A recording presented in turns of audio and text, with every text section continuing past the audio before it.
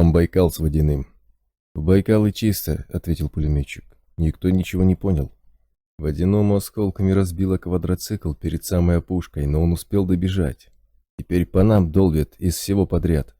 Тут снегопад из размолотых деревьев, головы не поднять. «Ага, у меня тут курорт», — ухмыльнулся медведь, косясь на тревожно пищащий УИП. «Впереди Грава, надо оползти. Это даже хорошо, за ней можно несколько секунд отдышаться. Главное, что противник не догадался о присутствии снайпера у себя под ногами».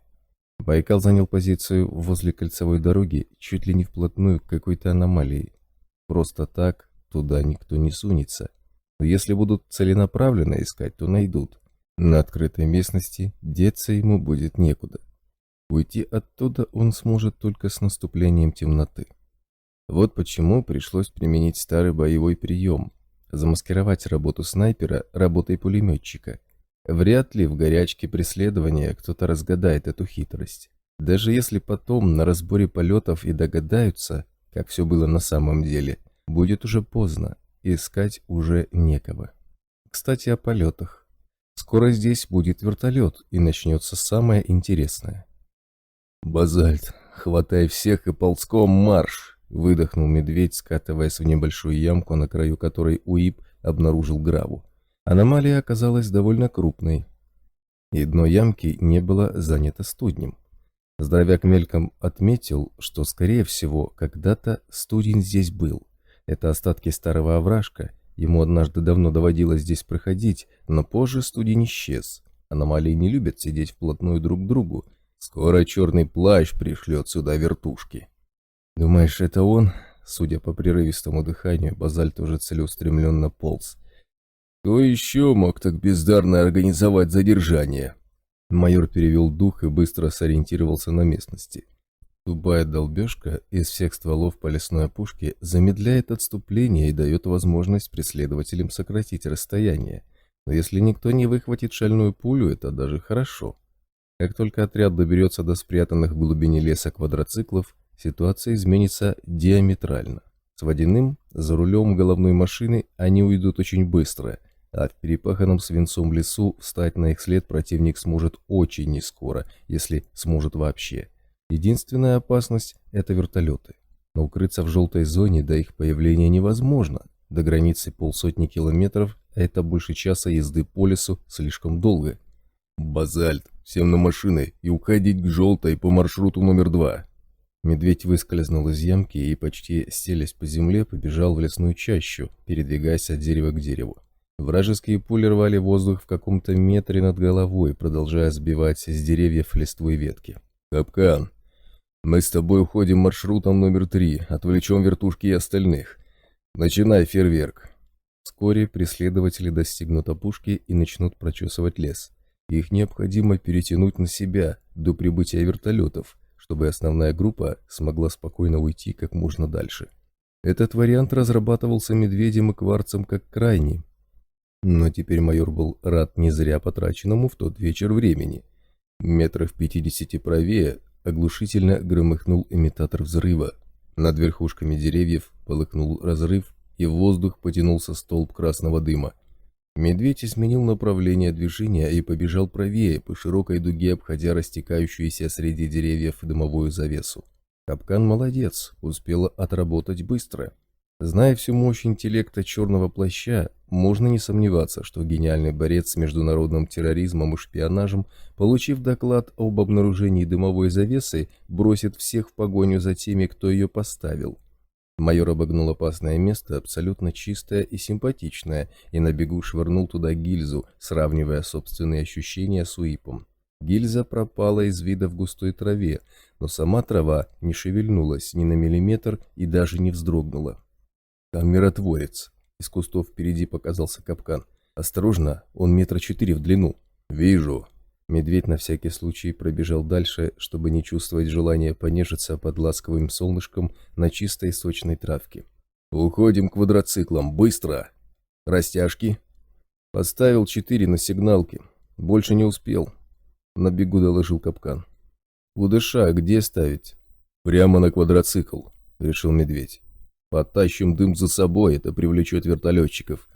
«Медведь Байкалу», – зашипела рация. «Вижу пару крокодилов, идут со стороны сателлита в направлении на дым. Туда же прут все остальные. Из города вышла передвижная радиостанция, собираются нас искать или глушить. Как принял?» «Принял. Выходи из эфира», – приказал снайперу майора и вернулся к капкану. «Не успеваем дойти до машины. Малые дымы еще есть?» Он выдернул из кармашки эмки небольшую тубу дымовой шашки, рывковым движением зажег ее и бросил на тропу.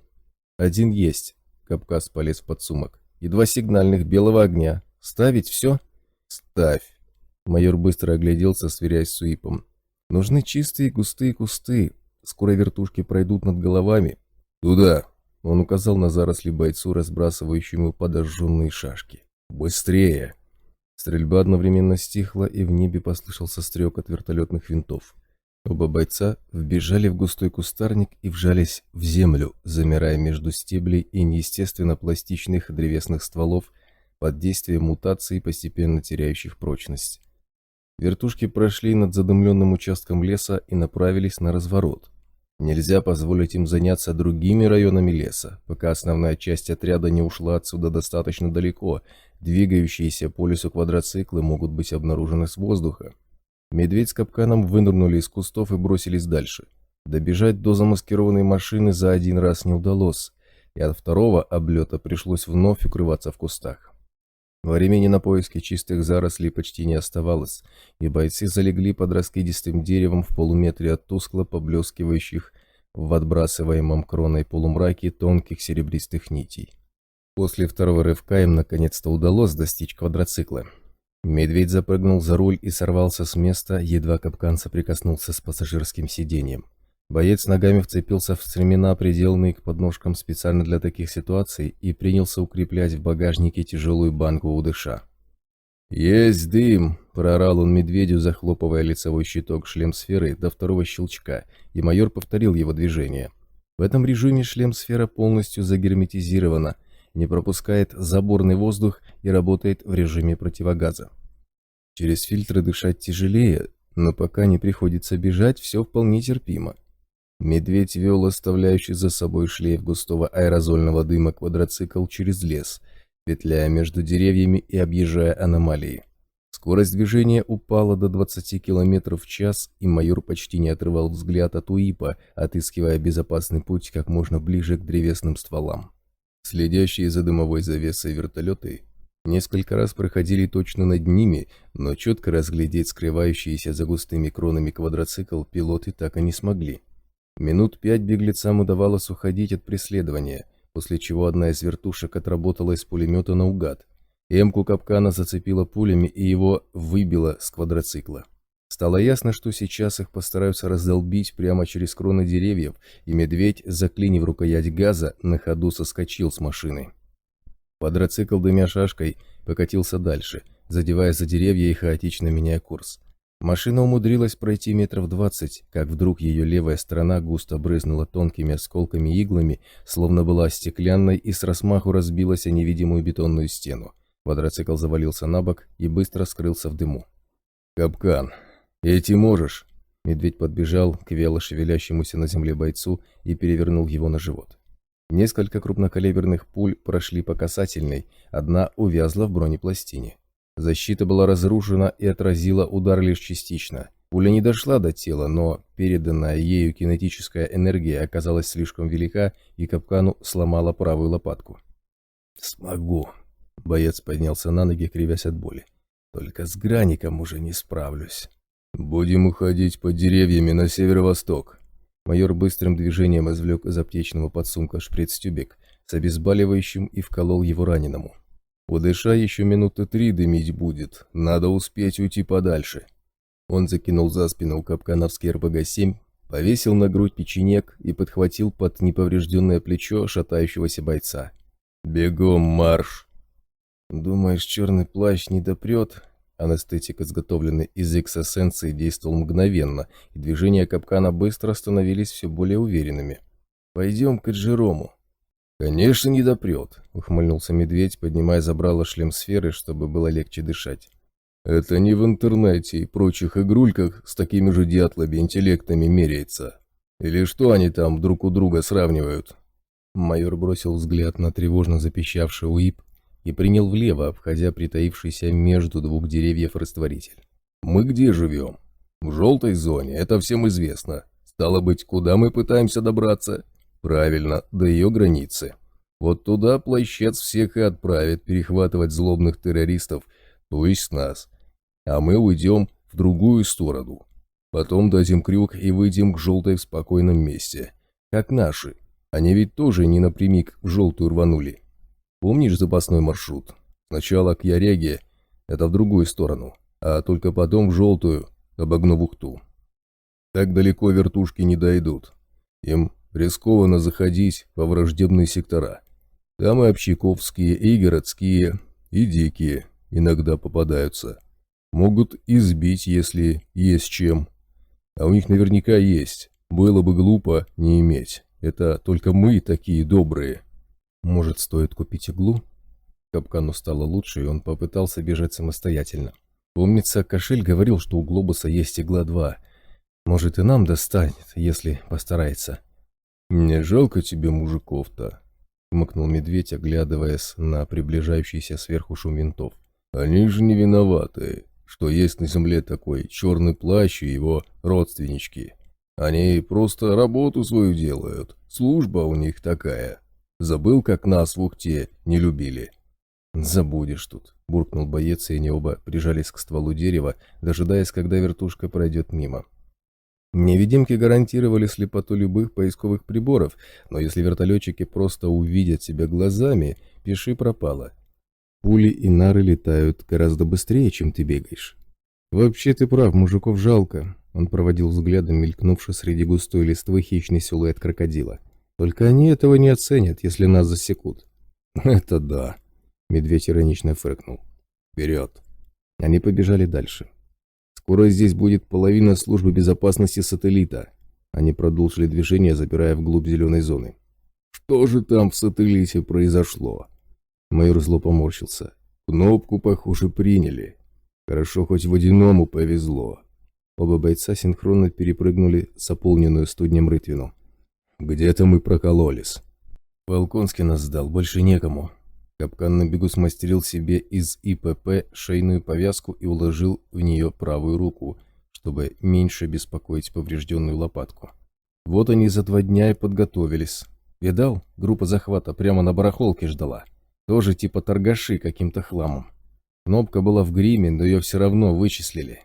Наверняка сначала обнаружили мобильный, а потом те, что на рынке сидели, дали описание внешности тем, кто в сателлите ждал.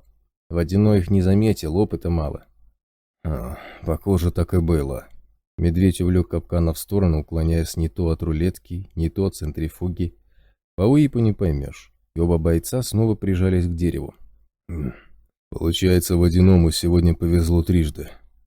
Первый раз, когда он за кнопкой рванул, и опера не ожидали, растерялись и не приняли его прямо на рынке. Второй раз в тоннеле. Черт его знает, как его не приняли там. Мне очень любопытно. И третий раз, когда квадроцикл пробоины получил вместо него. Стрекочущего винтами крокодила не было видно из-за густой кроны, и для надежности бойцы выждали еще несколько секунд. «Водяной у нас вообще везунчик», — ухмыльнулся Капкан. «А меж аномалий разгуливает играючи и живучий, даром что мощный, как у быка хвост. И жена просто золото, и вся вода к его услугам». «Это точно», — согласился медведь. «Лишь бы не зажрался, в смысле не запился. Вперед!» Они побежали дальше, стремясь не выходить из-под древесных крон, если на то была хоть малейшая возможность. Спустя полчаса непрерывного бега стало ясно, что погоня попалась на уловку и пошла по ложному следу. Вертолеты, рыскающие над лесом где-то позади, удалились в сторону желтой зоны. Бойцы перешли на шаг, восстанавливая дыхание, и Капкан попросил привал. «Лопатка хрустит на каждом движении», — пожаловался он. «Дышать стало тяжело, словно в противогазе бегу, и голова начинает кружиться. Может, передохнем немного?» 5 минут отдохнем», — согласился медведь, выискивая место поудобнее. «Справа, похоже, овражек. Идем туда, посмотрим». Он бросил взгляд на УИП. «Паутина кругом, повнимательнее».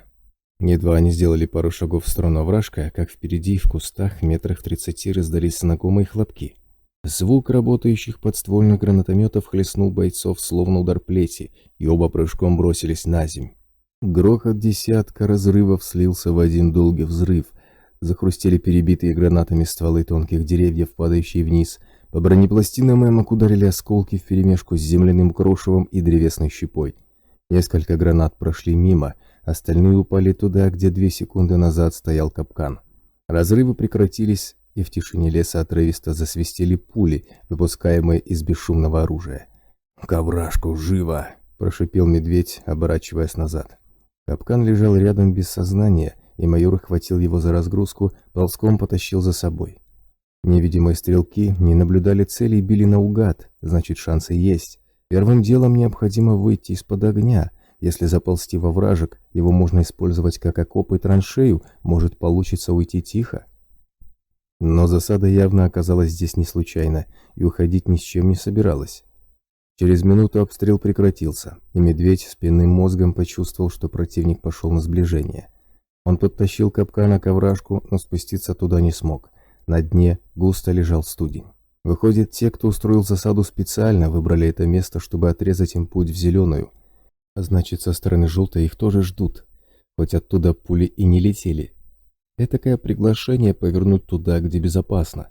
Кто-то просчитал действия спецотряда заранее, но не учел, что от сателлита в эту сторону будут уходить не все. Надо попытаться отойти назад, насколько получится. Если овраг удастся где-нибудь пересечь, то вырваться из захлопывающейся ловушки еще можно. Быстро выяснилось, что вдоль овражка двигаться практически невозможно. Паутина висела едва ли не повсюду. Единственным путем назад был тот, по которому они пришли. Майор забросил капкана на плечо и побежал, стараясь пригибаться ниже. Но противник был готов к такому варианту, и далеко уйти не удалось. Едва нападающие вышли на перепаханное огневым налетом место и не обнаружили на нем трупов, они отказались от скрытности и перешли на бег. С раненым на плечах медведь бежал медленно, и вскоре вокруг него вновь засвистели пули. Здоровяк пытался петлять среди кустов и деревьев, но удерживать капкана и смотреть на УИ было слишком трудно, и стало ясно, что так он вляпается раньше, чем его застрелит кто-нибудь из преследователей. Со стороны желтой зоны, вдали, среди деревьев, показался второй отряд погони, и майор понял, что не уйдет. Оставалось дать противнику бой, чтобы победа досталась ему подороже. Он покосился на УИП и нырнул в ближайшие кусты, примыкающие к паре деревьев, облепленных паутиной. Медведь сбросил с плеч капкана и пододвинул его ближе к древесным стволам, чтобы хоть как-то закрыть раненого от пуль. Затем он снял с него запасной выстрел к гранатомету и выполз из кустов с другой стороны. Майор достал из-за спины РПГ-7. Это хорошо, что капкан после нападения на базу всегда заряжает граник термобарическими гранатами, отметил он, мстительно ощеряясь. Жаль, что осколочный дефицит, но и эти вполне подойдут. Медведь положил на плечо трубу гранатомета, приподнялся, высовываясь из-за дерева, и выстрелил в дерево посреди мелькающих между кустов фигур солдат противника. Оглушительный взрыв разодрал в клочья растительность, выжигая приличных размеров полянку и расшвыривал в разные стороны попавших под удар врагов. Но медведь уже заряжал вторую гранату. Не теряя времени, он выпустил ее по второму отряду, после чего отшвырнул гранатомет и сорвал с груди печенек. Со стороны противника раздавались крики раненых и истошные полудикие вопли тех, кого взрывной волной отбросило в паутину, и здоровяк дважды перечеркнул позиции пришедших в замешательство врагов длинными очередями. Он бил по кустам в обе стороны, опрокидывая мечущихся боевиков и не позволяя остальным пошевелиться, пока не закончилась лента, после чего рывком нацепил на себя пулемет, схватил капкана и бросился бежать, не сводя глаз с УИПа.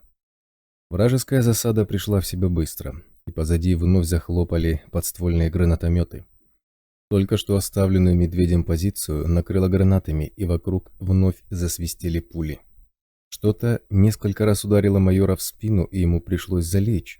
Долго эмка не выдержит. В том, что били дыроколами, сомневаться не приходилось, а засада была тщательно продумана заранее.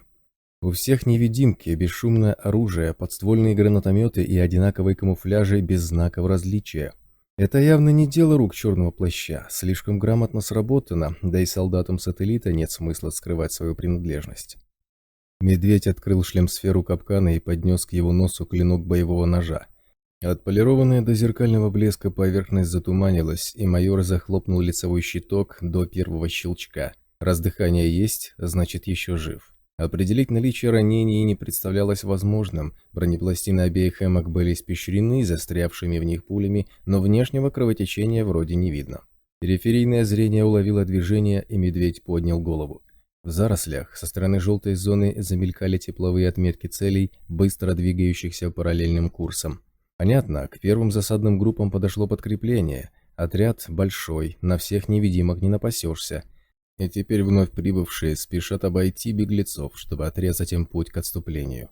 Майор злобно ухмыльнулся. Его хотят выдавить к овражку или зажать в забитых паутиной кустах, чтобы потом без риска для себя забросать гранатами. Обогнать их с раненым на руках он не сможет, а зато сможет выпить из противника еще немного крови. Спасибо расу, парнишка раздобыл для него прямо-таки эксклюзивных размеров филина, далеко цепляет. Сейчас у кого-то будет возможность это оценить. Снаряженный новым коробом и лентой печенек ударил по бегущим сигнатурам прямо через кусты, и тепловые отметки бегущих боевиков закувыркались, падая на земь. Трое из них остались лежать неподвижно, остальные торопливо укрывались за деревьями. Заметить скрытого в глубине кустарника пулеметчика, оснащенного невидимкой, им не удавалось, и попавший под огонь противник начал стрельбу наугад. Первые секунды пули и гранаты пролетали высоко над позицией медведя, но потом к врагам начало подходить подкрепление, и со стороны основной засады появились новые тепловые сигнатуры. Противник пошел на сближение, и майор перенес огонь на новые цели. 4 врагов удалось сбить с ног, остальные залегли. В ход пошли реактивные гранатометы, и плотность вражеского огня мгновенно возросла. Если не сменить позицию, очень скоро и его, и капкана либо накроет прямыми попаданиями, либо бронепластины эмок потеряют вязкость из-за обилия осколков и рикошетящих пуль. Медведь подхватил раненого и пополз дальше, пытаясь покинуть пристреленную противником позицию.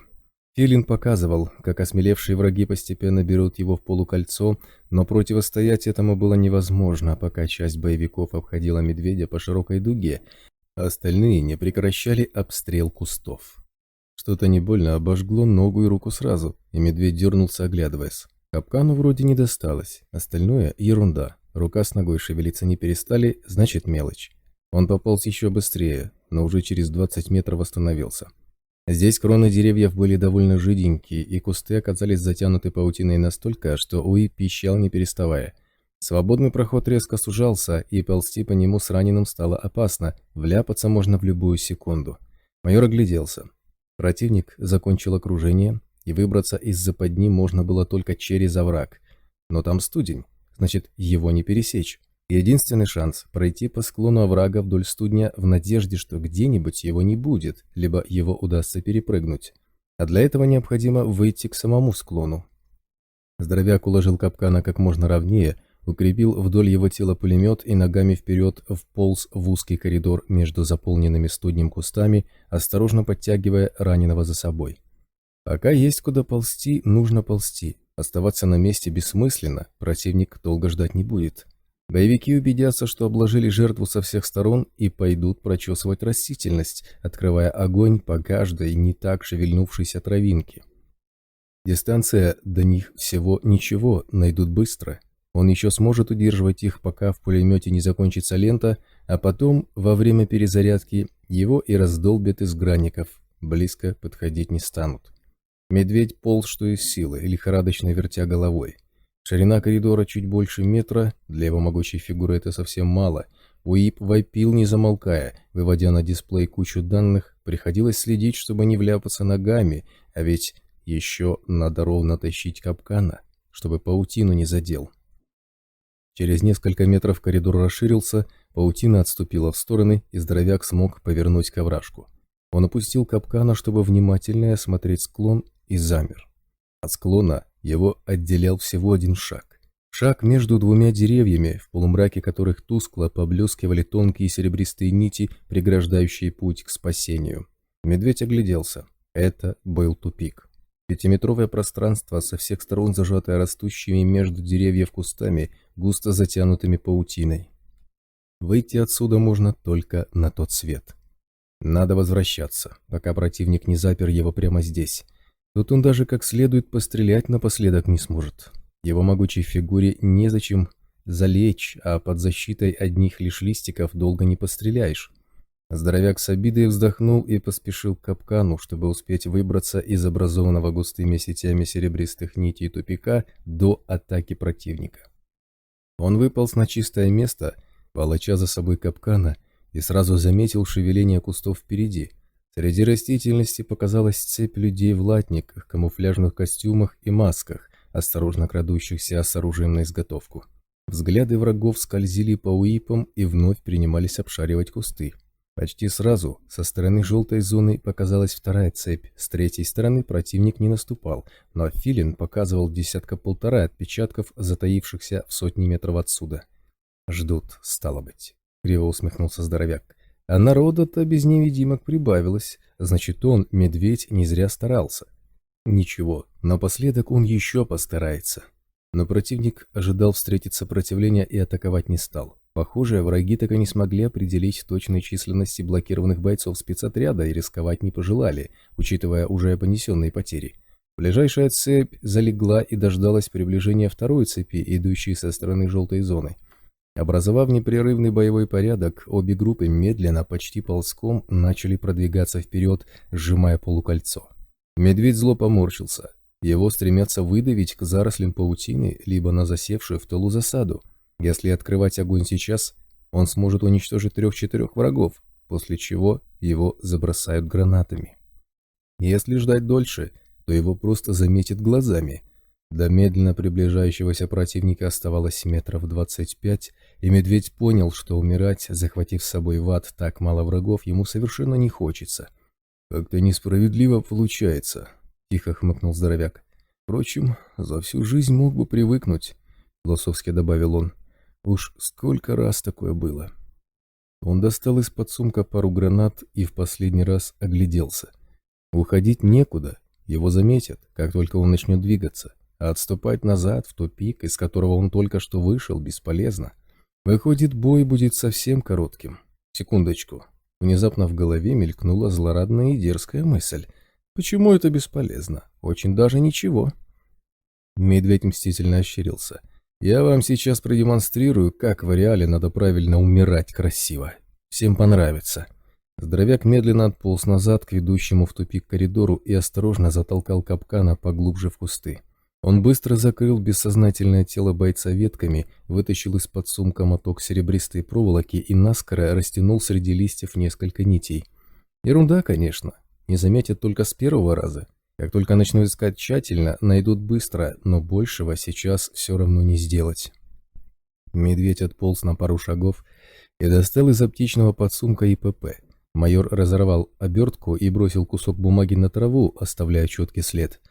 После этого он подхватил печенек и пополз в тупик, разбрасывая на своем пути обрывки бумаги и бинта, предварительно вытирая им вяло сочащуюся из пробоины на ноге кровь.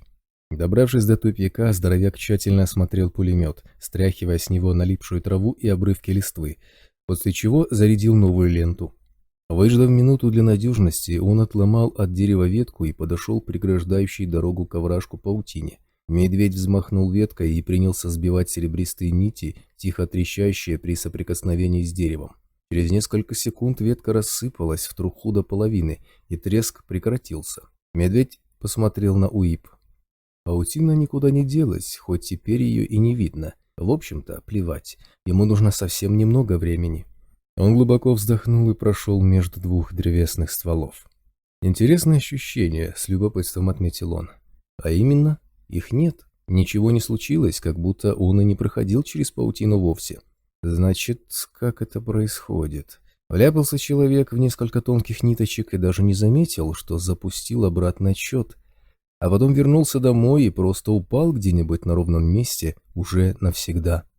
Врачи скажут, слабое сердце. Родня удивится тому, что раньше таких проблем у покойного не наблюдалось. Все-таки из всех аномалий ареала паутина убивает наиболее гуманно. Можно сказать по-доброму. Интересно, сколько у него есть времени? Самым везучим выпадало целых полгода. Правда, его везучим уж точно не назовешь, хотя какая разница, сколько ни есть, все его. Медведь спустился во вражек к самому студню и, весело ощеряясь, побежал вдоль него по склону, невидимый для противника. До луч сжимающих кольцо боевиков он был уже через минуту. Майор вылез из овражка в 5 метрах за их спинами, где выход на ровное место преграждала всего одна нить паутины. Одной больше, одной меньше. Кто их считать будет? Беззвучно хихикнул здоровяк и принялся с интересом разглядывать столпившихся у начала тупикового коридора врагов. Человек 8, сидя на корточках и низко пригибаясь при этом, сгрудились у края кустов перед окровавленным куском обертки ИПП и тихо совещались. Еще человек 20, залегших с оружием на изготовку, терялись в растительности, оцепив образовывающий тупик заросли. «Понятно», — обрадовался медведь. «Усиленно размышляем, что делать. Зажали вы меня там плотно, деться мне некуда. А если нас там несколько, то там прямо-таки давка в этом тупике. Зачем лезть на пули, когда можно всех перестрелять?» Спустя несколько секунд нападающие пришли к такому же выводу, и один из совещавшихся людей размашисто взмахнул рукой. Боевики вскинули оружие и открыли огонь наугад. Потоки пуль пронзали густой кустарник, расшвыривая вокруг изодранную в клочья листву. Несколько стрелков разрядили в сторону тупика подствольные гранатометы, целя в стволы деревьев, и в лесной тишине вновь загрохотали взрывы. «Молодцы!» — восхитился медведь. «То, что надо, самое оно». Он взял печенек в изготовку для стрельбы, стоя, и нажал на спуск, всем телом повисая на яростно бьющемся в железной хватке пулемете. Длинная очередь перечеркнула ближайших боевиков, швыряя их на землю, и сместилась дальше, пригвождая к густой траве залегшую цепь. Опустошив половину ленты, здоровяк перешел на короткие очереди, методично добивая всех, кого успевал увидеть. В дальних кустах кто-то орал от боли, несколько человек бросились бежать, стремясь уйти глубже в заросли, кто-то торопливо уползал, кто-то катался по траве, исступленно визжа и сжимая культю оторванной дыроколами руки.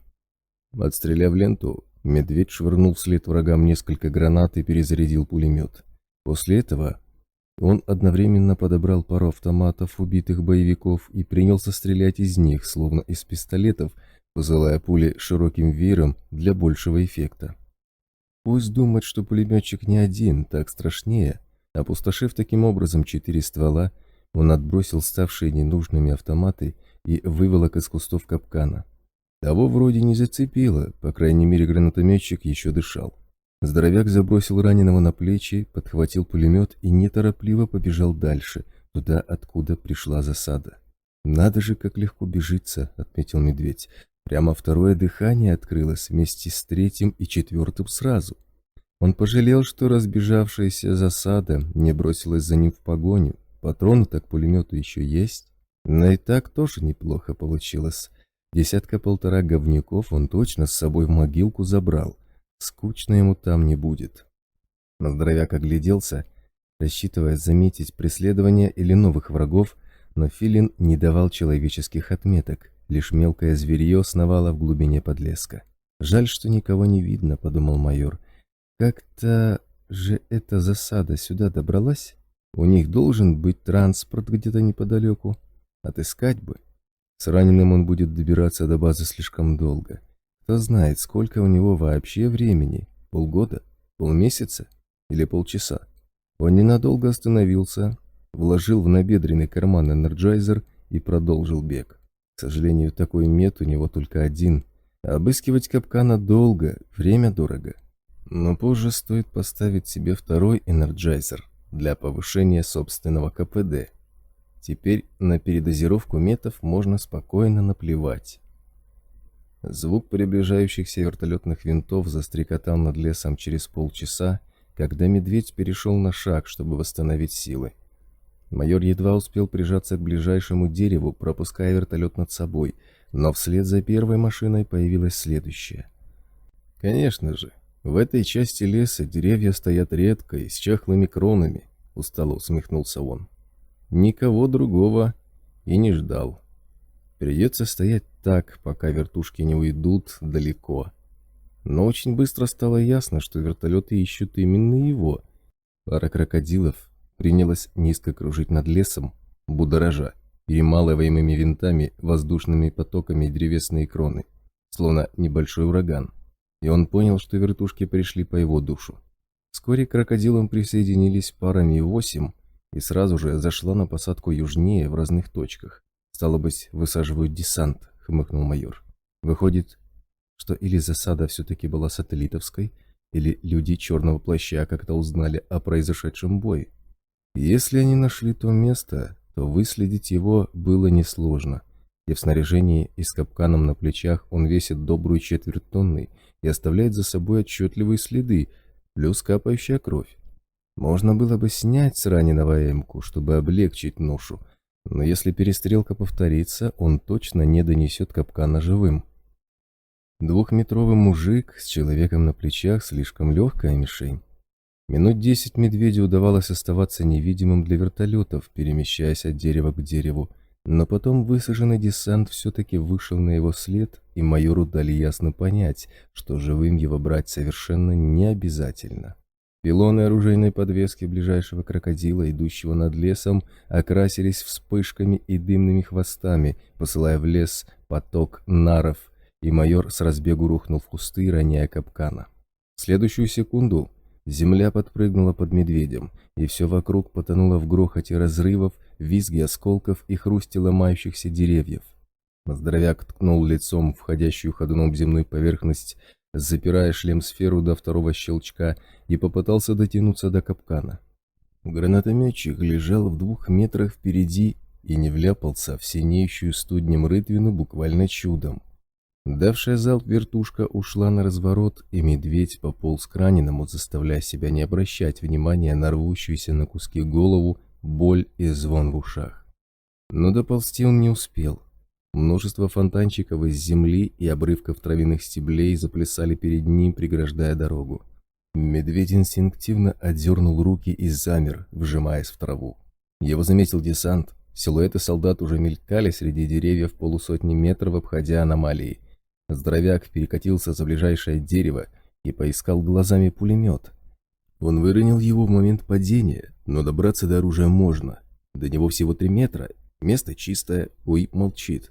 Майор перекатом рванулся к печенегу, сгребая лежащий в траве пулемет, и, не останавливаясь, выполнил второй перекат, скрываясь за деревом. УИП запищал, предупреждая о близкой паутине, но медведь не стал тратить время на разбирательство. «Тоже мне паутиной удивили», — беззаботно засмеялся он. Резким движением, ставя печенек на сошки и парой коротких очередей, сбил с ног 2 солдат. Остальные десантники залегли и открыли ответный огонь. Несколько секунд майор не высовывался из-за корней дерева, обильно пронзаемого пулями, после чего рванулся короткой перебежкой за ближайший куст. Он сходу влетел в его ветви и покатился дальше, скрываясь за небольшим холмиком, а куст уже разлетался вдребезги, раздираемый свинцовыми потоками. Что-то неприятно оцарапало голень, и медведь бросил взгляд на ногу. Штанина эмки была распорота, из-под нее выступила кровь, но нога шевелиться не перестала. «Это радует», — мельком отметил майор. «Надо увести их как можно дальше от капкана. Вдруг повезет и раненого не найдут». Медведь заозирался, отыскивая следующее укрытие, и в этот момент противник ударил из РПГ. Несколько гранат прошли мимо, разрываясь в считанных метрах за спиной и обдавая спинные бронепластины градом осколков, но одна вошла точно в холм. По кипящей болью голове жестко ударил оглушительный взрыв, и медведя швырнуло в кроваво-расплывчатую дрожащую муть. Пылающее сознание стало вязким, словно патока, и он, словно из-под мутной воды, увидел, как бьет длинной очередью по противнику, заставляя десант прекратить огонь и укрыться за деревьями. В плечевую бронепластину ударила пуля, затем вторая, потом попадание в шлем-сферу, сразу за ним еще. Печенек захлебнулся, сообщая об опустошении ленты, и медведь бессильно уронил голову, выпуская пулемет из рук. Отказывающаяся подчиняться шея разламывалась от боли, и он отстраненно удивился тому, что она вообще выдержала попадание в сферу и не сломалась пополам. Похоже, на этот раз он точно отвоевался. Остался лишь последний аккорд, Майор непослушной рукой нашарил гранатный подсумок и вытащил из него ребристый корпус F1. Старую добрую F-ку в модификации «Ваниль». С трудом выдернув чеку, он зашел гранату в руке и изо всех сил попытался удержать на месте уплывающее в кровавую муть сознание. В него больше не стреляли, значит, скоро подойдут, осталось потерпеть совсем немного. Внезапно сразу со всех сторон вспыхнула беспорядочная стрельба, затрещали крупнокалиберные пулеметы вертолетов и зазвенели крики командиров, панически орущих экстренной команды. Резкий, тяжелый и оглушительный грохот разом поглотили все звуки, и звон в ушах сменился острой резью. Угасающее сознание прояснилось от пронизывающей боли, в глазах помутилось, и медведь попытался поднять голову, но ужасающий грохот повторился вновь, и все звуки пропали, сменившись давящей тишиной и замедленным видением происходящего. Контузия, ставшая вдруг ленивым сознанием, медленно вытолкнула на поверхность объяснение случившемуся. Зрение неторопливо восстанавливалось, и медведь понял, что лежит на боку, возле развороченного взрывами холмика. Перед ним, словно в немом замедленном кино, разворачивалась странная и нелепая пантомима. Передовые группы десанта в животном ужасе спасались бегством. Несколько огневых точек издали пытались прикрывать их отход, но быстро прекращали огонь, и их расчеты бросались прочь. Посреди этого хаоса, между деревьев, с огромной скоростью метался громадный антрацитово-черный пес размером с носорога, хватая 30-сантиметровыми клыками толщиной в руку разбегающихся людей и отшвыривая их в стороны, словно тряпичные куклы. Пес совершил гигантский прыжок, молниеносным движением перекусывая надвое одного из командиров десанта, и задрал голову вверх. Его челюсти стремительно щелкнули. Гав! Мощный грохот глухо пробился через давящую на барабанные перепонки тишину, и находившиеся неподалеку от пса люди полетели наземь, сжимая руками головы. Откуда-то сверху к собаке протянулись вереницы пулеметных очередей, но крупнокалиберные пули лишь скользили по отливающей стальным блеском шерсти короткими яркими штрихами, уходя в землю. Пес вновь пролаял, заставляя курчащихся на земле людей скрючиться от жуткой боли, и медведь увидел русоволосого человека во фронтовой гимнастерке, неторопливо зловещим шагом подходящего к собаке. Красноармеец вскинул ППШ, целясь в атакующий вертолет, и дал пару коротких очередей. Медведь перевел глаза в небо и увидел, как бронестекло крокодила медленно покрывается пробоинами и лениво осыпается в кабину, и изумленные глаза пилотов расширяются от ужаса. Вертушка отвалила в сторону, пытаясь уцелеть. Молчаливая пантомима продолжилась. Огромная собака мчалась куда-то в заросли. Красноармеец ППШ остался на месте, отстреливая разбегающихся солдат РАУ, и вскоре все вокруг замерло, будто даже кусты и деревья боялись шелохнуться. Несколько секунд фронтовик стоял неподвижно, обозревая окрестности, потом развернулся и направился прямо к медведю. Майор попытался пошевелиться, но тело не желало слушаться своего хозяина. Начищенные до блеска хромовые сапоги приблизились к лицу почти вплотную, и красноармеец склонился над лежащим бойцом. «Ну-ка, что это у тебя в руке?» Степенный голос звучал чисто, абсолютно игнорируя контузию. «Давай-ка сюда». Красноармеец отобрал у медведя гранату. Он будничным движением швырнул ее в ближайшую рытвину, словно скомканную бумагу в урну. Граната упала в ямку и размякла, как кусочек сахара в стакане кипятка, быстро исчезая. «Ты по что упрямый такой?» Тяжелая рука перевернула здоровяка на спину, и сознание обожгло пронзительным взглядом бесконечно голубых глаз. «Не дозовешься тебя!» Красноармеец укоризненно нахмурился, и его слова гулко зазвучали в голове, отпечатываясь в памяти, подобно раскаленному клейму. «Други твои в темнице супостатов томятся который день, выбраться не могут, подсобить им надобно. Ты найди Валеру, родича моего названного, что болт дедовский хранит, как было ему завещено. Пусть отправляется аккурат в самый центр земли поганой, там он темницу и сыщет, а автомобиль дедовский ему в том деле подмогой будет. Стоит он там же, где и всегда стоял, Валеру дожидается. И скажи ему, Пусть навестит нас с Полиной Федосеевной, как с делами управиться». Красноармеец замолчал, окидывая медведя обжигающим взглядом, и добавил: «Да и тебе зайти не лишне будет. Вижу, смерть сидит в тебе крепко». Он выпрямился, поднимаясь на ноги, и залихватски свистнул.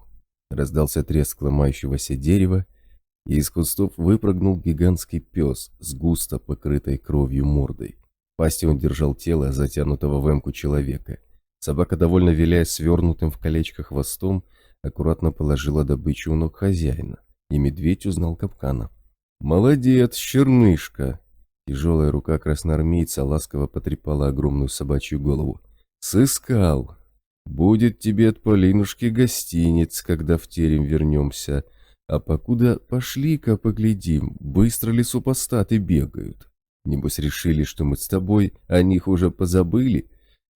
Пес радостно гавкнул, мгновенно бросая медведя в белесое дрожащее марево, и фронтовик неторопливо двинулся вслед за разбежавшимся десантом сателлита. Зыбкая дрожь поглотила окружающий мир, и угасающее сознание, отключаясь, уловило звук удаляющегося прочь голоса.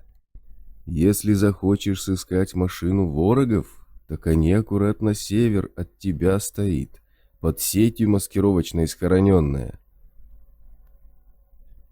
Тяжелый гул, бесчинствующий в голове, начал отступать, и медведь открыл глаза. Картинка уже не двоилась, но тело было словно ватным и не испытывало особого желания беспрекословно подчиняться владельцу. Здоровяк тихо чертыхнулся и полез в набедренный карман, извлекая оттуда энерджайзер. Понятно, заработал легкую передозировку. Сколько же я тут пролежал? Он посмотрел на Уип. Выходило, что не больше часа. Значит, все не так страшно. Обычная банка сгущенки избавила бы его от мук. Майор расстегнул ременные крепления на груди и потянул из-за спины небольшой плоский станковый рюкзак, оказавшийся подозрительно легким. «Сгущенка невязочка вышла, однако», — пробурчал здоровяк, хмуро разглядывая кучку рваного тряпья, в которую превратился рюкзак. Судя по консистенции того, что от него осталось, пули в рюкзак в процессе недавних приключений попадали горстями, а жизнерадостные перекаты и скоростное ползание довершили дело. Ладно, прорвемся. Где наша не пропадала? Наша не пропадала только на тропических курортах. Во всяких клоакообразных местах она пропадала не раз.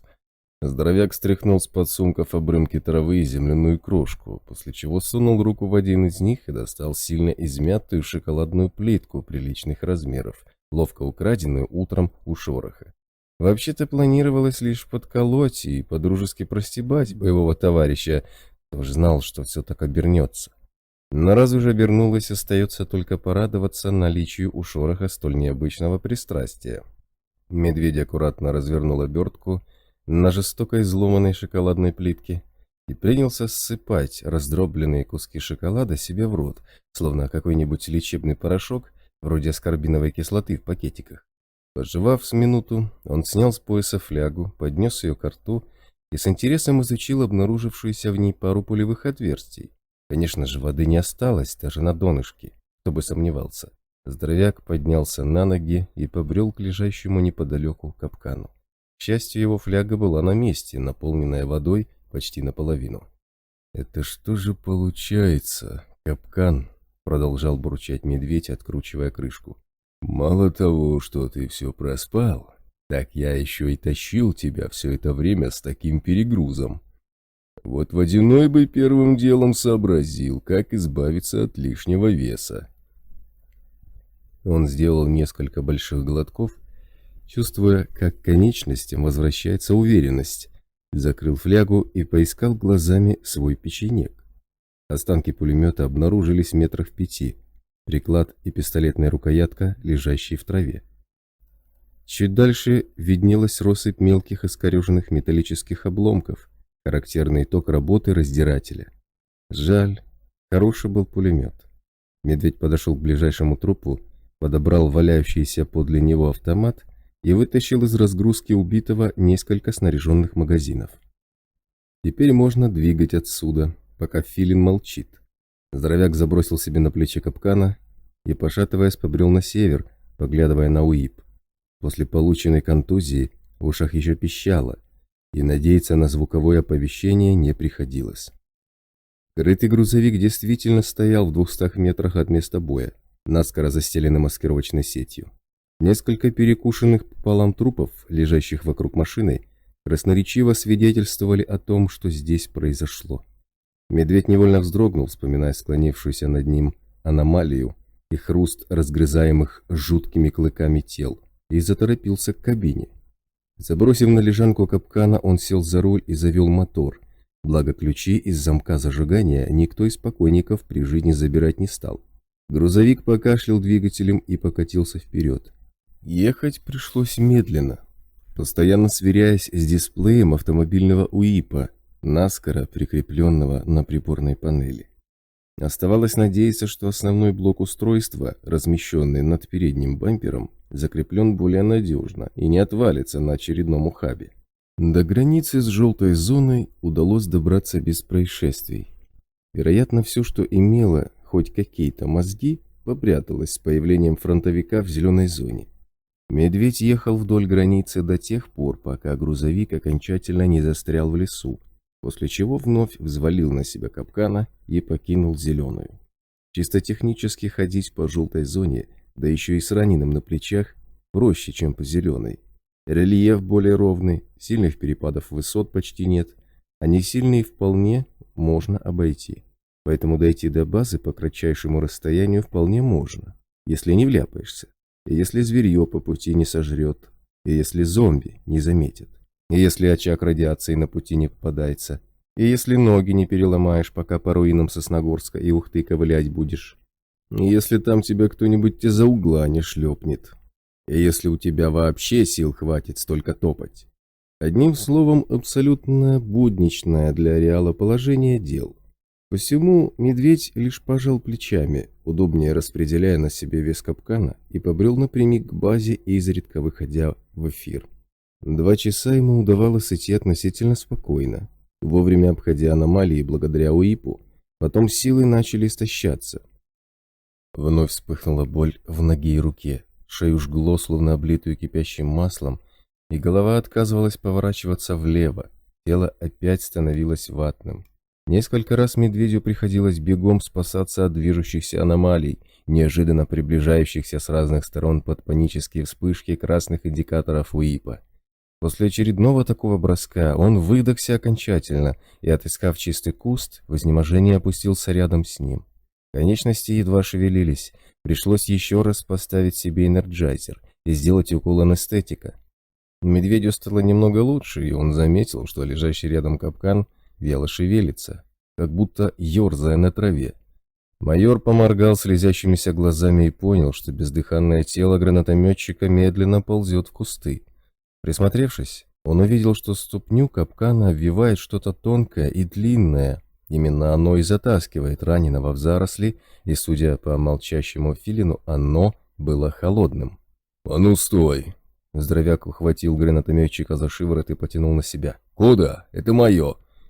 Тонкий жгут натянулся сильнее, пытаясь выдернуть добычу из человеческих рук, и медведю пришлось увеличить сопротивление.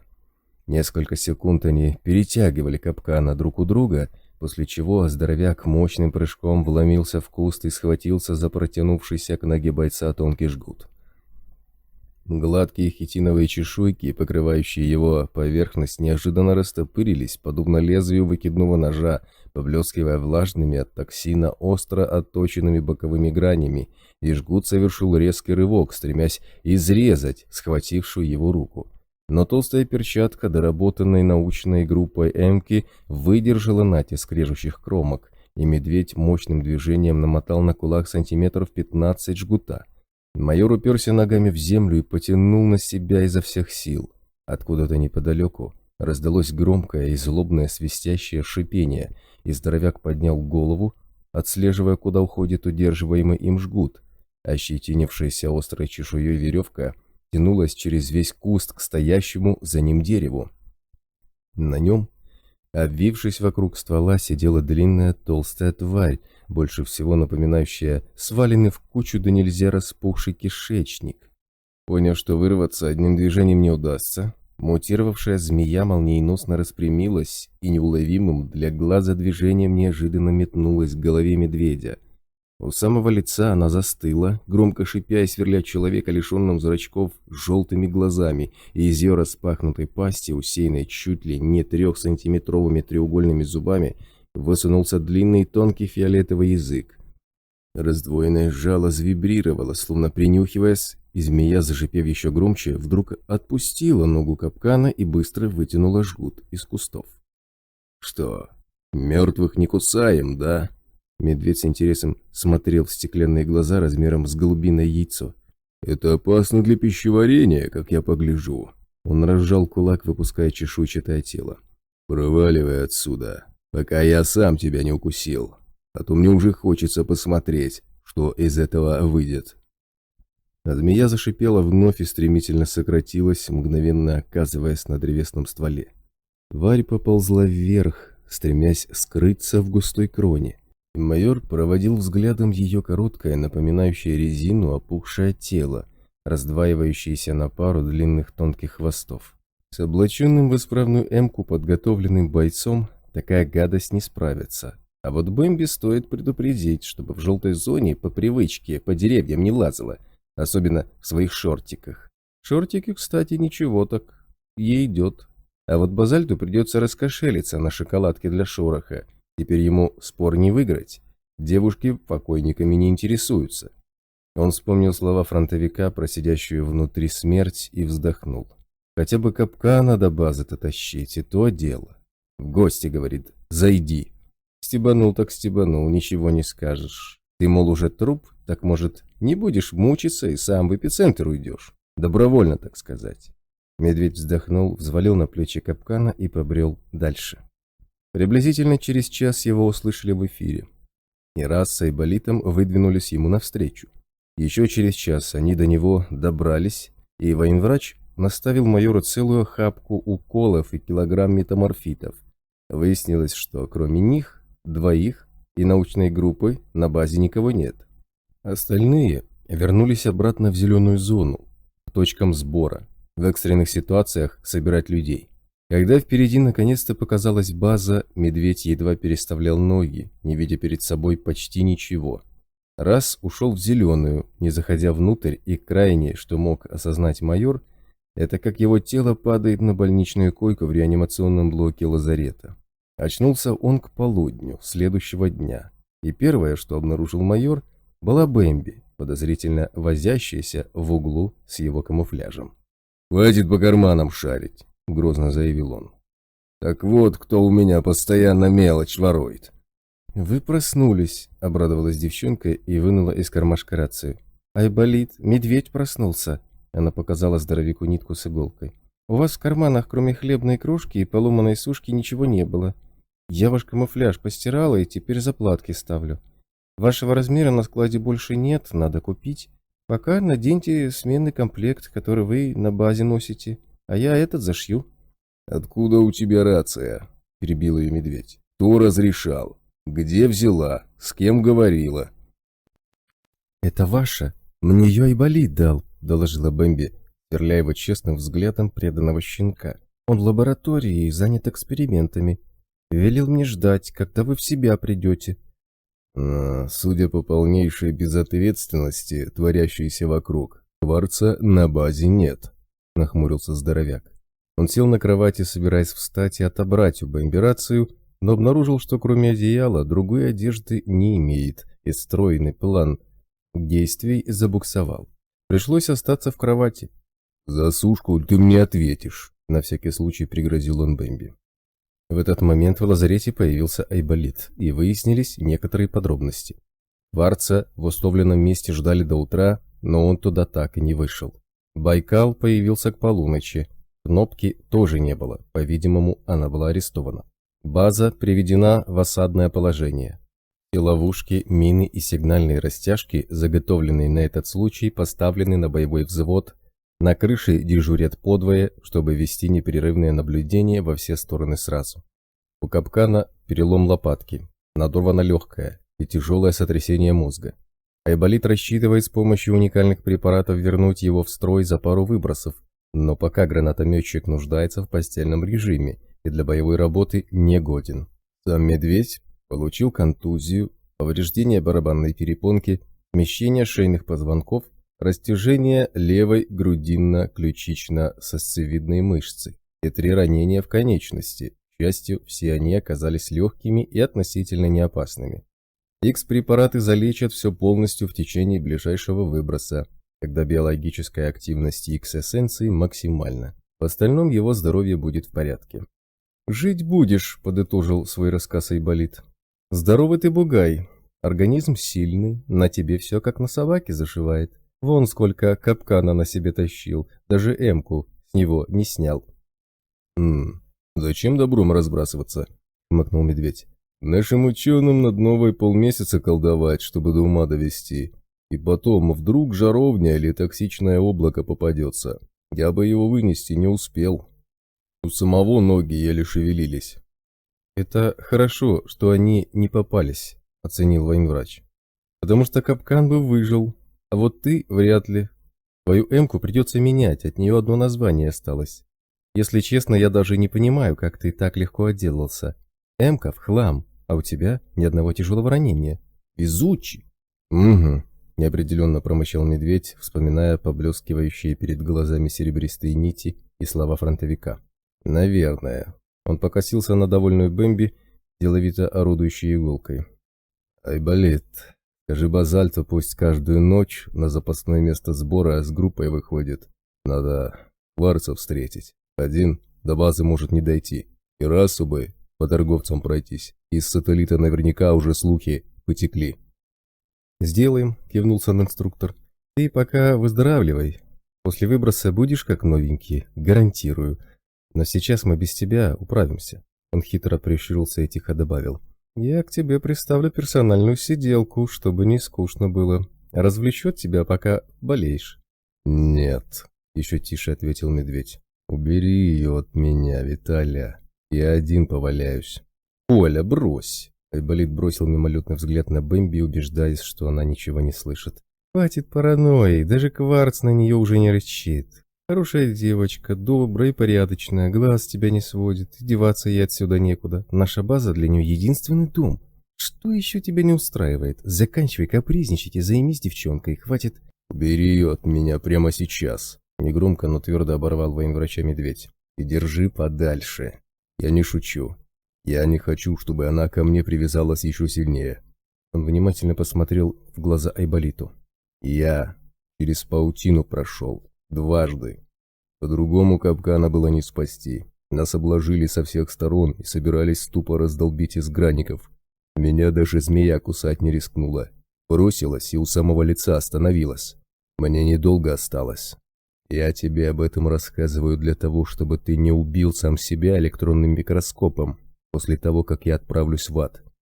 Чтобы ты знал, что это не твои лечилки меня доконали, а паутина. Ты не виноват. Но на этом все. Ты знаешь и молчишь. Никому ни слова. Ты меня хорошо понял, Виталя?» Лицо Айболита потемнело, и сан-инструктор молча кивнул. Он безвольным движением положил на стол медсестру, которую держал в руке, и поплелся к выходу. У самой двери он посмотрел на Володину и бесцветным голосом произнес. «Таня, пойдем со мной. Мне требуется помощь. Возьми все с собой, потом закончишь». Улыбающаяся девчонка аккуратно сложила безразмерный комок медведя и покинула лазарет, прижимая его к себе. Айболит на секунду болезненно закрыл глаза, замерев на пороге, после чего вышел следом и закрыл за собой дверь. Кварц вышел к запасной точке сбора только на 2-й день после выброса. К тому моменту медведь уже был на ногах и чувствовал себя вполне сносно, если не считать того, что все тело ломило, словно он побывал в камнедробилке.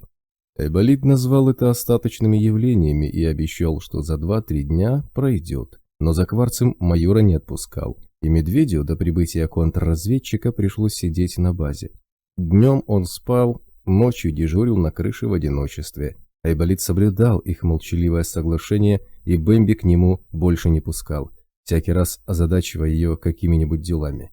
Девчонка заметно погрустнела, перестала улыбаться и все делала молча, не ввязываясь в разговоры. Чтобы не усугублять и без того невеселую ситуацию, медведь решил принимать пищу в одиночестве, чтобы пересекаться с Бэмби еще реже. Остальные обитатели базы заметили произошедшие изменения и все чаще стали переводить с грустной девчонки на майора недоумевающие взгляды, но до глупых вопросов дело пока не дошло. Едва Кварц оказался на базе, весь личный состав собрался в столовой, не сводя с него глаз. «Дайте поесть человеку!» – недовольно бурчал Айболит, подсовывая контрразведчику тарелку со свежеприготовленной кашей. «Он 5 суток незнамо чем питался, а вы его облепили, как мухи котлету. Даже помыться не дали с дороги». «Потом вымоюсь», – Кварц отмахнулся. «Каша пусть пока остынет, горячая слишком». Он хмуро насупился. «Я копал сколько мог, пока на меня чуть ли не стали пальцем показывать. Потом пришлось уйти, пока самого не задержали». Контрразведчик посмотрел на Водянова и печально вздохнул. Обстановка такова. Кнопку арестовали. В данный момент ею занимаются следователи из службы безопасности. Операцией по задержанию руководил Черный Плащ лично, и в этом наше главное счастье. Потому как только из-за его бестолковости все мы смогли спокойно уйти. «Не совсем спокойно», — хмыкнул Медведь. «Мы с капканом уходили согласно запасному плану и попали в засаду. Ждали именно нас. Засада была организована очень грамотно, и те, кто ее устроил, не были из сателлита». Он коротко рассказал, как столкнулся с засадой, и Кварц нахмурился еще сильнее. Минуту контрразведчик молчал, погрузившись в раздумья, и Айболит вновь подсунул ему тарелку с кашей. Пока Кварц задумчиво ковырял ложкой, остальные негромко пытались ободрить Водянова, утверждая, что с кнопкой все будет хорошо, и мы обязательно найдем способ ее вытащить. В общем, это кое-что объясняет и одновременно все усложняет. Кварц отложил ложку. Есть некоторые слухи, что Черный Плащ не сам все это затеял. Якобы кто-то из офицеров отдела дознания заподозрил Волконского еще месяц назад, когда в ЦИАП появились образцы наших препаратов. Он пришел к выводу, что кнопка не ходит ни к каким не присоединившимся, а работает на нас, то есть на государственных преступников и террористов. Что, как я предупреждал, рано или поздно должно было произойти. Соответственно, Волконский тоже попал под подозрение, о чем и было доложено начальнику службы безопасности сателлита майору Хантеру.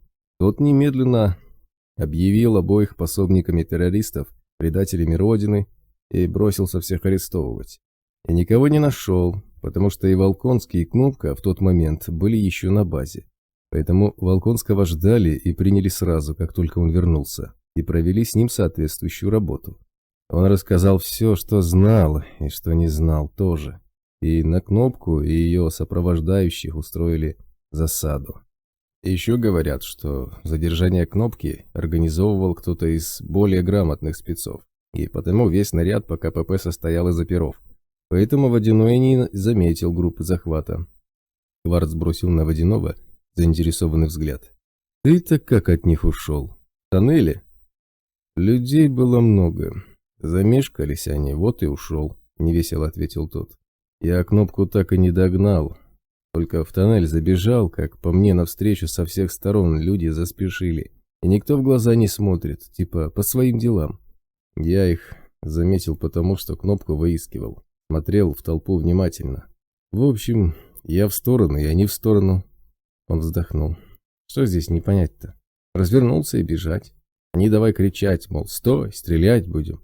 Потом действительно начали палить, правда, для начала в воздух. Толпа перепугалась и рванула на выход.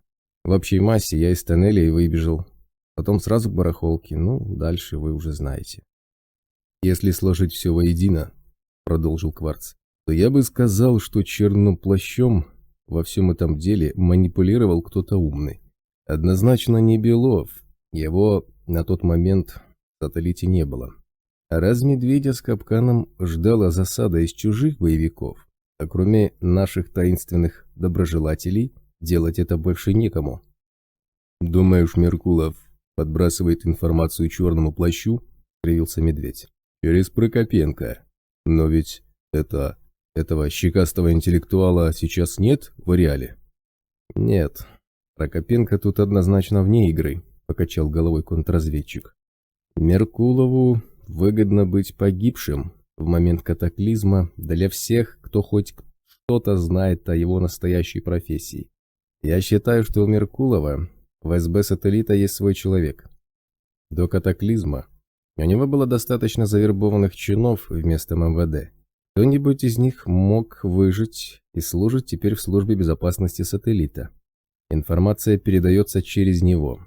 Наиболее вероятно, что этому малолетнему идиоту еще и выдают план действий, аккуратно вкладывают его в пустую голову таким образом, чтобы черный плащ был уверен, будто это его собственная мысль. Но так как преуспел он только в компьютерных игрульках и интернет-словоблудии, то исполнение этих планов у него хромает. Впрочем, теперь нам не до него. Кнопкой занялись люди Белова. Вся служба безопасности об этом шепчется. Ей вкалывают психотронные препараты, потому что добровольно она сотрудничать со следствием отказалась. Поэтому допрашивали под химией, чтобы наверняка. «Где ее держат?» – подскочил Водяной. «Удалось узнать, где камера? Как туда добраться?» «Сиди, Рэмбо!» – тяжелая рука медведя легла ему на плечо, усаживая обратно. «Не кипятись, ему в свое время. Сейчас, сломя голову, никуда лететь нельзя. Они только этого от нас и ждут». «Это так», – подтвердил Кварц. Сразу после выброса ее перевели из камеры в палату больницы «Сателлита». Официальная причина – общее физическое недомогание. Неофициальная – выводят из крови психотропные препараты. К ней поставили охрану, одну женщину-прапорщика. Без всяких сомнений, это приманка. Вдруг кто-нибудь доклюнет. Люди Белова используют все возможности. «И что? Мне вот так вот сидеть и ждать, когда все само собой станет хорошо?» – не выдержал Водяной. «Ее там наркотиками пичкают, а я смело выжидаю более подходящего момента, так?» «Именно так», – отрезал контрразведчик. «Ловушка примитивная, рассчитана как раз на особо впечатлительных, импульсивных и насмотревшихся американских боевиков. Гарантирую, что сейчас пол больницы – это переодетые в медицинскую униформу оперативники служб безопасности. И вообще не факт, что Кнопка действительно находится там, в палате. Она дала слишком ценные показания». Он обвел всех тяжелым взглядом. «Теперь о самом плохом. Личности всех обитателей нашей базы установлены, включая Володину. На нее уже готовят документы для предъявления обвинения в пособничестве террористам. О торговле людьми ни слова, что неудивительно. Далее. Люди Белова узнали секрет запуска УИПа в желтой зоне. «Значит, скоро нам ждать гостей», — вздохнул Медведь. «Может, попробовать сменить базу? Попробовать поискать какое-нибудь строение в желтой зоне? Вдруг найдем чистое и не занятое?» «Не найдем», — хмуро парировал Капкан. Гранатометчику стало гораздо лучше, но он все еще испытывал временные головокружения и передвигался с опорой на импровизированную трость. «Это точно», — подтвердил Раз. «Нет никаких строений. Везде или разруха со студнем и паутиной, или разруха и профессора со сторожами живут. А здешние развалины я все облазил, тоже ничего подходящего нет. Если менять базу, то только на то, что желтое у зеленой захватывает». «Есть одна важная деталь», — продолжил Кварц. «Кнопка — девочка не глупая. Мы с ней неоднократно прорабатывали варианты с ее арестом, и она была готова к такому повороту. Она сознательно не лезла ни в научные подробности, ни в географию окружающей нас местности, ни в другие детали, представляющие интерес для противника. В общем, она попросту ничего не знает. Поэтому применение психотропных препаратов дало людям Белова гораздо меньше, чем они ожидали. Место расположения нашей базы они так и не выяснили. Кнопку всегда встречали и провожали, и кроме сбивчивых описаний пейзажа она ничего рассказать не смогла. Принципов получения воды, расслоения Икса и прочего тоже. ЦАП даже не смогли понять в точности принцип запуска в желтой УИПа, хотя с этим они разберутся быстро. Уже поступил приказ о переделке партии УИПов и требование собирать осколки метеорита повсюду. На эту тему активно шепчутся солдаты, и никого это не радует. Они не хотят лезть в желтую зону. У них и в зеленой-то проблем хватает. Тем более после того, как фронтовик атаковал вертолеты, которые участвовали в погоне за вами. Последние месяцы он зачастил в зеленую зону, и солдаты, мягко говоря, чувствуют себя неуверенно. Это касается как сателлита, так и наемников. И всех остальных.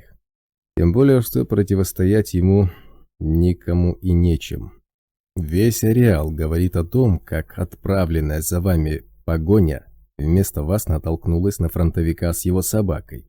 Его попытались раздолбить из вертолетов, так он сначала прострелил из ППШ бронестекло вертолетного кокпита, которое вообще-то выдерживает крупнокалиберный пулемет, а позже, через полчаса, вообще сбил вертушку, после того, как летуны ударили по нему птурсами и нарами.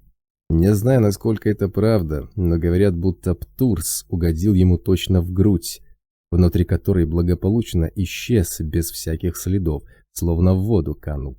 Кварц посмотрел на капкана с медведем. «Везло вам, что в другую сторону уходили, не столкнулись с ним». «Тут такое дело», — медведь машинально потер подбородок. «В общем, столкнулись мы с ним. Точнее, не так все было. Когда мы с капканом в засаду попали, мне повезло им в тыл выйти. Я там почти в упор всю ленту отстрелял, и они дали дёру, не оглядываясь. Мы тогда в совсем другой стороне от сателлитовцев были. Но потом прилетели вертушки, 2 крокодила и 2 восьмерки с десантом. Я думаю, связь у засады с погоней все-таки была, потому что нашли нас быстро, и быстро чуть не отправили в мир иной. Вот тогда фронтовик и появился. Я плохо помню, как дело было, контузило сильно. Не слышал уже ничего и видел хреново. Помню только, как собака десант, словно кегли, по сторонам разбрасывала. Они метров на 10 отлетели. Потом фронтовик выпустил по вертушке 6 патронов, и у нее бронестекло осыпалось чуть ли не целиком. Дальше все как в тумане. Гранату он у меня отобрал. Здоровяк засмеялся. И еще со мной говорил. «Говорил?» — подпрыгнул раз. «Фронтовик умеет говорить? Я же говорил! Отец рассказывал, что фронтовик со своей собакой разговаривает, а ему никто не верил. А что он вам сказал?» «Что-то странное», — хмыкнул медведь. «Я думал, галлюцинация — это контузийная, но слова почему-то в памяти отпечатались очень отчетливо, будто я их специально весь день заучивал». «Оля, не томи!» — оборвал его Айболит. «Рассказывай по существу, или я тебя госпитализирую».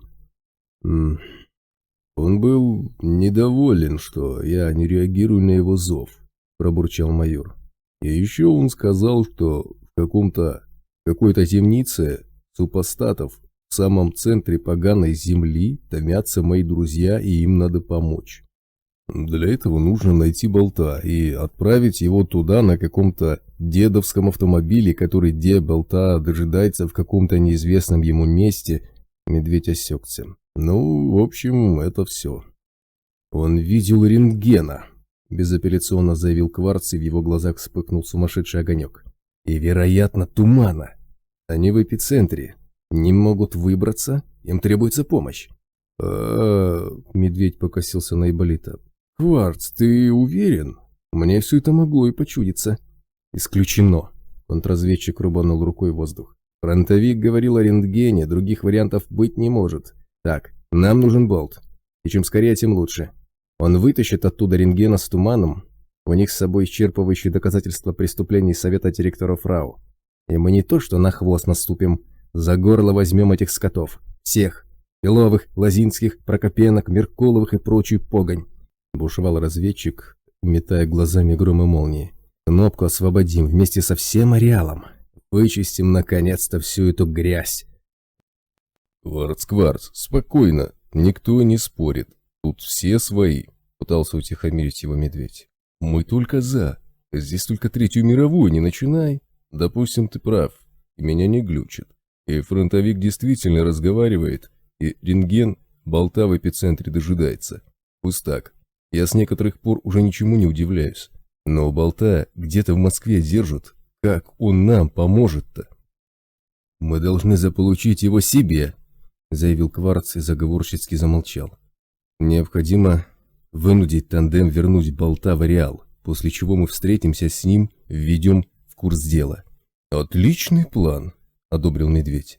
А главное, легко осуществимый.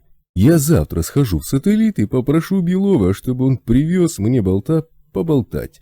Вряд ли Белов откажут. Мы сделаем так, что тандем сам привезет болта в ареал. Контрразведчик не обратил внимания на сарказм. И не просто привезут, а очень бережно. И охрану дадут для надежности. Для этого мы убедим их в том, что с помощью болта они могут получить то, от чего не смогут отказаться. Ареал. Зеленая зона, лесистая местность в 2 километрах западнее границы сектора наемников. 10 июня 2012 года. Второй день нелетной погоды. 20 часов 30 минут. Стоящий посредине большой лесной поляны человек в мембране и латнике с автоматом на груди посмотрел на УИП, сверяясь с окошком хронометра, и достал из-под сумка самодельный манок. Он трижды дунул в него, подражая крику чешуйчатой лисицы, и прислушался. Через несколько секунд из глубины леса пришел ответ, и человек нажал на тангенту, укрепленную на плече портативной рации. «Всем боевая готовность», — негромко произнес он в микрофон гарнитуры. «Встречаем клиента». Залегшие в кустах вооруженные люди взяли оружие на изготовку, и сидящие на 2 деревьях за границей поляны снайперы приникли к оптическим прицелам винтовок. Спустя минуту растительность зашевелилась, и из-под леска на поляну вышел молодой человек в камуфляже цветов желтой зоны с автоматом в руках. Он повесил оружие на грудь и подошел к человеку с рацией. «Привет, Шум!» – тихо поздоровался парень, пожимая протянутую руку. «Ты прям как часы». «Здоров, раз», – ответил тот. «А как иначе? Частный контракт – дело святое». Он иронично улыбнулся. «Бабки ничто. Имидж – все. Сателлит, кстати, сегодня назначил награду за информацию о твоем месте пребывания. 20 тысяч зеленых, если информация подтвердится». «Так мало», – обиделся раз. «Жлобы, блин. Я что, совсем такой неважный, никому не нужный?» «Радуйся», – пожал плечами Шум. «Вот поднимут ценник, сразу станешь очень востребованным. Проблем прибавится. Так, спокойно, как сейчас, по реалу уже не походишь. Слышь, раз», – он в упор посмотрел на парня. «А ты действительно с СОПом контачишь? Они правда людей жрут?» «Да не контачу я, с ними нифига», – раз отмахнулся. «Сателлитовский чушь какую-то несут. Ну да, я к водяному часто на поляну хожу, почти каждый торговый день. Так заказов много поступает, и неприки, и вольные, и даже бандюки дикие иногда медуху заказывают. Не у каждого есть возможность самому к водяному попасть или торговцу переплачивать. А у меня там скидка. Вот и все. Не знаю я, жрут они людей или нет. Самому каждый раз страшно. А что делать? Жить-то надо». «Это верно», — согласился наемник. «Кушать хочется всегда. Идем как обычно. Туда же?» «Почти», — кивнул раз. «Сначала двигаем к прошлому месту. Оттуда смещаемся в желтую и ждем. Человек выйдет». Он щелкнул креплениями на груди, после чего снял со спины рюкзак, вынул из него несколько прямоугольных тугих объемистых свертков и протянул их Шуму. «Это за какого клиента?» — уточнил тот, забирая свертки. «С учетом почасового тарифа?» «Тут 300 штук грина ровно», — ответил раз. «За прошлых клиентов и за сегодняшнего по сотке за каждого, согласно договоренности. Почасовой тариф оплачу отдельно, за всех троих. Сегодня, после того, как последнего выведем. Сразу предупреждаю, деньги у меня не с собой». «Оскорбляешь?» — окрысился Сум. «Мы при исполнении частного контракта. Или объяснить?» «Не надо», — отказался раз. «Извини, Шум, глупость ляпнул. Я знаю, что лицо, в отношении которого выполняется контракт, является неприкосновенным следующие 24 часа. И про то, что наемники никогда не нарушают контракт, всем известно. За это положен расстрел на месте и вечный позор. Просто у меня из-за этих клиентов нервишки пошаливают немного». «Ладно, замяли», — успокоился наемник. «Пошли грузиться, нам еще ехать 1,5 часа». Он коснулся рации, вышел в эфир и принял доклад наблюдателей об окружающей обстановке. Убедившись, что все чисто, он приказал снять наблюдение с окрестностей и начать погрузку. Из кустов на поляну потянулись вооруженные до зубов бойцы в полном боевом снаряжении, с деревьев на землю по альпинистским канатам начали спускаться снайперы. Раз, следом за шумом, вышел на лесную опушку, у которой несколько боевиков снимали маскировочную сеть с укрытого между деревьями грузовика. Из зарослей неподалеку другие бойцы выкатывали оснащенные бронированными заслонками квадроциклы. Вскоре 3 десятка бойцов в составе небольшой колонны выдвигались к узкой проселочной дороге, петляющей вдоль кромки леса. Раз, сидящий в кузове грузовика Шум, вернулся к молодому сталкеру. «Если не секрет, может, расскажешь, что это за клиенты такие странные? Чего ты за них вдвое переплачиваешь?» «Это их требования», — ответил Раз. «Типа гарантия такая, что их не кинут и выведут чисто. Они хотели получить самую крутую охрану и самый надежный коридор через нейтралку. Чтобы наверняка. Потому и раскошелились. Ну, я к тебе и пришел. Вы по сопровождению круче всех». «Понятно», — двусмысленно протянул наемник. «Могу представить, сколько ты с них содрал». «Ни доллара не взял», — опроверг его догадку Раз. «Они со мной другим способом рассчитываются». «Заказал что-то экзотическое с большой земли?» — предположил Шум. «Уж не фотомодель ли для себя любимого?» Он подмигнул остальным, и сидящие в грузовике наемники заухмылялись. «Что-то типа того», — уклончиво пробубнил Раз. «За бабло такое не купишь». Он умолк, разглядывая отблески тонких серебристых нитей, мелькающих в проносящихся мимо придорожных зарослях. В медленно сгущающихся сумерках, залегающий в канавах студень, начинал светиться слабым синим свечением, усиливающимся по мере приближения темноты, и невидимая днем изнанка внешне спокойного ареала постепенно представала перед человеческим взором. До нужной точки доехали спокойно. Потом еще полчаса выходили по ночному лесу к границе желтой зоны. Шум взял с собой десяток бойцов, и отряд пересек невидимый рубеж. Привычно отключилась электроника, и люди машинально поправляли повязки с филинами. Вести в желтую зону большой отряд не имело смысла. Точка встречи с клиентом Раса находилась в километре отсюда. 10 стволов вполне достаточно. Зато риск вляпаться в движущуюся аномалию серединой короткой колонны гораздо ниже. «Дальше я поведу». Раз занял место в голове отряда, двигающегося друг за другом в колонну по одному, и достал из-под сумка жучку. «Влево-вправо только смотрите. Скоро нелетная погода закончится, мало ли что». Он осторожно принюхался к чему-то и уверенно заявил: «Пошли». Шум шел в колонне вторым и с интересом всматривался в действия молодого сталкера. Раз чувствовал желтую, словно осьминог пупырчатого зайца. Как ему такое удается — загадка. Хороший сталкер — это вообще редкость. Обычных сталкеров хватает, но вот такой, чтобы по желтой зоне так уверенно ходил хоть днем, хоть ночью, это дефицит. Сами сталкеры не могут толком объяснить, как именно они засекают аномалии. Каждый рассказывает иначе, чем другие. Давно известно, что люди ощущают опасность по-разному, если, конечно, ощущают.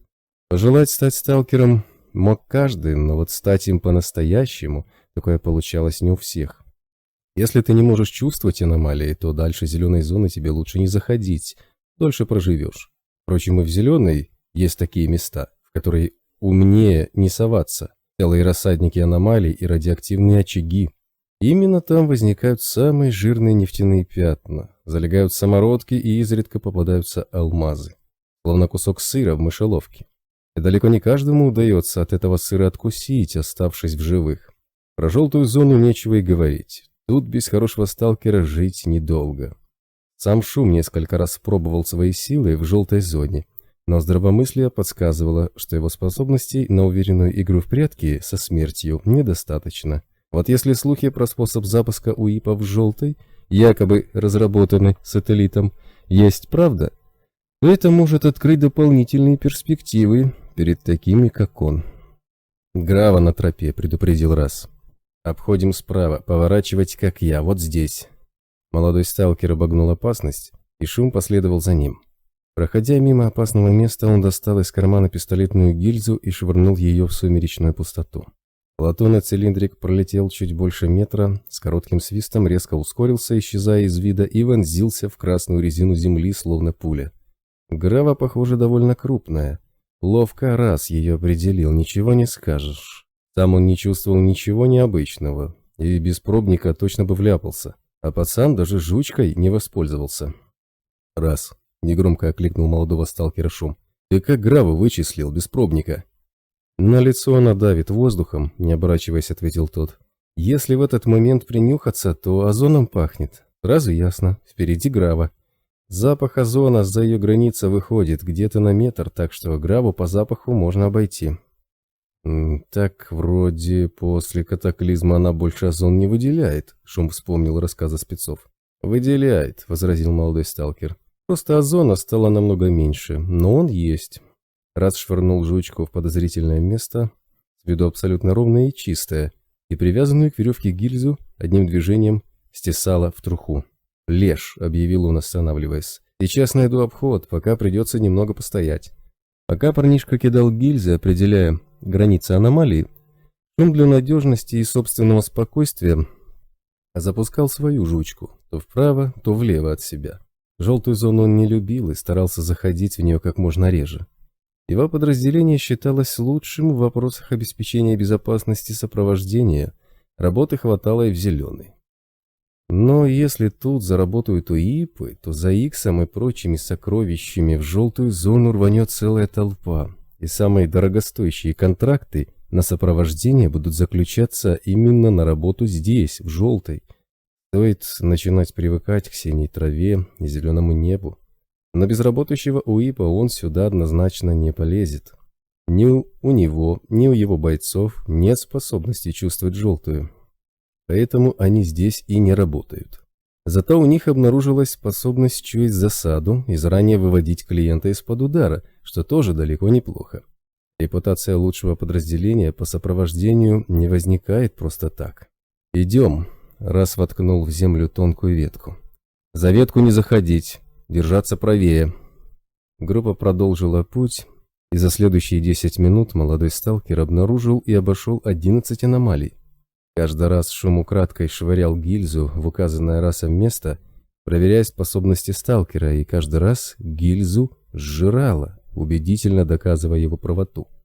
Все-таки пацан молодец. Стоит приберечь знакомство с ним на всякий случай, даже если сателлит повысит награду за его голову в 10. А в реале может произойти всякое. Знакомый сталкер такого уровня всегда пригодится. А деньги? Деньги зарабатываются и тратятся, если руки-ноги целы и голова на плечах имеется.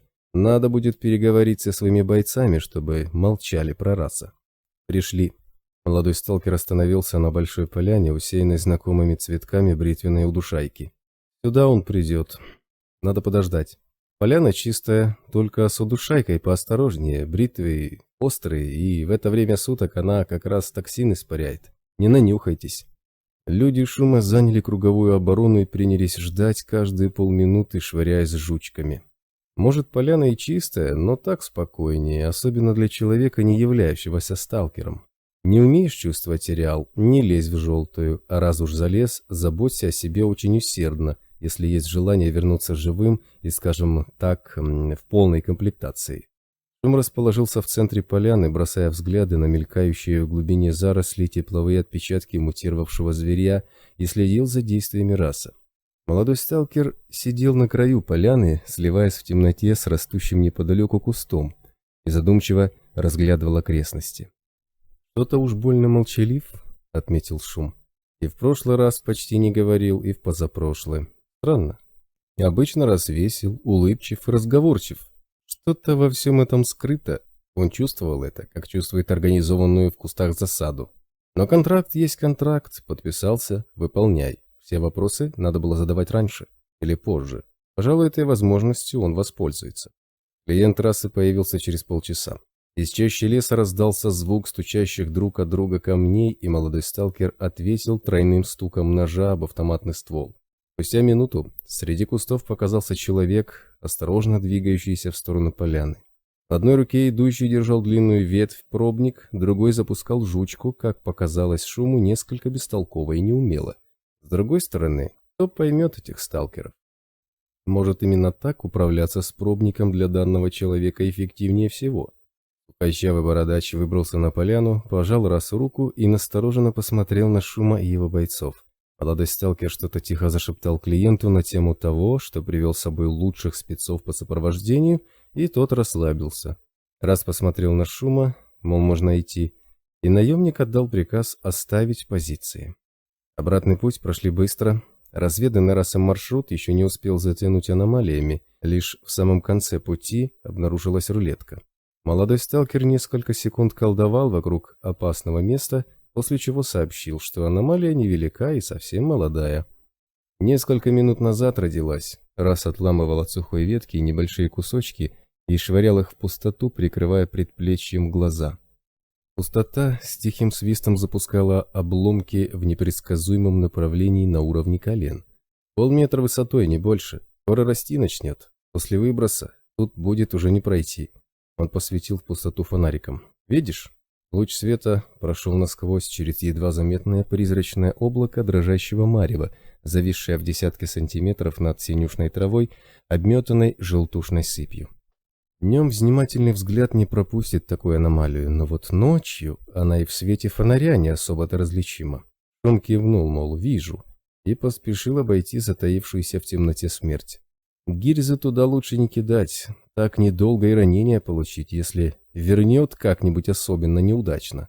Хорошо, хоть эта дрянь еще маленькая и в зеленой водится исключительно редко. Нет, без УИПа в ареале никуда, и в желтую зону лично он на постоянную работу не полезет ни за какие деньги. Это тебе не студень филином разглядывать или паутину зажигалкой определять. Тут без крутого сталкера делать нечего, только если счеты с жизнью сводить быстро, эффективно и с гарантией. Когда наконец-то на левом предплечье тускло вспыхнул дисплей ожившего УИПа, и в наушнике раздался тихий писк, предупреждающий об обнаружении паутины в 3 метрах левее, Шум облегченно вздохнул. Он вновь зеленый. Теперь начинается его работа, работа опасная, стоившая жизни многим, и еще большее количество народа погибнет, занимаясь этим в будущем, но как разбираться с этой опасностью он знал хорошо. Самое тяжелое позади, ощущение беспомощности. Теперь он в своей тарелке, сопровождение людей, грузов и караванов, в этом Шуму и его подразделение дадут фору любому. Он отдал короткий приказ, и бойцы привычными и четкими движениями образовали походный боевой порядок. Впереди ушел разведывательный дозор. Боевое охранение скрылось в кустах, окружая ядро отряда, в котором шли клиенты. Авангардная и арьергардная группы быстро разорвали дистанцию до необходимой. Шум, может, и не крутой спецназовец, суперских выкрутасов не знает, но колонны водил еще по Северному Кавказу, когда там творился такой звездоворот, что мало не покажется никому. Он вздохнул. Черт дернул его уволиться из армии после ранения, не иначе. Решил, что это знак свыше, мол, получил пулю, не насмерть, имей в виду, второго предупреждения не будет. Может, стоило дослужить тогда оставшиеся 5 лет? Кто знает. Вдруг и вправду снаряд в одну воронку дважды не попадает. Но уж больно не хотелось еще раз на войну угодить. Вот он и уволился, сославшись на частые посттравматические боли. И устроился в МЧС. Думал там до максимальной пенсии спокойно дослужить. Вот и дослужил.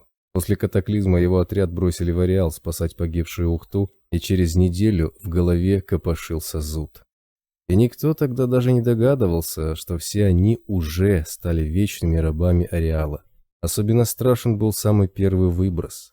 Шум невольно поежился, вспоминая тот день. Воздух вокруг начал стремительно наливаться свинцовой серостью, и люди, ведущие раскопки руин в поисках выживших, недоуменно прекратили работу, бросая друг на друга недоуменные взгляды. Где-то очень далеко раздался истошный крик «Выброс! В укрытие!» И спасатели заволновались, хватаясь за рации и переспрашивая ближайших коллег, о чем это там кричат. Слышно было совсем слабо. Шума тогда спасла острая вспышка, ощущение смертельной опасности, словно ты идешь в составе колонны на головной броне и слышишь вопль «Засада!». А это значит, что твоя машина сейчас взлетит на воздух или получит залп из гранатометов, потому что головная машина в колонне почти всегда цель номер 1. Он даже толком не осознавал, как ноги рванулись к зияющей в только что разрытых развалинах дыре подвального помещения. Он спрыгнул вниз, инстинктивно залег в самом углу, возле несущих стен, там при обрушении шансов уцелеть больше. Несколько человек бросились следом за ним, через пару секунд по мозгам и ударило. Выброс оказался совсем не таким страшным, как Шум его представлял. Зудит, гудит, в голове болит, ну и только. Никаких взрывов, ударных волн, обрушений. Словом, валяйся себе в подвале и жди, пока все закончится. Только после того, как вибрации и мозговое сверлилово прекратились, он вылез на поверхность и узнал, что все только началось. Повсюду, с бешеными глазами, пылающими дикой злобой и жаждой крови, метались его сослуживцы, подвергшиеся зомбированию. Мгновенно вспыхнула беспорядочная перестрелка, переросшая в кровавую рукопашную резню, потому как зомби оказались слабо чувствительны к пулевым ранам. Половина тех, кто спасся, по подвалам и ямам погибла. Остальные забаррикадировались в каких-то руинах и сидели там до утра, пока все зомби не ушли в эпицентр. После этого еще 2 суток уцелевшие выбирались из ареала прикладами и кусками арматуры, отбиваясь от бродивших повсюду мертвецов, потому как патронов к тому моменту уже не осталось. Вот тогда Шум в совершенстве освоил УИП, моментально вспомнилось все, чему занудно учили на инструктажах. Потом все было как у всех. Уволился, вернулся на Большую Землю, зуд, полтергейст, быстрорастущие боли и ненависть окружающих, развод, драки с нормальными, травматология, опять полтергейст, возвращение в ареал и существование в полупервобытных условиях в попытке выжить. Из плюсов бросил курить, и курить после первой же атаки мутировавших кротов и землероек, едва не сожравших его внутри собственной норы, наскоро отрытой в самой границе ареала. Как только многочисленные укусы зажили, остров стал вопрос о добыче средств к существованию. Начал цедить икс по нефтяным пятнам, но быстро понял, что занятие это ему удается плохо. Подрядился к более удачливым в охраннике. Тут-то и выяснилось, что у него появился особый нюх на засады. Несколько раз он выводил навьюченных канистрами старателей из-под носа у уголовных банд, бесчинствующих возле нефтяных пятен, потом схватил небольшой отряд из таких же, как сам, бывших вояк, и занялся сопровождением профессионально. Как только образовалась группировка наемников, вступил туда. С тех пор и водят клиентов по зеленой зоне. За услуги его отряда люди готовы хорошо платить, ведь каждый желает вернуться с добычей домой, а не в бандитские подвалы, оборванным до нитки. В ушной раковине тихо зашипела гарнитура рации, и на связь вышел разведдозор. Его старший доложил, что вышел к основному отряду без накладок, вокруг чисто, и Шум приказал начать приготовление к сопровождению. Предстояло пройти 110 километров по ночной зеленой зоне и выйти к границе ареала на северо-западе, в одном из самых глухих секторов. Теперь дело полностью за ним. Клиентов поместили в грузовик, потом на мешки с песком, которыми были обложены борта.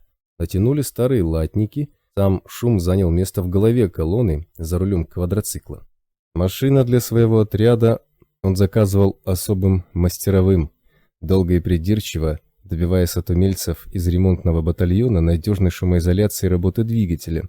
Пришлось изрядно переплатить, но в результате его квадроциклы ходили почти бесшумно, что серьезно повышало шансы на успех. Ночная дорога, погруженная в кромешную тьму, лениво бежала навстречу, и Шум держал постоянную скорость, следя за всем. За писком наушника у яповухи, за его дисплеем, за синевшими во мраке лужицами студня, за тепловыми сигнатурами мутантов, крадущихся в глубине леса, и за зеленой перспективой пути, привычно раскинувшейся в очках прибора ночного видения. Светом фар в ночное время его отряд не пользовался никогда. Это слишком сильный демаскирующий фактор. ПНВ, филин, минимум шума и собственное чутье – вот основное оружие во время сопровождения, а не пулеметы с автоматами. Если дошло до применения оружия, значит где-то он все-таки прокололся. Хотя в ареале невозможно быть в чем-то уверенным. Именно потому Шум старался набирать себе очень хороших вояк, проверенных в деле и имеющих рекомендации. И тщательно следил за тем, чтобы все были довольны оплатой. Текучка кадров – плохая репутация для командира. Впрочем, за этот контракт он заработал вдвое больше запланированного. Очень странные они, эти клиенты раса. Все заросшие по самой брови. Одни глаза видно, и при этом неуловимо похожие по повадкам и походке. Ощущение чего-то неспокойного кольнуло сознание, и Шум насторожился. Он сбросил скорость и остановил квадроцикл, всматриваясь вдаль. Там, впереди, все было тихо и пусто. Но чутье подсказывало, что и пустота, и тишина обманчивы. Если что-то кажется тебе не так, значит, что-то точно не так. Знаменитое правило загадочного болта, о котором все знают, но мало кто его видел. Есть болт на самом деле или нет, Шум не знал. Но в том, что правило его необходимо соблюдать свято, убеждался на личном опыте не раз. Офицер несколько секунд размышлял, вглядываясь в зеленый мрак, после чего коснулся тангета на рации. «Уходим с дороги», – тихо произнес он в эфир. «Двигаться по моему маршруту. Особое внимание на левый фланг, гранатометы к бою, клиентов положить на пол. Тыльному дозору поставить за собой сигналку с сюрпризом у места съезда с дороги. Малый ход за мной». Он увел квадроцикл с дороги и медленно покатился среди деревьев, выбирая наиболее широкий маршрут. Через эти места он ведет клиентов далеко не впервые. Северная часть зеленой зоны бедна на нефтяные пятна. Постоянных поселений тут немного, и еще дальше к западу и вовсе никого нет, кроме вечно прячущихся от всех непров с их уродливыми обезьянками. Зато в здешних местах и золотишко кое-где имеется, и камушки драгоценные могут попасться, и златовласка встречается. Все это далеко не в промышленных масштабах, но нескольким одиночкам или небольшой группе из пары-другой старателей заработать можно. Это привлекает дикие банды, которым все сложнее выживать в разделенных между крупными группировками нефтеносных секторах. А еще глухомань очень удобно для тех, кто пытается в обход РАО организовать с большой земли поставки воды, пищи и прочего в ареал. Пересекать нейтралку в тайне проще всего на севере и северо-западе. Там нет ни магазинов, ни приемных пунктов. Зато патрули имеют приказ стрелять на поражение во все, что движется, потому что двигаться там, кроме них самих, никто права не имеет. Поэтому поток нелегальных товаров, идущих мимо РАО, незначителен. Правильнее называть его тоненьким ручейком, хотя для тех, кто все же перетащил через нейтралку свой товар мимо РАО, некоторая финансовая выгода есть.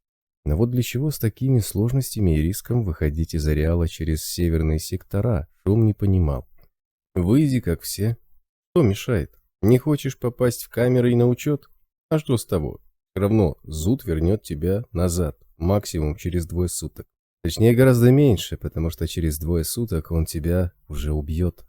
Ну и что такого сверхсекретного может быть в 30-часовой прогулке за нейтралку? Тебе даже препятствовать никто не будет, разве что если ты соберешься сесть на самолет либо поезд. Тогда не пустят, это верно. С полтергейстом не шутят. Или клиенты раса решили по-быстрому слетать куда-нибудь и теперь шифруются от всех, вы не разгадали в них зависимых? Так ведь вряд ли получится. Самолеты в наши края ходят редко, 2 раза в неделю. Вроде бы это специально сделано, чтобы зависимые тайно на борт не лезли и не подставляли всех под катастрофу. И регистрация заканчивается за 2 часа до вылета, после чего все пассажиры сидят в накопителе, уставленном телевизорами, компьютерами и прочей электронной ерундой. Тест на полтергейст. За 2 часа вдали от ареала, в окружении обилия электроники, полтергейст обязательно проявится. А в чем же смысл этого побега? Да еще за такие деньги. Деревья в лесу стали расти гуще, и Шум снова остановился.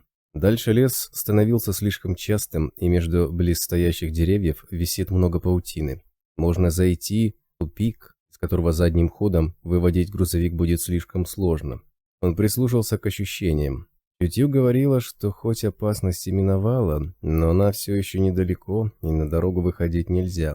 Придется сделать крюк километров в 20. Надо уходить глубже в лес прямо здесь. В этой части деревья стоят достаточно далеко друг от друга.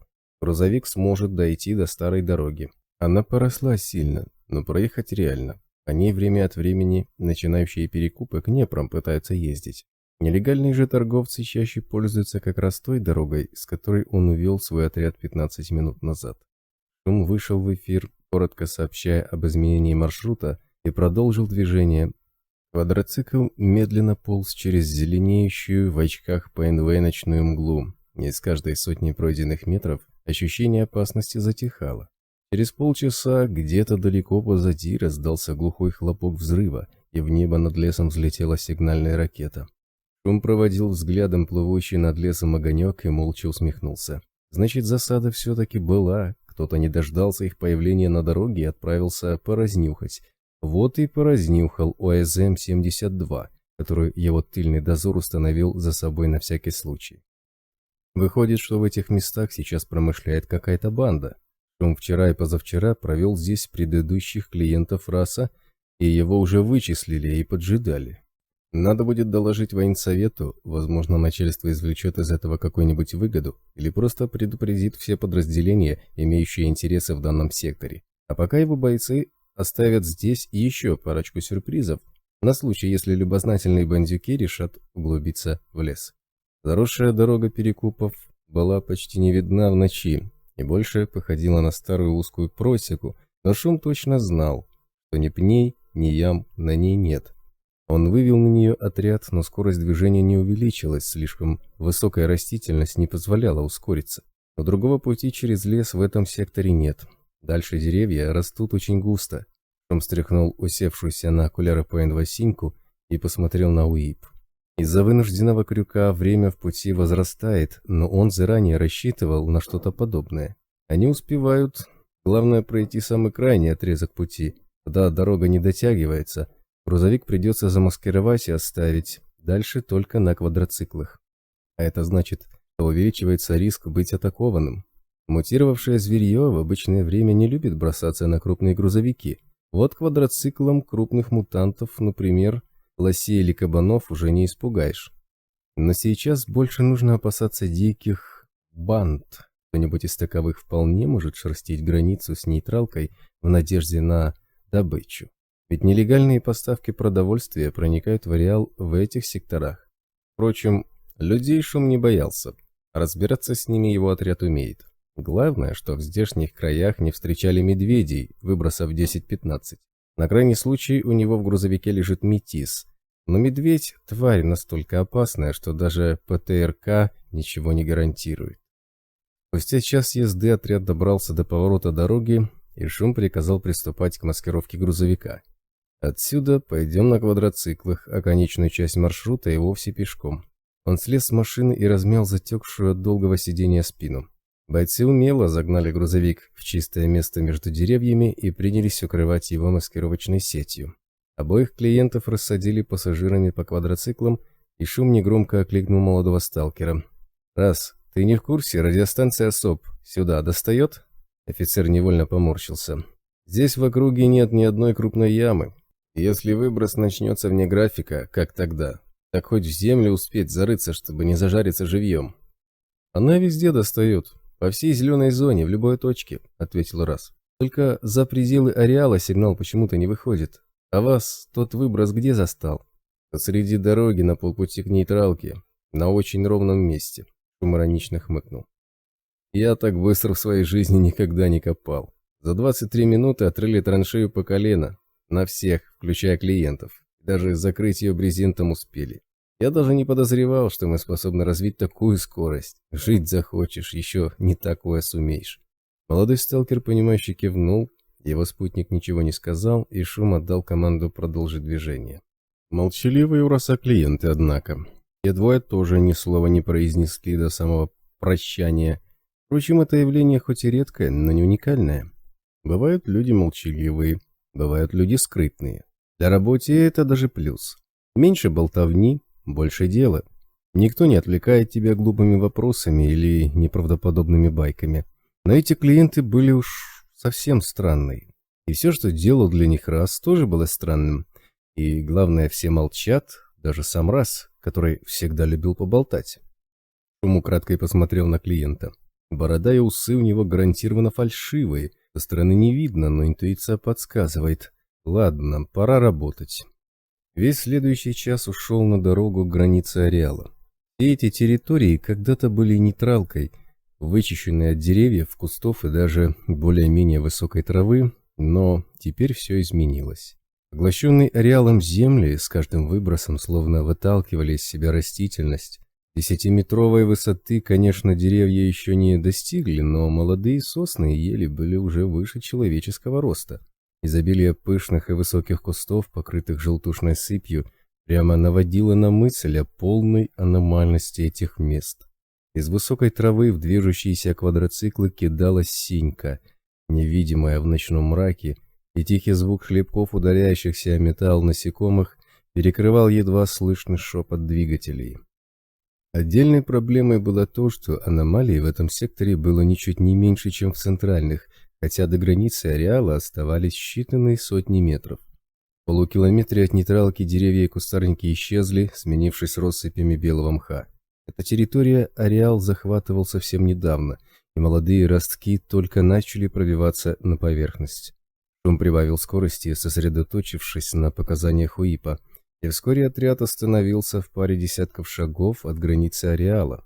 До назначенного времени оставалось еще полчаса, и он приказал своим бойцам организовать круговую оборону. Из квадроциклов привычно составили кольцевое заграждение и принялись ждать.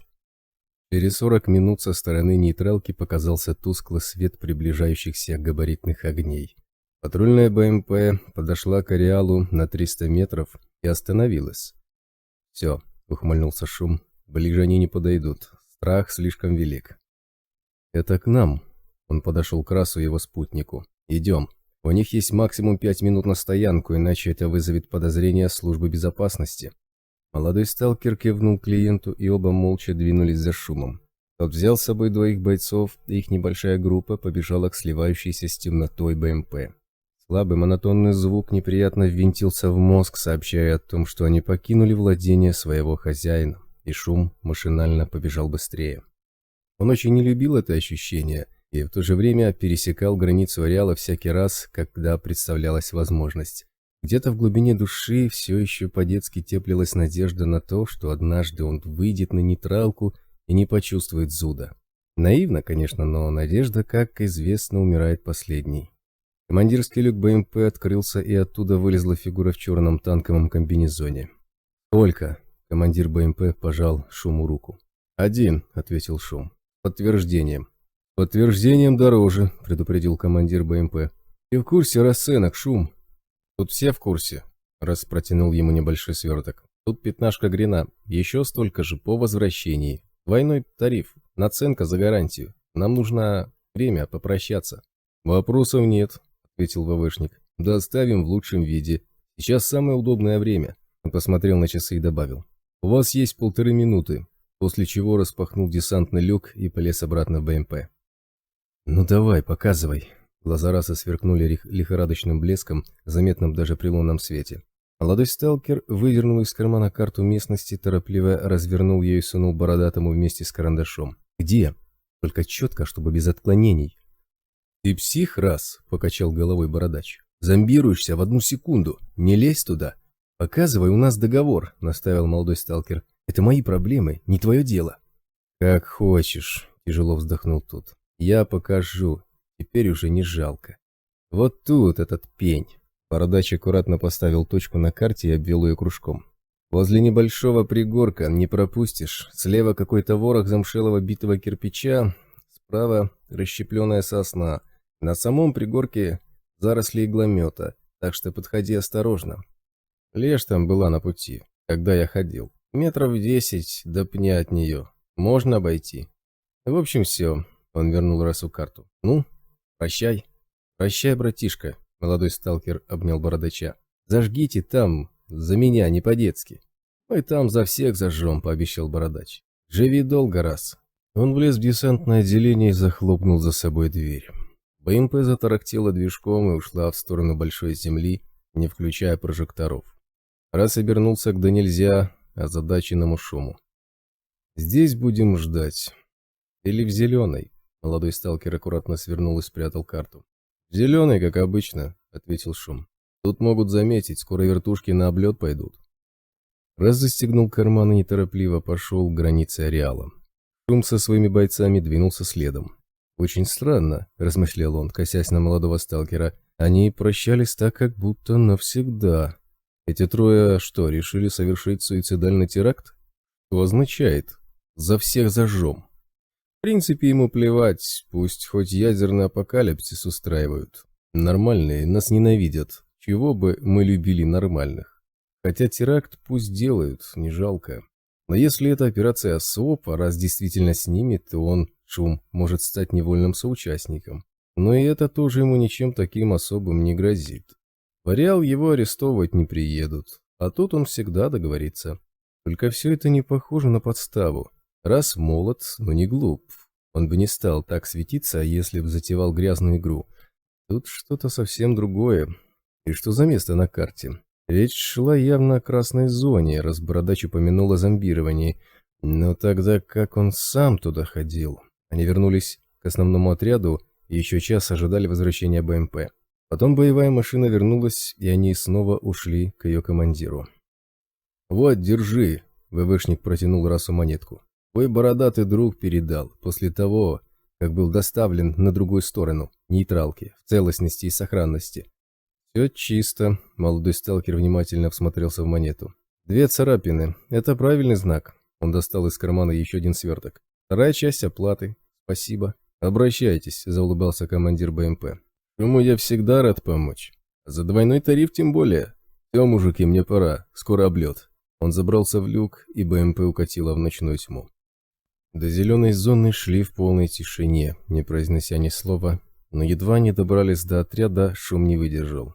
«Раз, может, расскажешь, что за странные клиенты были?» — просил он молодого сталкера и сразу же заметил, как оба бойца, сопровождающие вместе с ним Раса к БМП, подтянулись ближе. Похоже, странное прощание заинтересовало не только его. Когда на 2 дня уходят, так не прощаются. Уж не героически ли умереть они собрались? Как-нибудь скандально громко? Умирать они точно не собираются, туманно усмехнулся Рас. Очень даже наоборот. Да? Шум выразил легкое недоверие. А борода накладная тогда зачем? И что значит зажжем за всех? Кого хоть сжечь собрались-то? И не подставишь нас случаем, Раз? А что вам будет-то? Неподдельно удивился сталкер. Внутри ареала. А вообще там все чисто, никакого стрёма нет, отвечаю. Бороды у них у всех фальшивые, чтобы шифроваться от всех, кто видит, как они из ареала уходят. Они братья, немного похожи. Одного срисуют, считай, все, засветились. А им засветка не нужна. Доберутся до города, снимут маскарад и наденут цивильное. Может, тогда нам их встретить на обратном пути? Не унимался Шум, остро чувствуя, что молодой сталкер не договаривает чего-то важного. Доведем до дома в лучшем виде. Мы тебе дадим скидку. Очень приличную. Ты и так нам за них двойной тариф оплатил. А, да, оплата, спохватился Раз. Я же тебе должен еще почасовую ставку. Сколько с меня? Он сосредоточенно уставился на хронограф УИПа, считывая количество затраченных на охрану часов. Так, мы все 3 раза встречались 8:30. Сейчас она сколько? Кончай прикидываться идиотом, Раз, оборвал его наемник. Бабла и без того заплачено немерено. За гарантии ради всего лишь 2-дневной гастроли вне ареала столько не переплачивают. И ради всего лишь 2-дневного отсутствия так не прощаются. Говори, что за хрень ты устроил, иначе отберу у тебя карту. Ты сейчас неприкосновенный, поэтому я ее сожгу, не разворачивая, прямо при тебе. Шум грозно надвинулся на молодого сталкера. И учти, корешей твоих мы выследим. У нас связи с охраной нейтралки налажены.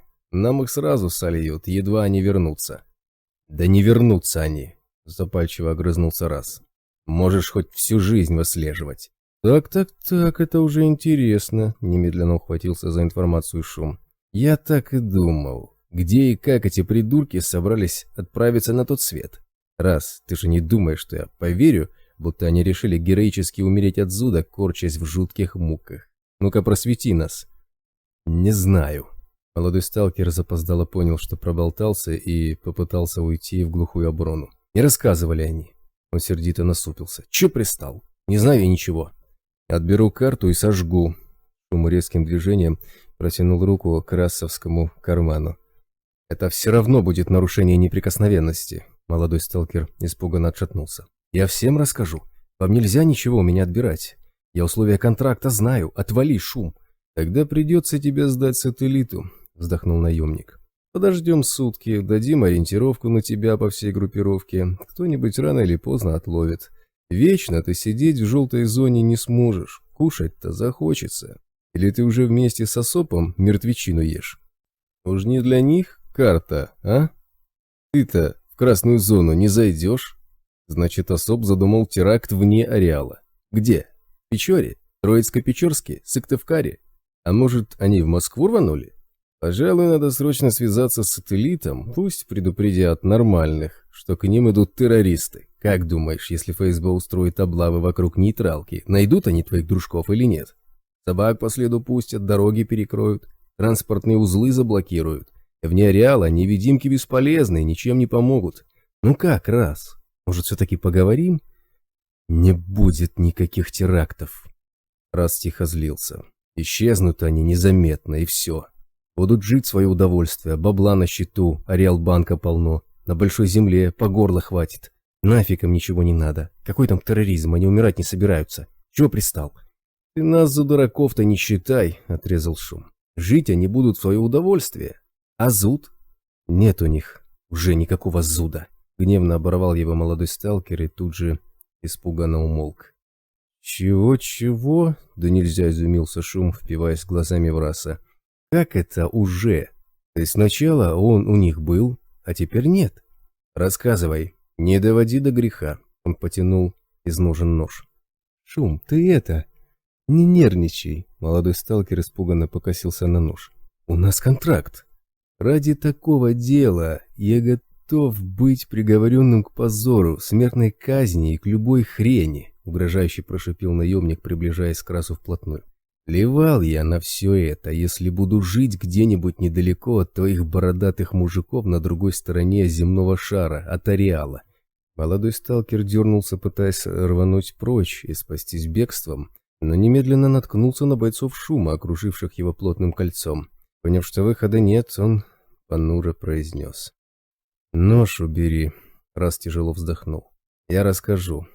Только учти, тебе это никак не поможет». «Ты говори, Раз», — недобро процедил наемник, поигрывая ножом. «А мы ж поглядим, поможет или не поможет. Ты не стесняйся, тут все свои, у меня своих людей секретов нет». «А зря», — молодой сталкер саркастично усмехнулся. «Короче, нет больше у них зависимости. Избавились они от нее. Случайно. Вот и свалили из ареала навсегда. А на шифре, потому что не хотят огласки. Не улыбается им в больницах на исследованиях всю жизнь просидеть, как болт. Да и непонятно, пропал у них полтергейст или нет. Перебросили весь нал на банковские счета и ушли. Вот так просто», — скривился Шум. «Случайно избавились от зависимости и ушли. А карта зачем? Может, не так уж и случайно они от нее избавились? И способ есть, и ты его знаешь, а?» «Знаю», — согласился Раз. «Только воспользоваться им нельзя, иначе я бы сейчас вместе с ними к Сыктывкару шел. Они действительно случайно от зависимости избавились, даже не сразу поняли, что произошло. Они сталкеры, промышляли в желтой, нефть сливали из нефтенакопителя, алмазы искали, самородки, меты. Однажды натолкнулись на старателя. Говорили, прямо на звериной тропе лежал, чуть ли не под ногами. Подняли его, он указал направление на алмаз напрямик. Дело было совсем недалеко от красной зоны. Растительность там густая, аномалий много. И они пошли в обход. И как только железную дорогу перешли, по которой бронепоезда ходят, так сразу на зомбаков наткнулись. Те старатели учуяли, слишком близко было, и рванули за сталкерами. Мед пришлось бросить, и все равно едва ноги унесли. Прятались за каким-то холмом возле пня. Пень от мутации совсем размягчился, и они, пока лежали, вымазались в его трухе. Гниль попала на кожу и вызвала сильное покраснение. Говорят, чесалось очень. Короче, перепугались они сильно, но пока дожидались, когда зомбаки уйдут, пока из желтой выходили, пока до ближайшего доктора добрались, все прошло. Доктор их осмотрел, сказал, что все нормально. Они решили, мол, повезло, и забыли обо всем. Молодой сталкер хмыкнул, потирая виски, и грустно улыбнулся, мол, почему всегда везет не мне, кому-то другому. Нет в этом мире справедливости, после чего продолжил. Через 2 дня они пошли сбывать накопленный товар в приемный пункт, на нейтралку. Вышли из ареала, а зуда нет. Никто не чувствует, понимаешь? Все как было раньше, до катаклизма. Раз невольно разволновался. Нет зуда. Вообще. Ни капли. Они даже решили подождать, вдруг он чуток затормозил с началом. Целый час простояли на месте и ничего. В общем, сдали товар и на радостях хотели сразу на большую землю драпануть. Но был день, они в приемном пункте на всех камерах засветились, а судьба болта всем известна. И потом основное бабло в ареале осталось. У них почти все деньги наликом были, в тайнике зарыты. Короче, вернулись они в зеленую за баблом, а ночью решили уйти из ареала навсегда. Но не тут-то было. Только на нейтралку вышли, начался зуд. Они тогда так офигели, что чуть на стенку от тоски не полезли. Начали думать, что могло произойти с ними такого, что зуд выключило. Сначала не поняли ничего, но позже, когда начался выброс, и все отсыпались под ним, сразу всем троим приснился один и тот же сон, как они, испачканные в гнили, возле пня от зомбаков прячутся. Ну, они сразу к пню рванули. На второй день уже. Нашли тот пень, а возле него в воздухе граница красной зоны переливается. Метров 15 до нее, не больше. В общем, поотрывали они от пня всякого гнилья и натерлись им, как смогли, и даже с собой полный пакет набрали. Только гниль без пня быстро высохла и рассыпалась. Не живет она сама по себе. Вернулись домой, сразу к нейтралке. Один из них, приятель мой, вышел из ареала. Зуда нет. Зашел, снова вышел, зуд есть. Так они все и поняли. Ходили к пню еще раз. Потом начали все распродавать и бабло в банк перегонять. Чтобы из-за этого пня их на тот свет не отправили, они ничего никому не сказали. Только мне, да и то после выброса уже, когда ему ходить пришла пора. Испугались они, что слишком много денег за несколько дней в банк занесли, и если втроем через нейтралку пойдут и попадутся, то ФСБшники догадаются, в чем дело. Тогда им точно век свободы не видать, даже в ареал не вернут. Запрут, как болта, в лаборатории, навсегда. Вот они и попросили меня помочь, организовать уход отсюда с гарантией, чтобы надежно и без косяков. Я их по одному, чтобы никто не догадался, и вывел. Да и по одному легче выводить, сам знаешь. Взамен они рассказали мне все и отметили тот пень на карте. Только не дойти до этого пня, раз сокрушенно вздохнул и насупился. Красная зона там уже. Я те места хорошо знаю. Я даже из самого первого рассказа понял, где это. Я мимо того пригорка раньше проходил. Он зло ударил кулаком по ладони. Ты представляешь, шум. Я ходил мимо того чертова пня раз 100, пока там была желтая, и нифига не знал. Он какой-то болячкой заражен, всегда гнилью поблескивал, и я специально подальше его обходил, на всякий случай. Думал, токсин или яд. А эти уроды не могли раньше сказать до выброса. Я бы успел. Его только сейчас поглотило. Хотя бы на 6-й день сказали, сволочи, я бы добежал. Я бы успел. Ни хрена себе звездоворот, тихо выдохнул Шум, осознавая услышанное. Вот мудаки, никому не сказали. Хотя за такое их точно завалили бы. Просто из зависти. Карту покажешь? Смотри, обреченно махнул рукой Раз. Чего уж теперь? Все равно туда не пройти, там красная. Он достал и развернул карту. Вот здесь этот пень.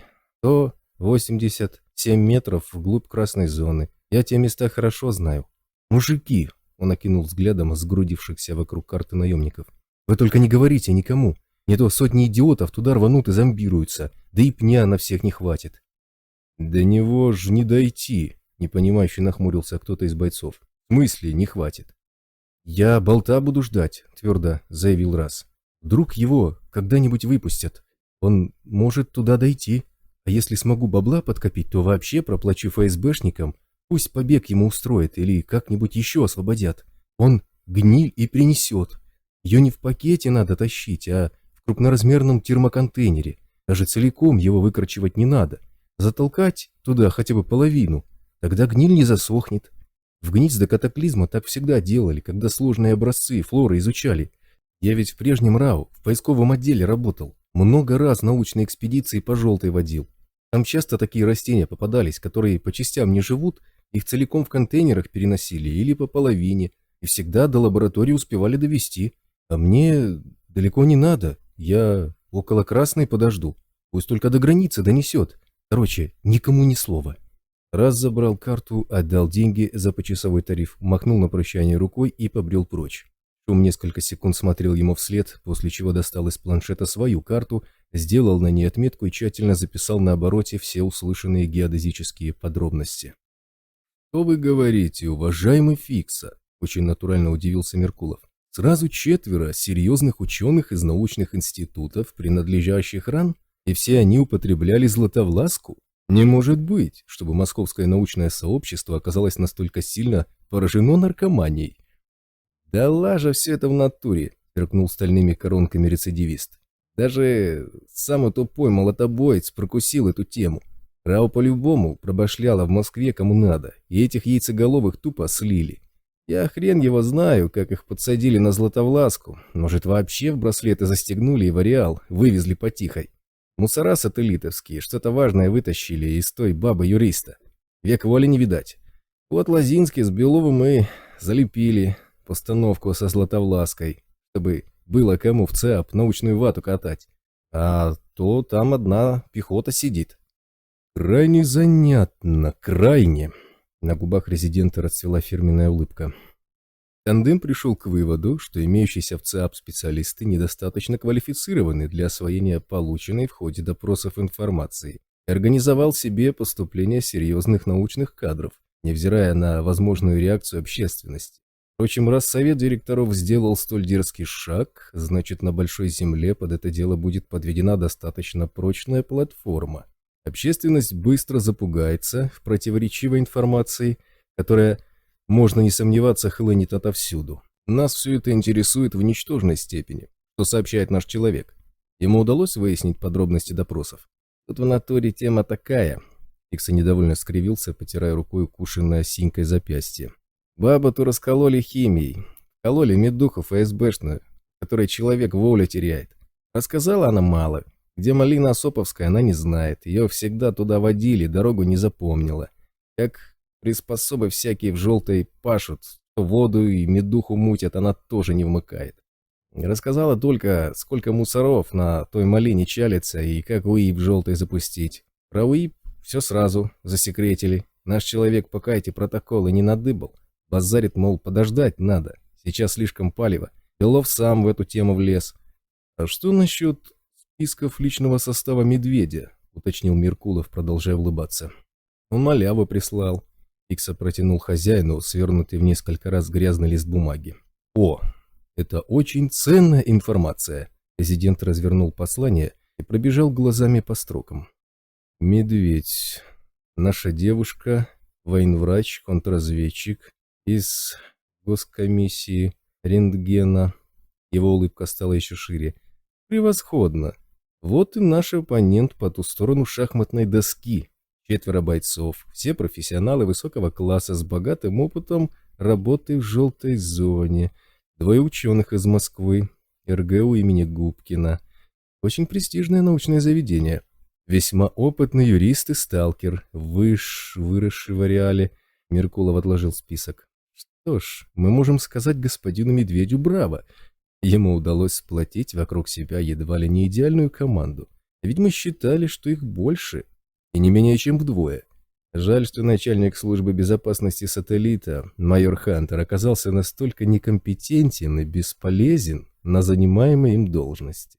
Арест еще хотя бы одного человека из команды «Медведя» мог принести колоссальное количество информации. К сожалению, наша ловушка тоже не дала ожидаемого результата. Там в натуре бесовщина какая-то случилась. Уголовник машинально перекрестился. Мы «Медведя» с его бычьем зажали со всех сторон. Срыва 0. Как они у нас за спиной оказались, никто не вмыкает. Кругом паутина, не пройти. Мы с ним маслин не выхватили, только волею Божией. Икса вновь осенил себя крестным знамением. Столько братвы Богу души отдали. Мы уже простимулировали выживших материально. И в скором времени сделаем это еще раз, с готовностью отозвался Меркулов. Думаю, эту проблему мы решим. Главное сместить акцепты на подлость особ. Продолжайте культивировать среди людей идею о том, что к Медведю подошла помощь, и особ вероломно ударил вам в спину. Скажите, уважаемый Фикса, после того, как вы сообщили нашему человеку о местонахождении Медведя и его спутников, и он перенаправил туда ракеты с десантом, есть ли какие-нибудь сведения о судьбе наших врагов? Пока глухо, рецидивист скривился. Фронтовик устроил там полный беспредел, 30 рыл замочил, сбил вертушку на глушняк и еще одну покоцал так, что сателлит ее до сих пор не починил. Сейчас вообще никого не в теме. Вышел медведь из того замеса или замочили его. Водяной на торгах морозится конкретно, ни хрена не колется. Он там даже не знает ни о каком замесе.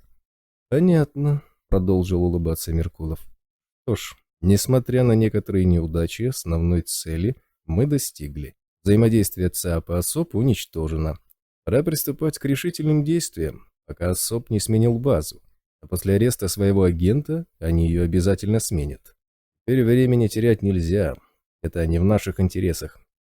Сообщите нашему человеку в сателлите, что секрет функционирования УИПа в желтой необходимо выяснить как можно скорее. Это приоритетная задача. Как только мы получим эту информацию, сразу же начнем финальную фазу операции. Пока же, уважаемый Фикса, приступайте к ее подготовке. Вы знаете, что делать. Да, босс. Замутим все красиво. Сразу после выброса начнем. Уголовник кивнул своему молчаливому спутнику, и оба покинули подземную квартиру Меркулова. Резидент запер за ними дверь и активировал мин-ловушки. Он привычными движениями проверил надежность запоров, убедился в правильной работе скрытых камер внешнего наблюдения, совмещенных с инфракрасной подсветкой, и вернулся за свой рабочий стол. Итак, события развиваются несколько иначе, чем планировалось изначально. Секрет подключения электричества в желтой зоне сохранить в тайне не удалось. Если ЦАП понял, как запустить там УИП, то рано или поздно он поймет, как использовать электронику. Это серьезно усложняет дело. Как только секрет УИПа станет общеизвестен, в желтой зоне хлынет людской поток. Впрочем, само по себе это не есть неразрешимая проблема. Вода и уникальные медикаменты – вот главное сокровище ОСОП. И, судя по всему, этот кусок пирога еще никем не захвачен. Значит, если сделать все вовремя, его можно заполучить раньше остальных. Имея эти возможности, можно довольно быстро занять в реале особое положение, когда всем выгоднее с тобой торговать, а не воевать. Но для этого необходимо свято поддерживать монополию на лекарства и добычу воды. И чем дольше существует ОСОП, тем больше вероятность того, что эти секреты перестанут быть секретами. Теперь действовать нужно решительно. Научные сотрудники, работающие на Медведя, должны быть захвачены. От остальных людей Медведя необходимо избавиться. Меркулов не сомневался в том, что так или иначе найдет способ заинтересовать этих ученых работой на себя. Русские сейчас уже не те, что были раньше. За деньги сделают, если не все, то почти все. Договоримся, не в первый раз такая у него работа. Меркулов задумчиво разглядывал список ОСОПа. Какая малая горстка людей, и так сложно к ней подобраться. Давно он не сталкивался с подобной ситуацией, с самого развала СССР. В те времена многие русские трудились не ради личного обогащения, а ради идеи. А идейный человек может быть абсолютно неприступен, если свято верит в свое дело. С тех пор таким проблем не возникало. Он всегда без особого труда вербовал агентов. И вот сейчас, глядя на этот список, президент четко почувствовал забытую, но слишком хорошо знакомую когда-то проблему. Из этих не купить никого. Педросчет строится лишь на двух предположениях. Первое. Московские ученые окажутся более цивилизованными, нежели их местное армейско-колхозное окружение, и потому согласятся на сотрудничество либо ради финансовой выгоды, либо ради достижения иных личных целей, например, слава и известность в научном мире, возможность публиковать свои работы за пределами этой дикой страны на крупнейших мировых научных площадках. И второе. Их разработки, которые удастся захватить в случае отказа от сотрудничества, существенно повлияют на достижения ученых его собственной страны. Начальство уже подтвердило готовность создать в «Желтой» еще одну научную лабораторию, которая в том числе будет работать над проблемой избавления его, Меркулова, от зависимости. В случае успеха этот товар можно будет продавать России очень выгодно, не говоря уже о перехвате инициативы в оборонной отрасли. Это обойдется в копеечку, ведь придется обзавестись сильными научными специалистами, которые будут работать в реале. Это означает похищение нужных людей по всей Восточной, а может быть и Западной Европе, доставка их сюда, соответствующая психологическая обработка и множество других сопутствующих действий. Но с этим его организация справится. Величайшее в мире государство всегда получает все, что пожелает в любой точке планеты. Однако для того, чтобы механизм закрутился, необходима отправная точка, готовые научные данные, многообещающие разработки, доказывающие наличие выгоды во всем этом мероприятии. Возникновение зависимости слишком сильно осложнило работу, и начальство не пойдет на масштабные проекты, не имея конкретных перспектив. Но независимо от того, заинтересуется его правительство подобной информацией или нет, есть еще он лично. и о нем никто не позаботится, кроме него самого. А сидеть в ареале безвылазно, до самой смерти от старости, Меркулов не собирался. Пора занять более весомое положение на местной политической арене, и для этого нужны не менее веские основания. Поэтому до ученых особ ему необходимо добраться прежде, чем это сделает Рау. Караванчик с минуты подсчитывал цифры, чиркая карандашом по блокноту, после чего вывел итоговую сумму покупки и протянул блокнот Водяному, согласовывая сделку. «Все верно», — Водяной утвердительно кивнул, не дотрагиваясь до блокнота. «Меня устраивает. Если у вас нет возражений, то сделка заключена. Можете забирать интересующий вас товар». Он сделал короткий жест в сторону стоящих в углу торговой поляны бочек с водой. Караванчик обернулся к своим людям, отдал команду, и его спутники принялись переливать воду из бочек Водяного в собственные емкости. Еще один человек забрал только что приобретенную экспериментальную эмку и без лишних слов удалился. Торговля с этим караваном была завершена, но караванчик не покидал место сделки, неуверенно переминаясь с ноги на ногу. «Я могу вам помочь чем-нибудь еще?» — поинтересовался у него Водяной. «Ну...» — караванчик замялся. «Я хотел спросить». Он покосился на скучившихся в месте ожидания представителей следующего каравана и едва слышно произнес. «Скажите, Водяной, а вы можете по заказу достать из красной зоны определенную вещь, растение, к примеру, или кору?» «Мы не работаем с заказами вне желтой зоны», — не моргнув глазом, ответил Водяной. «А иные территории наша юрисдикция не распространяется. Все, что мы можем предложить, представлено в нашем пресс-листе, который у вас есть. Желаете получить еще одну копию?» «Нет, у меня их 3», — махнул рукой караванщик, заметно опечалившись. «Ну, тогда я пошел. Всего вам хорошего», — вежливо попрощался Водяной. «Покойной обратной дороги». Минут 15 покупатели возились с переливом воды, после чего покинули поляну, бросая недовольные взгляды на следующих клиентов. Те, в свою очередь, отвечали им тем же. Едва предыдущий караван ступил на тропу, отправляясь в обратный путь, новенькие поспешили занять место покупателей, и их торговец приблизился к Водяному, невозмутимо стоящему возле своей тележки с медицинским термоконтейнером. «Здравия желаю, Водяной!» — дружелюбным тоном негромко приветствовал его караванчик. «Добрый день, Короб!» — поздоровался с наемником Водяной. «Рад вас видеть в нашем магазине. Насколько я вижу, вода еще осталась», — констатировал тот. «Я с удовольствием выкуплю ее. Как хорошо, что вы увеличили объем производства. Честно говоря, мы боялись не успеть». «Мы увеличили объем выставляемого на торги», — словно невзначай опроверг догадку скрывающегося под личиной торговца опера Водяной. «Темп добычи воды не изменился. Хотите приобрести что-либо еще?» Он внимательно посмотрел на караванщика. «Да», — Короб сделал вид, что уже забыл о своем только что заданном вопросе. «Я хотел бы приобрести мембрану М, вашей модификации, 10 комплектов. Если есть больше, я готов приобрести и их». Военсовет принял решение об увеличении численности личного состава СОБР. «Экспериментальная мембрана М – это эксклюзивный товар», – покачал головой Водяной. «Мы не производим ее оптом. Это штучный заказ. Комплект, имевшийся в наличии, только что был продан. Для изготовления следующих нам требуется время и исходный материал. Уточняйте позже». «Я готов подождать», – немедленно заявил Короб. «Столько, сколько потребуется. И стандартные эмки у меня с собой. Можете использовать их в качестве исходников. Если вы примете заказ, я готов сделать предоплату в счет будущей сделки».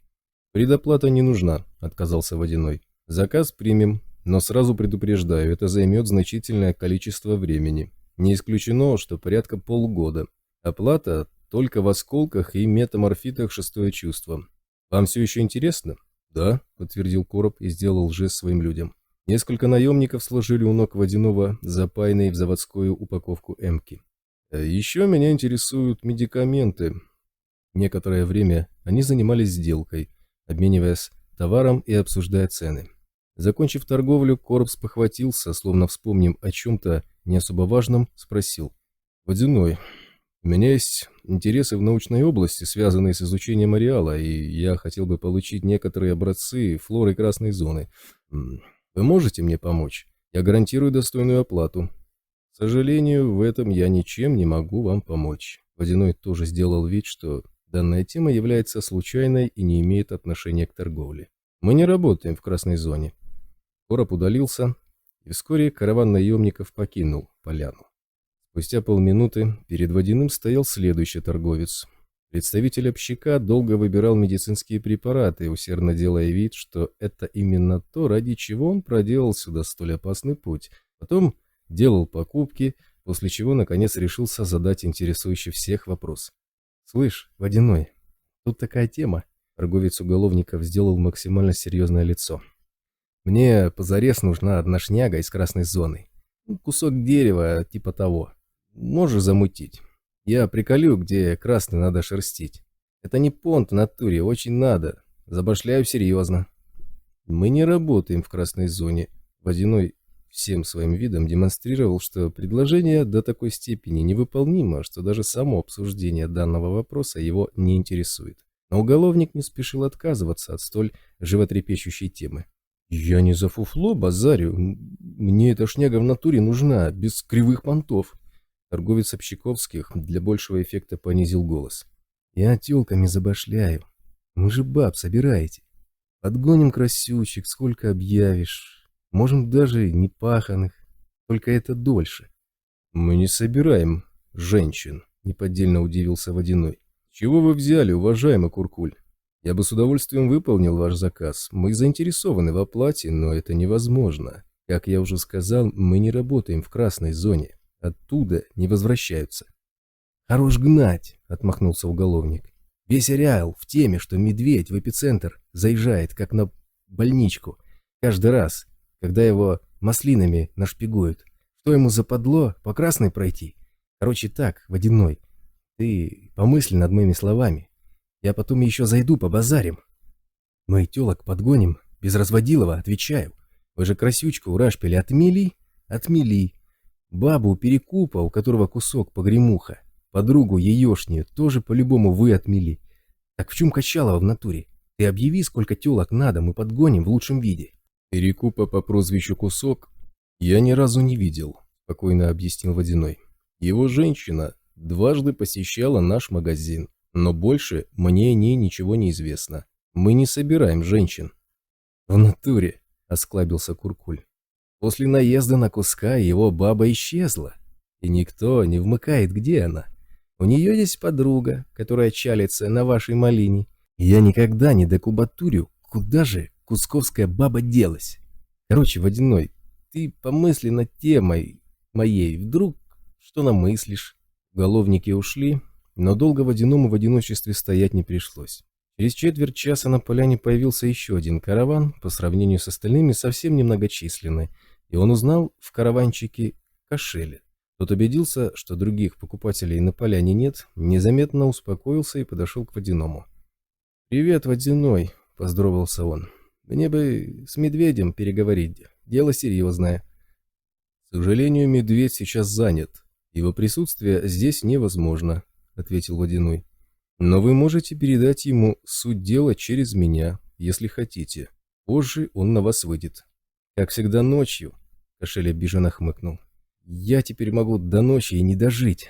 В меня глобус вцепился мертвой хваткой, требует достать из красной зоны лекарства против зуда. Они с подковой вчера меня выдернули прямо из магазина и так мне мозг взорвали, что я до сих пор вздрагиваю от каждого шороха. Как только не замочили меня, когда я попытался отказаться, даже не понимаю. Не иначе чудо Господне. Я даже возвращаться в поселение боюсь». «Вас не затруднит более подробно объяснить, в чем проблема?» — уточнил Водяной. «Не затруднит», — Кошель обреченно фыркнул. «Все началось за день до прошлого выброса. Кто-то опустил слух, будто где-то в красной зоне есть какой-то волшебный пень. Если натереться пылью с его коры, то это дает избавление от зависимости. Только когда из ареала выйдешь, заходить обратно уже нельзя, иначе опять заработаешь зуд. Слух разлетелся мгновенно повсюду, и началось. Очень похоже на байку». Водяной позволил себе сдержанную скептическую улыбку. Причем довольно незамысловатую, из тех, которыми подвыпившие сталкеры обмениваются в кабаках. «К сожалению, все гораздо серьезнее», — уныло скривился Кошель. «Говорят, что первыми об этом пне узнали наемники. Один из их отрядов провожал через весь ареал то ли 5, то ли 10 сталкеров. Клиентов встретили в желтой зоне, вывели из ареала и обеспечили надежный коридор через нейтралку. Ну, тут-то и выяснилось, что у клиентов зуда нет, и уходят они навсегда. Рубили здесь бабла, закинули его в банк, и теперь живут в свое удовольствие на теплых заграничных морях. Уходя, они тем наемникам оставили карту, на которой отмечено точное местоположение пня. И находится оно в красной зоне, совсем недалеко. Вроде как те 10 сталкеров сами случайно на него наткнулись, и пока поняли, что он от зуда избавляет, красная зона то место и поглотила. Ну, короче, ушли они из ареала без зависимости и с баблом. Даже пообещали тем наемникам зажечь за всех нас на большой земле от души. А пень остался, и теперь вся эта идея фикс для половины ареала, если не для всех вообще. Вы в это верите, уважаемый кошель? Водяной улыбнулся. Народ падок до сенсаций, а это играет едва ли не на самых чувствительных струнах души любого жителя ареала. Обычная афера. Не знаю, тяжело вздохнул кошель. Не похоже как-то на обычный треп. Все серьезные люди этим заинтересовались. Тупыми байками для дебилов так не бывает. Подкова сказал, что опера наемников, как только поступила эта информация, сразу же начали ее проверять. Вроде нарыли какие-то детали, которые подтверждают слова рассказчиков. Мне вообще вроде как об этом чудесном пне и узнали благодаря тому, что сопровождением тех сталкеров занимался супер-пупер профессиональный отряд. Кажется, их сам Шум вел. А круче него в ареале по сопровождению никого нет. Он засаду носом чует, словно лайка белку. Еще говорят, что те сталкеры ничего рассказывать не хотели. Всю дорогу молчали и были облеплены фальшивыми усами и бородами так, что чуть ли не одни глаза из волос торчали. Наемники их вычислили по каким-то внешним признакам, вроде как клиенты слишком перестраховались и по ценнику на услуги, и по стараниям зашифроваться. Шум прищучил их уже на нейтралке, и последний из тех, кто уходил, все рассказал. И то он не очень стремился это сделать, хоть и знал, что пень тот красная зона уже поглотила.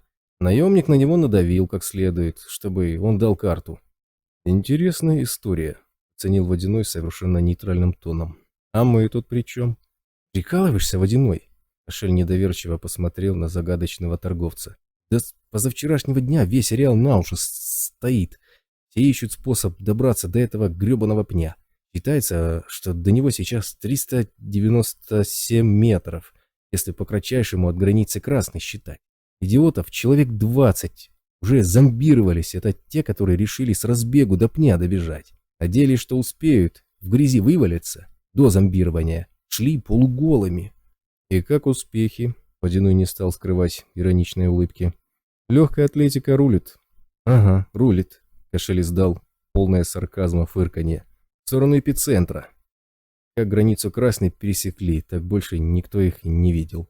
В том месте сейчас общаковские тусуются. Их там стволов 200 собралось. Каким-то новичкам мозги промыли своей уголовной романтикой и запускают их в красную зону по одному, по два. Искать этот пень. Кто-то идет, кто-то пытается сорваться оттуда, но назад еще ни один не вернулся. Сейчас все бригады на эту тему головы ломают. Вон глобус с подковой. До меня и добрались. Ты же в курсе, что он в эпицентре живет, и что тебя оттуда же прислали, когда того Водяного, что до тебя тут торговал. Медведь за какие-то косяки сожрал. А вы что, близнецы? Все водяные есть абсолютные копии друг друга. Водяной сделал предельно серьезную физиономию. Теперь вы хотите, чтобы медведь достал для вас грязь мифического пня? Если бы, усмехнулся Кошель. Вроде как для того, чтобы грязь работала, пень нужно выдернуть из красной зоны целиком. Ну или хотя бы половину пня притащить. Для этого нужен термоконтейнер, типа твоего, только больше, чтобы все поместилось. Кто-то глобусу нашептал, что я с медведем лично общаюсь. Он обреченно махнул рукой и с тяжелым вздохом повторил. Как только не замочили меня. Побоялись, видать, что мертвый я с медведем не договорюсь. А теперь вот точно замочат. Таких бабок, как у Куска, у меня нет, чтобы взвод охраны нанять. «Взвод охраны?» — улыбнулся Водяной. «Чем же этот кусок не угодил вашему глобусу?» Ты и этого не знаешь? Кошель удивленно посмотрел на Водяного, но тут же спохватился. А, да, конечно, не знаешь. Сидите себе за границей зеленой зоны и пофиг вам на все. Везет. Он печально скривился. Сейчас все, кто только имел дела с прежним Водяным, стали очень популярны. Многие надеются, что ты или кто-то из ваших смогут тот пенис красный приволочь. А Кусок жил с бабой, подругу которой медведь забрал себе в наказание за беспредел на торговой тропе. Тот Водяной, что до тебя здесь был, как-то сказал, что она жива еще. А потом баба Куска к нему сюда на поляну уходила, а подруги спрашивала. Говорят, вернулась вполне довольная. Короче, магазин Куска уже дважды штурмовали. Хотели эту бабу отмести, чтобы вам на тот пень заменять. Первый раз охрана Куска отбилась, а во второй почти вся полегла. Магазин захватили. Уцелевшие охранники Куска на складе спрятали и там отстреливались, пока помощь не подошла.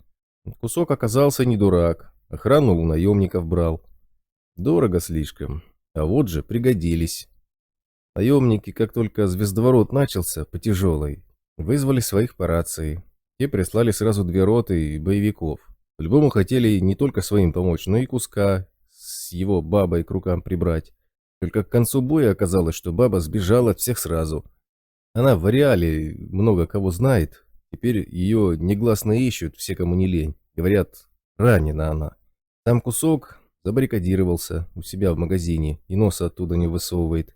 Впрочем, клиентов у него теперь хоть отбавляй. Толпами ломится. Сулят сказочные богатства за помощь в переговорах с медведем.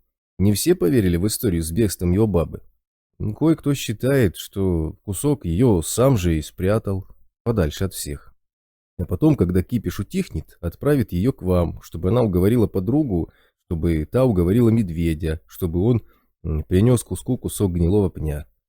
Короче, Кусок сейчас в своем магазине хозяин только на словах. В действительности там его охрана заправляет.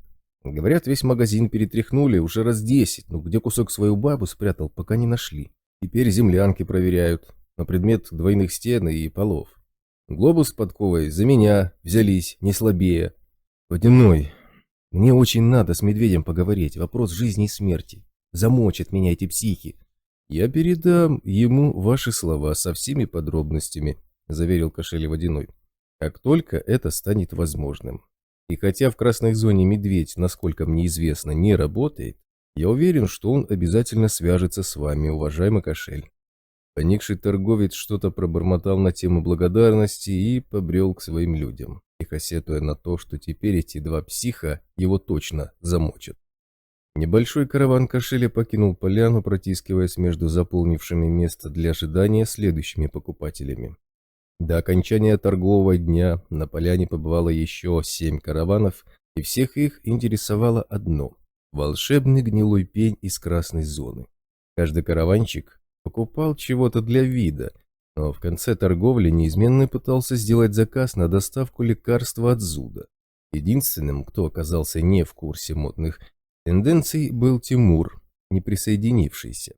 Он вышел к магазину спустя четверть часа после окончания торгов и передал для медведя здоровенный рюкзак, плотно набитый пустыми шприц-тюбиками в заводской стерильной запрессовке. Непор сообщил, что и он, и дочь-обезьянка абсолютно здоровы, и еще раз поблагодарил за помощь, взял пару антидотов для кого-то из друзей и ушел, напоследок оставив для медведя свои координаты.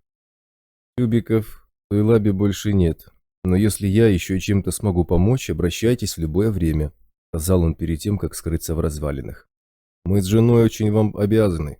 Ася после лечения стала меньше кидаться на людей, и мы надеемся, что она не убежит в эпицентр, как сынишка наших соседей.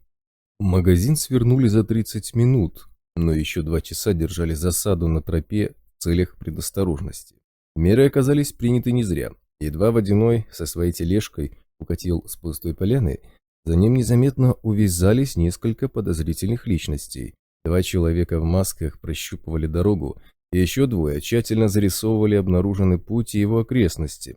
Пришлось прострелить одному из них руку, дабы внеурочные посетители убрались восвояси. Больше любопытных не нашлось, и с наступлением вечера медведь увел людей на базу. Пока занимались разбором нового товара, складской вознёй и обслуживанием снаряжения, к майору дважды подходила Бэмби, всякий раз с какой-то важной ерундой. Ее глаза смотрели так же грустно, как глаза Водяного, но девчонка с разговорами не приставала, и оба раза немедленно уходила, получая равнодушные и лаконичные ответы. Похоже, Айболиту удалось доходчиво объяснить ей, чтобы не лезла, куда не зовут. Непонимающие взгляды остальных обитателей базы, от глаз которых не укрылись произошедшие изменения, здоровяк предпочел проигнорировать. В итоге медведь, как обычно, под мелким предлогом, пропустил общий ужин и поел позже, в одиночестве, когда на камбузе остался лишь Айболит, возившийся с кастрюлями и котелками. «Как чувствуешь себя?» — бесцветным тоном спросил военврач, на мгновение отрываясь от дел. «Нормально», — ответил майор, получая тарелку с кашей. «Это никак не ощущается. Но фронтовик сразу увидел. У него, оказывается, есть чувство юмора. Он пригласил меня к себе в гости, в эпицентр, потому что где смерть внутри меня засела. Довольно забавно, если подумать, как раз в стиле аномалии, уничтожающей всех на своем пути». Медведь тихо хохотнул, но Айболит шутку не поддержал, лишь угрюмо насупился и пробормотал что-то на тему того, что надо будет провести медведю еще одно комплексное обследование с применением X-эссенции. «Не гноби себя, Виталя!» Здоровяк легонько хлопнул его по плечу. «Ты не можешь вылечить то, что невозможно даже почувствовать. Все будет так, как должно быть, и я ни о чем не жалею. Наоборот, очень красиво вышло. Ты бы видел, с какими рожами бандюки драпали кто куда, когда я вышел им в спину. Не ждали они такого поворота, но жить хотели так сильно, что ломанулись, будто 100-метровку сдавали на время, не разбирая дороги. Думаю, не я один вскоре из этого мира отчалю. Признаться, очень греет мне душу. Кстати, Виталя, спасибо тебе за Бэмби. Она больше не вертится у меня под ногами. Что ты ей сказал? Надеюсь, не правду о паутине?» «Правда, вряд ли бы ее испугала», — буркнул Айболит. «Она в себя влюблена, в таком состоянии море по колено. Пришлось сказать, что ты ее не любишь. Тебе неприятно ее общество и очень расстраивает ее неприкрытая да нельзя назойливая навязчивость. С тех пор она не лезет к тебе, а заодно не смеется и не улыбается». «Ничего, время вылечит. Засмеется еще», — отмахнулся медведь. «Ты же понимаешь, что так лучше для всех, особенно для нее. В конце концов, Водяному или расу сейчас гораздо хуже». Инструктор не ответил, и майор поставил в мойку опустевшую тарелку. «Пожалуй, стоит навестить Кварца. После встречи расы с отцом зомби, ареста Кнопки и погружения Бэмби в печаль неразделенной любви, на этой базе кроме него не осталось ни одного человека в приподнятом настроении. Хорошо, что хоть Кварц доволен открывающимися перспективами, хоть кто-то чему-то дорадуется». Медведь кивнул своим мыслям и направился в кабинет контрразведчика. Кварц задумчиво сидел за своим столом, внимательно изучая план сателлита с уровиметром в руках. Его взгляд был хмур, но в остальном Кварц выглядел вполне оптимистично. «Планируешь захватить сателлит?» — приветствовал контрразведчика здоровяк. «Советую заняться этим в первый день после выброса. В это время они не выходят наружу. Захватишь все шайбы и затопишь город водой. Никто не уйдет живым, если не брать на операцию Водяного». «Это правильное уточнение», — улыбнулся Кварц. Он бросил на план карандаш и потянулся, расправляя спину, затекшую от длительного сидения в одной позе. «Пытаюсь понять, где совет директоров устроил в административном квартале секретные уровни. Ясно же, что на общедоступном плане города никто не отметит наиболее важные помещения. Белов не глуп, настолько примитивной ошибки он не допустил. Но есть человеческий фактор, от которого никуда не денешься. Кто-то обслуживает эти площади. Уборка, вентиляция, мелкий ремонт и так далее. Слухи просачиваются. Вероятность того, что Кнопку можно освободить силовыми методами, нашими силами, я оцениваю где-то в 0,5%. Невозможно, если говорить проще. Но ситуация изменится после возвращения рентгена. Я не берусь рассчитать, в какую именно сторону. Поэтому на всякий случай лучше иметь как можно большее представление о логове противника. Думаешь, наша авантюра с гнилым пнем увенчается успехом? Медведь уселся на стул. 500%. Контрразведчик с тревогой покосился на мебель, жалобно скрипящую под 130-килограммовой тушей. Весь ареал гудит, как разворошенное осиное гнездо. Сегодня у Водянова в магазине побывало 11 караванов, абсолютный рекорд. И всех интересовало только одно – чудодейственный пень. Абсолютно все крупные группировки ареала предприняли попытку заполучить его через Водянова.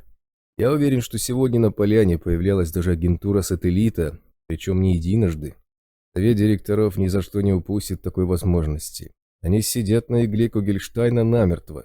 Тем более, что в настоящий момент Белов с Лозинским находятся в сателлите. Ждут, пока сыворотка снова сможет на них действовать. Заметь, Коля, они единственные, кто имеют реальную возможность добраться до чего-то, что находится в красной зоне. У них есть болт. И никакого толка от него ФСБшники и следователи до сих пор не добились. И всем уже ясно, что и не добьются. Зачем бессмысленно держать его взаперти, когда он может обязательно попытаться? Соблазн слишком велик.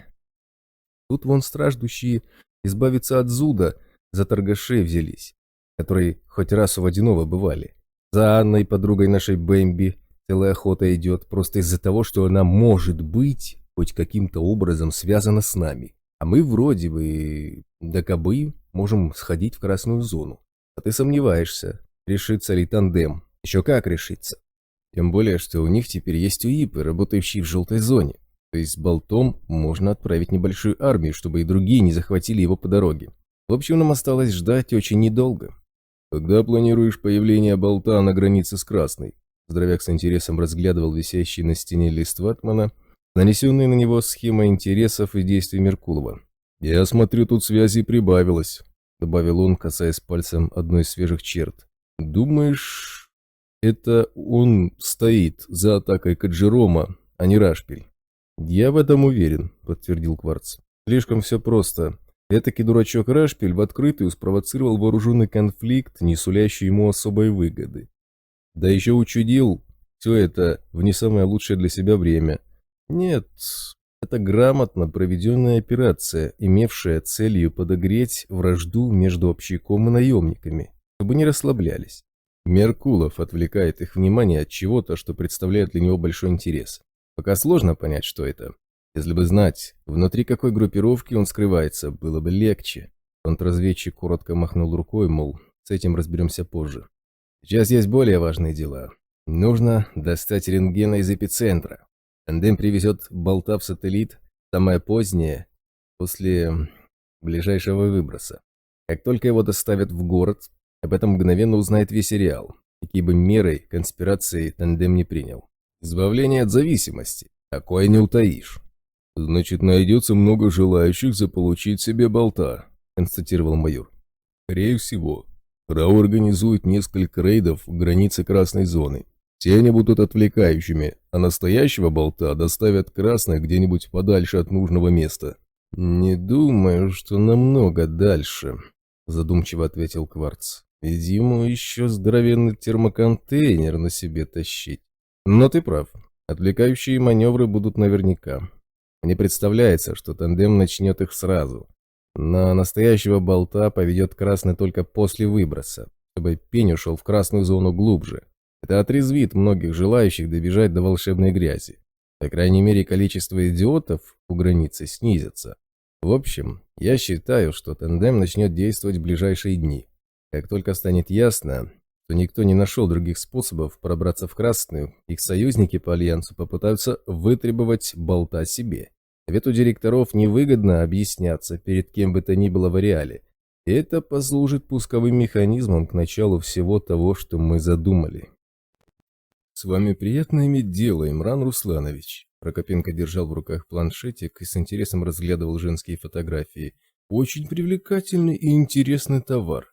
«Для тебя все что угодно, дорогой». Грузный немолодой чернево мужчина в дорогом костюме заулыбался и передал только что полученный от чиновника огнеупорный чемодан своему помощнику. Смуглый молодой человек открыл объемистую крышку, и чемодан оказался туго набит упаковками 100-долларовых банкнот. Помощник Имрана достал из кармана портативный сканер валюты и принялся проверять купюры на подлинность. «Ты же знаешь, я тебе всегда рад». «Так рад, что проверяешь мои деньги прямо при мне», — внутренне усмехнулся Прокопенко. «Я тебе плачу очень хорошо, да еще и прикрываю твой черный зад от пожизненного срока, причем прикрываю на самом высшем уровне. Такое партнерство стоит ценить гораздо усерднее, гораздо. Ничего, сейчас я тебе ласково намекну на то, от кого здесь все зависит». Чиновник, продолжая держать на лице умиротворенную улыбку, терпеливо дожидался окончания проверки содержимого чемоданчика, листая фото только что оплаченной партии товара. Люди Имрана на этот раз постарались куда лучше, чем в прошлый.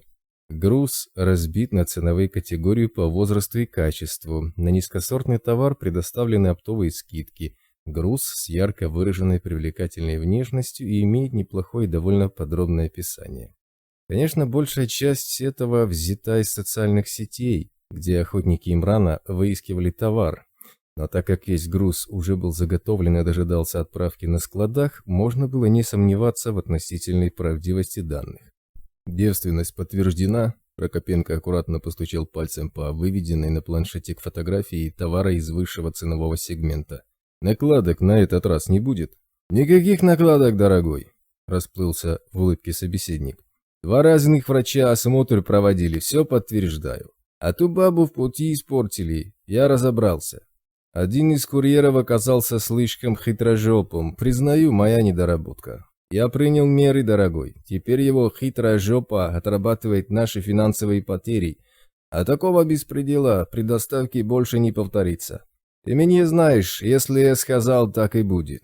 «О», – Прокопенко уважительно закивал. «Имран Русланович, в вашем профессионализме я не сомневаюсь ни на секунду». Он демонстративно посмотрел на помощника собеседника, закрывающего чемодан. «И мне право обидно, что вы сомневаетесь в моей честности». «Какие сомнения, дорогой, ты что?» – замахал руками Имран. «Просто это деньги, они счет любят, ты же знаешь. Работа у нас нервная, не мы такие, жизнь такая». Он хохотнул, довольно остроумно вставленной крылатой фразой. «Выпей вина, дорогой, расслабься, мы же друзья». Имран потянулся к бутылке коллекционного вина и лично наполнил бокал чиновника.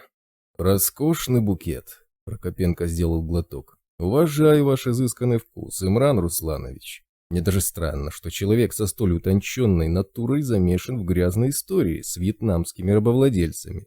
Федеральная служба безопасности уже получила указание с самого верха не допустить потерю репутации страны на международном уровне. Враги России будут изобличены и привлечены к ответственности. Вы наверняка в курсе, что несколько дней назад в ходе операции по задержанию был уничтожен один из их лидеров». «Я не имею к этому никакого отношения, дорогой». Улыбка Имрана стала гаснуть, и он заметно напрягся.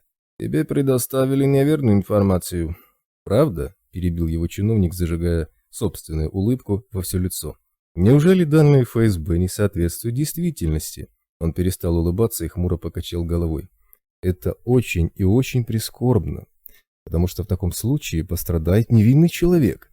Я даже не знаю, где ФСБ умудрились найти против него столько улик и доказательств. Не думайте же вы, Имран Русланович, что они сфабриковали настолько огромную доказательную базу. Для оснований к задержанию достаточно было бы и гораздо меньших усилий.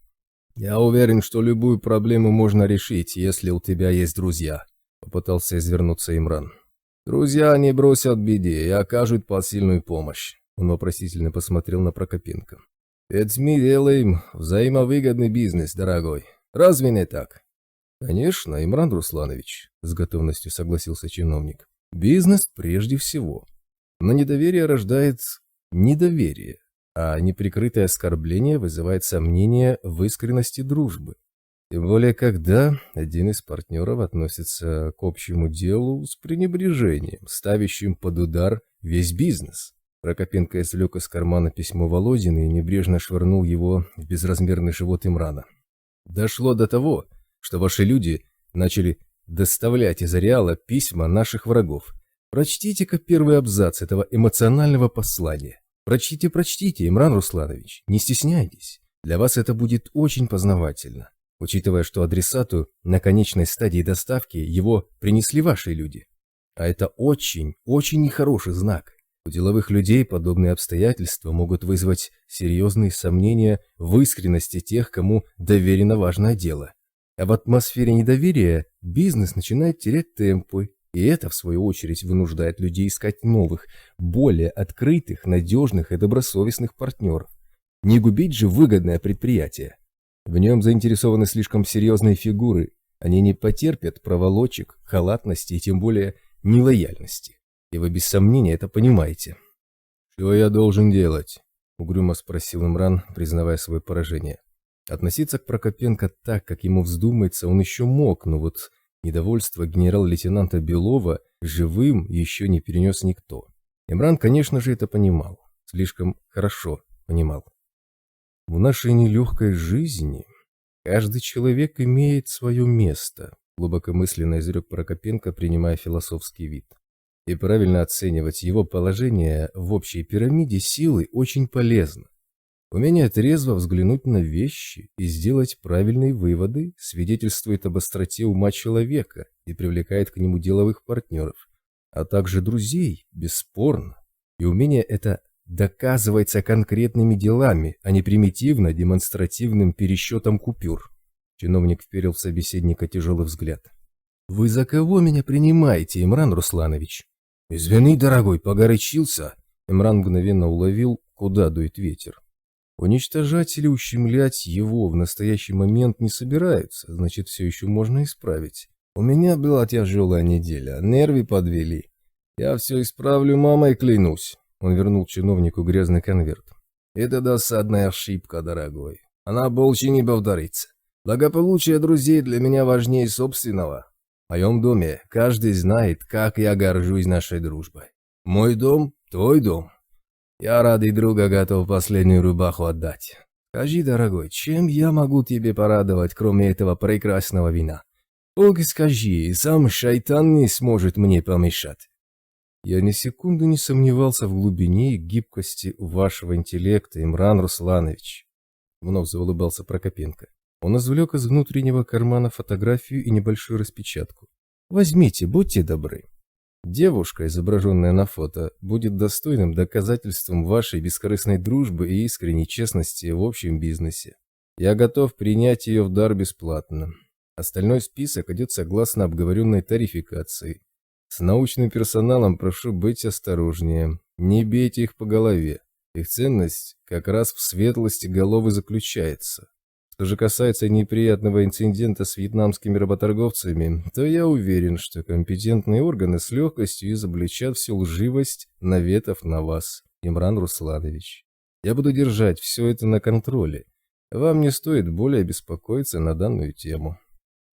«Я всегда верил, что настоящие друзья не бросят в беде», — восторженно заявил Имран, убирая фотографию и вновь берясь за бутылку вина. «Твои слова словно бальзам для моей усталой души. Я выполню твою просьбу. Вот это будет нелегко, ты же понимаешь, чья это дочь, дорогой. Но что может быть важнее дружбы? Ничего». Он протянул к чиновнику свой бокал. «За дружбу!»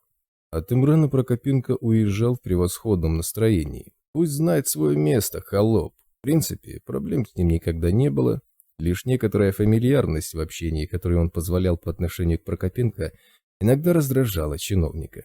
Ради общего дела такую мелочь можно было и потерпеть, но раз уж представилась возможность щелкнуть холопа по носу, то Прокопенко ею воспользоваться не преминул. Вот как залебезил, сразу понял, кто тут хозяин. Это особенно грело душу в свете последних неприятных событий, преследовавших чиновника.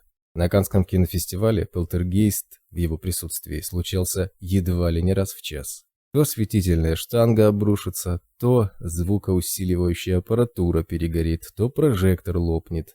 После того, как под несколькими всемирно известными знаменитостями переломались каблуки и ножки кресел, что привело к крайне конфузным падениям прямо под объективами журналистов, тамошняя служба безопасности все-таки вычислила Прокопенко, не снимавшего темные очки. Чиновника тихо и без шума выдворили с фестиваля и попросили покинуть город. Вот же ублюдки.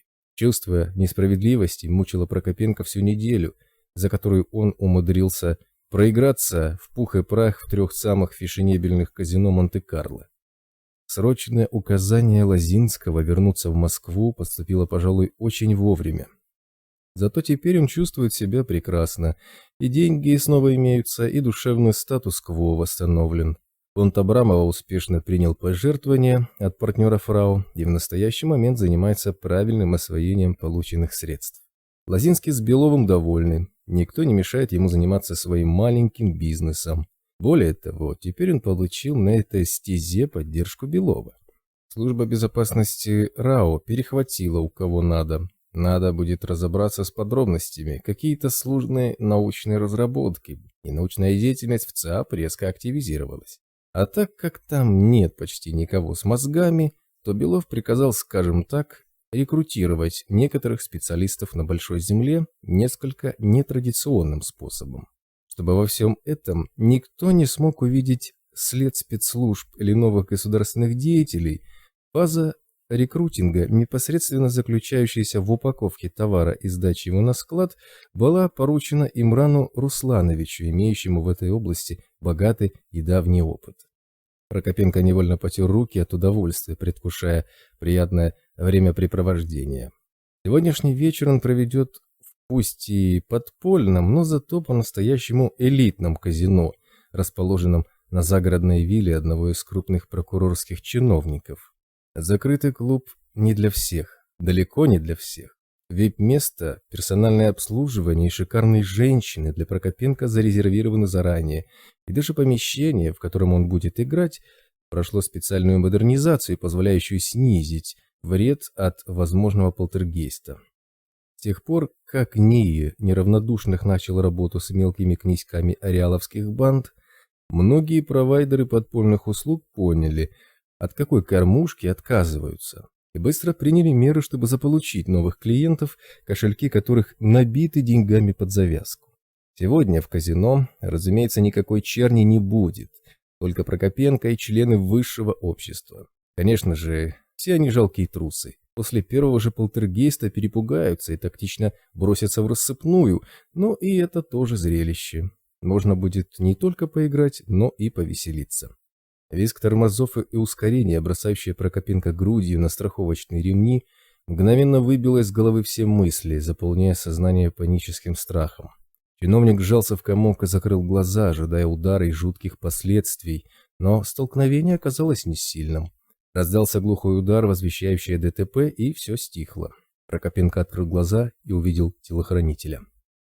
«Как вы себя чувствуете, Максим Анатольевич?» Офицер ФСО быстро и сноровисто осмотрел чиновника на предмет травмы, добавил. «Повреждений нет. Через минуту мы продолжим движение на автомобиле охраны. У нас отказало рулевое. К счастью, тормоза сработали штатно. Столкновение получилось неопасным. Даже подушки не сработали». Рация в его ухе зашипела, он прислушался и потянулся к креплениям ремней, удерживающих Прокопенко на заднем сидении. «Машина рядом, можно выходить». Телохранитель расстегнул замки. «На заднее сиденье, Максим Анатольевич». Прокопенко торопливо перебрался из машины в машину, бросив недовольный взгляд на место аварии. Его джип ударил какую-то позорную чехотку в водительскую дверь. Кажется, водитель Рахомы получил травму. Кто-то из охраны перебинтовал ему голову. Чиновник брезгливо скривился. «Сам виноват. Если нет денег на нормальную машину, оборудованную боковыми подушками безопасности, ходи пешком.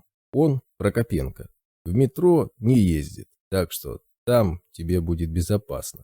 Чиновник уселся в автомобиль охраны и тщательно пристегнулся. На встрече с Имраном на служебном автобусе РАО не поездишь. Приходится рисковать. Скорее бы уже доехать до офиса одной из подставных фирм, где он оставил свой автобус. Точную копию автобуса Лозинского. В нем можно чувствовать себя относительно спокойно. Авто разработано специально под полтергейст. Это не значит, что аварии не будет. Наоборот, как раз в своем автобусе Прокопенко попадал в них постоянно. Но мощная, многоуровневая система безопасности сводила последствия к минимуму. Джип охраны продолжил путь, и чиновнику вновь стало не по себе. Эта машина всего лишь бронированная и ничего больше. Его жизнь подвергается опасности, в любую секунду полтергейст может повториться. Чтобы отвлечься от мрачных мыслей, Прокопенко принялся смаковать детали предстоящего триумфа. К моменту его возвращения в Ареал, там его будет ждать еще одна девица, считающая себя центром мира. Посмотрим, во что превратится строптивая звезда эстрады. Пренебрегать вниманием Прокопенко есть большая ошибка. Пусть он царь и бог только в сателлите, но если ты хоть где-то царь и бог, то этот статус с тобой везде и навсегда. И тех, кто это не понимает, ждет очень горькое прозрение. Будешь на коленях передо мной ползать, как все предыдущие. Чиновник довольно улыбнулся, предвкушая сладостный мир победы.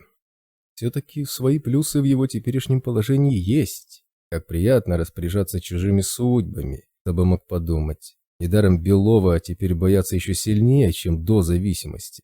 Кое-кто шепчет, что генерал организовал некий отряд киллеров из числа зависимых. Они тайно выезжают из Ареала, устраняют клиента и тайно возвращаются обратно.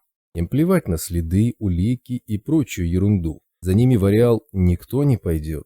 Очень веский финальный аргумент в подковерных интригах и прочих конфликтах, не разрешающихся в русле взаимопонимания. Правда, шептаться об этом довольно глупо со стороны этого самого кое-кого. Белов такого не простит.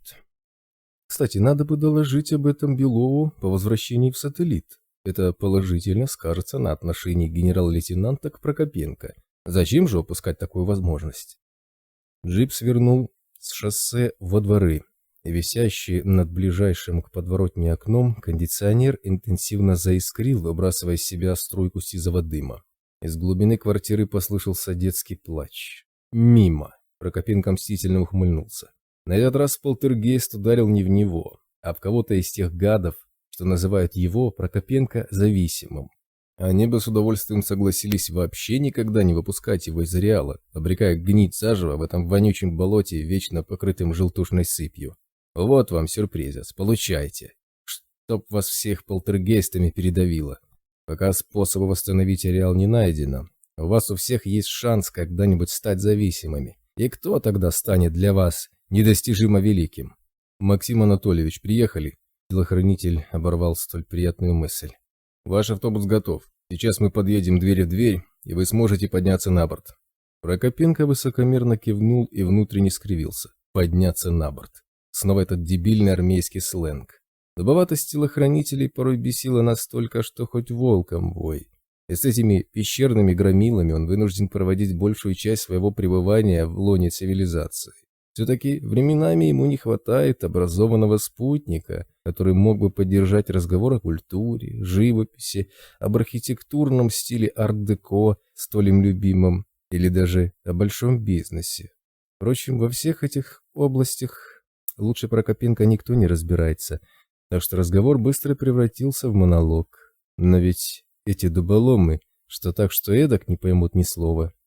Прокопенко дождался открытия двери и торопливо перебежал из джипа в автобус. Он прошел в личный отсек и с наслаждением разлегся на роскошном диване, ослабляя галстук. Теперь можно вздохнуть спокойно. Тут он в большой безопасности, чем где бы то ни было. «Максим Анатольевич, вам курьер», — сообщил селектор голосом помощника. «Дожидается вас больше 2 часов. У него пакет с грифом «Лично в руки». Разрешите впустить?» «Пускайте», — позволил Прокопенко, нехотя поднимаясь с дивана и поправляя галстук. Дверь в личный отсек открылась, и вошедший человек с внешностью дуболома из его личной охраны окинул взглядом помещение. Убедившись, что в отсеке кроме Прокопенко никого нет, он протянул чиновнику запечатанный конверт и сообщил. «Вам пакет от генерал-лейтенанта Белова. Лично в руки. Уровень допуска государственная тайна». Дуболом сунул Прокопенко ручку и какой-то бланк. «Распишитесь в получении». Чиновник поставил подпись, курьер удалился, оставляя его одного.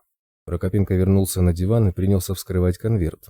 Случилось что-то очень серьезное, если ему передали инструкции не от Лозинского, а от Белова, да еще лично в руки и в виде бумажного документа. Он вытащил из конверта единственный лист бумаги, сложенный вдвое, и развернул его. Первое, что бросилось в глаза, был штамп с надписью «После прочтения уничтожить».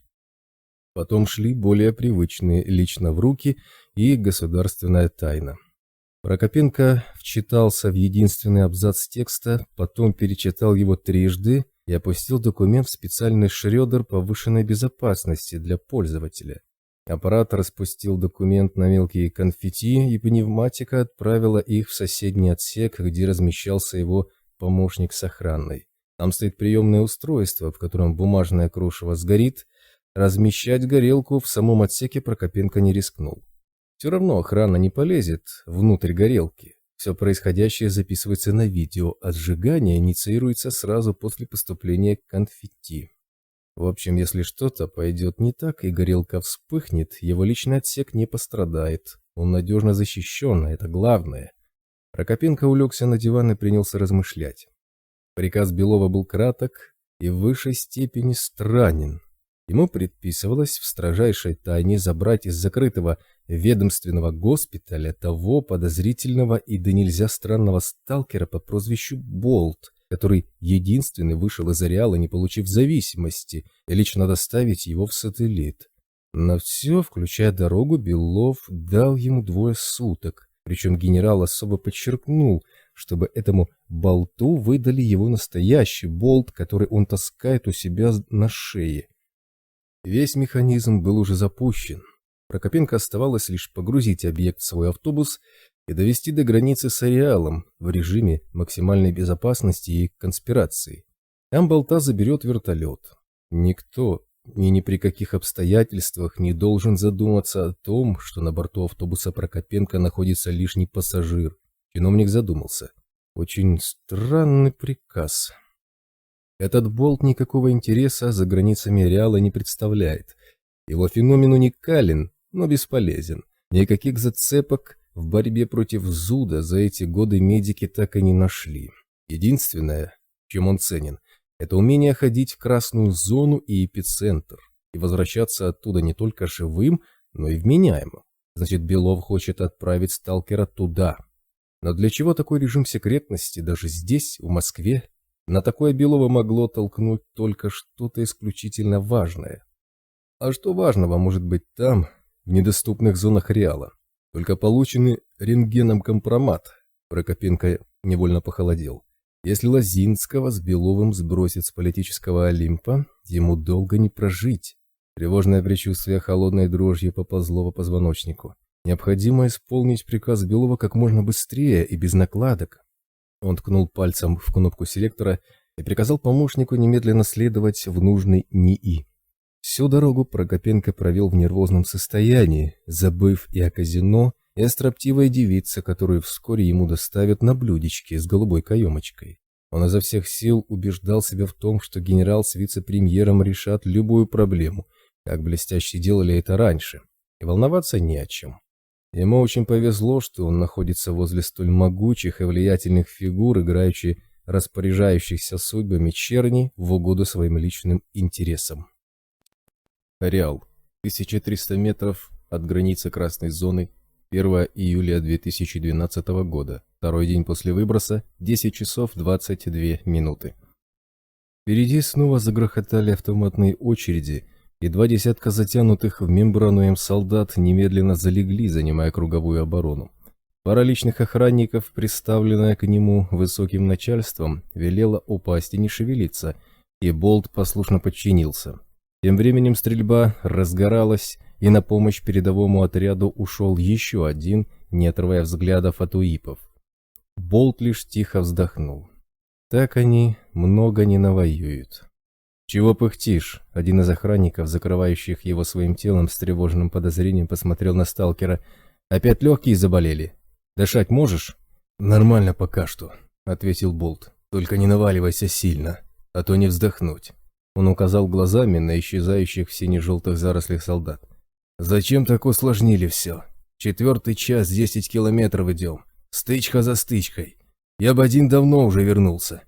«Только неизвестно к кому», — процедил охранник, немного отодвигаясь в сторону. «Тут по твою душу столько желающих собралось, что мы 60 стволов с трудом пробиваемся». «Доиграетесь», — укоризненно нахмурился Болт. «Фронтовика накличите. От него и с трудом не отобьешься. Давайте я сам пойду. Пройду осторожно, звериной стежкой, никто за мной не сунется». «Нельзя», — отрезал второй охранник. «Слишком рискованно». Тебя могут перехватить у границы с Красной. Там наверняка засада, и не одна. А от каждой местной банды. Они тут еще 2 выброса назад окопались. Нарыли землянок и ждут, когда ты появишься. До этого дня мы больше 10 боев провели. Имитировали твое появление. Сейчас сделаем так же, как всегда. Пробьемся к границе и повернем обратно. Они расслабятся и отойдут. Тут мы броском займем выгодные позиции и закрепимся. Тогда ты и пройдешь. У нас УИПы, у них нет. Это преимущество. Мы и используем. 2 метра радиус действия. Невелико преимущество, флегматично констатировал Болт. Ваши недруги тут 100% всю местность по сантиметру пробили за то время, пока здесь сидят. А вам глаз от УИПов не оторвать. А врага высматривать кто будет? Подставляйтесь вы сильно. Лучше бы сталкеров с собой побольше взяли. Ты это нашему начальству скажи, саркастически посоветовал ему солдат. Вдруг они тебя послушают. Ты же у нас важная птица. Видишь, сколько народа послали тебя оберегать? Я не напрашивался. Болт насмешливо фыркнул. Меня никто не спрашивал. Даже не объяснили толком, что я здесь делаю с такой армией. И зачем она мне? Если Красную я все равно один пойду. Он лишь покачал головой. Как УИПы-то в желтой заработали? Что за чудеса? Государственная тайна, хмыкнул первый охранник. Хрен его знает как. В ЦАП что-то намутили 6 дней назад. Скоро все узнают. А пока они есть только у нас. Он тихо выругался и почти беззвучно добавил. Чтобы они там все передохли в своем ЦАПе. Желтой зоны нам только и не хватало. Уже 1,5 десятка человек потеряли. Солдат посмотрел на Болта. УИП не взял? Толка от ваших 2 метров в Красной никакого, отмахнулся сталкер. Только отвлекать будет, если вообще там заработает. Красная это не желтая. Там все не так, как здесь. Болт на мгновение задумался. Давно я там не был. Кто знает, что там творится после катаклизма. Лучше бы я туда тихо прошел, да разведал обстановку заранее. Зачем держали меня в сателлите так долго? Так надо было. Вот и держали, отрезал второй охранник. Меньше знаешь, крепче спишь. Болт молча пожал плечами и принялся ждать развития событий. Все происходящее нравилось ему все меньше, с каждым часом, но выбирать все равно не приходилось. К тому же оказаться на свободе, пусть даже в ареале, после почти 2-летнего заключения в ФСБшных клиниках, это уж точно великое счастье. Да и предложение генерала Белова было более чем роскошным. Именно поэтому Болт сразу не поверил в искренность совета директоров. От людей, устроивших дезинфекцию и гибель тысяч невинных исключительно ради сокрытия собственных преступлений, за которые им не дали бы и пожизненного, можно ожидать чего угодно, только нечестности. Поначалу он даже подумал, а не сбежать ли ему от своих телохранителей-конвоиров, пересечь красную зону и выйти где-нибудь в желтой. Там можно пожить какое-то время, не привлекая внимания, пока не удастся разобраться, что теперь в ареале творится.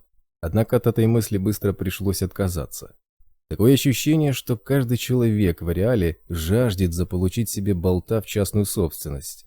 Эдак его нигде в покое не оставят, ни в красной зоне долго не проживешь, ни воды, ни еды там нет.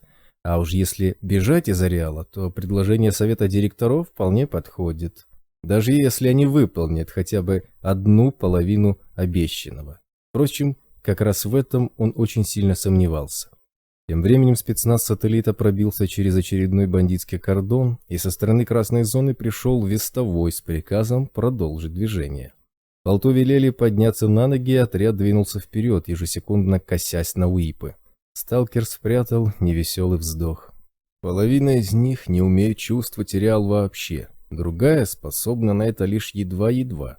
Они слишком надеются на УИПы. А что такое 2 метра, когда тебе в бок движется аномалия? От ползущей плеши они уйдут, от летающего магнита еще можно убежать, а если не вляпаешься по дороге, но токсичные газовые облака ползают слишком быстро, не говоря уже о жаровне. В итоге люди изо всех сил, желающие выжить, не сводят глаз с УИПов и постоянно попадают в засады бандитов.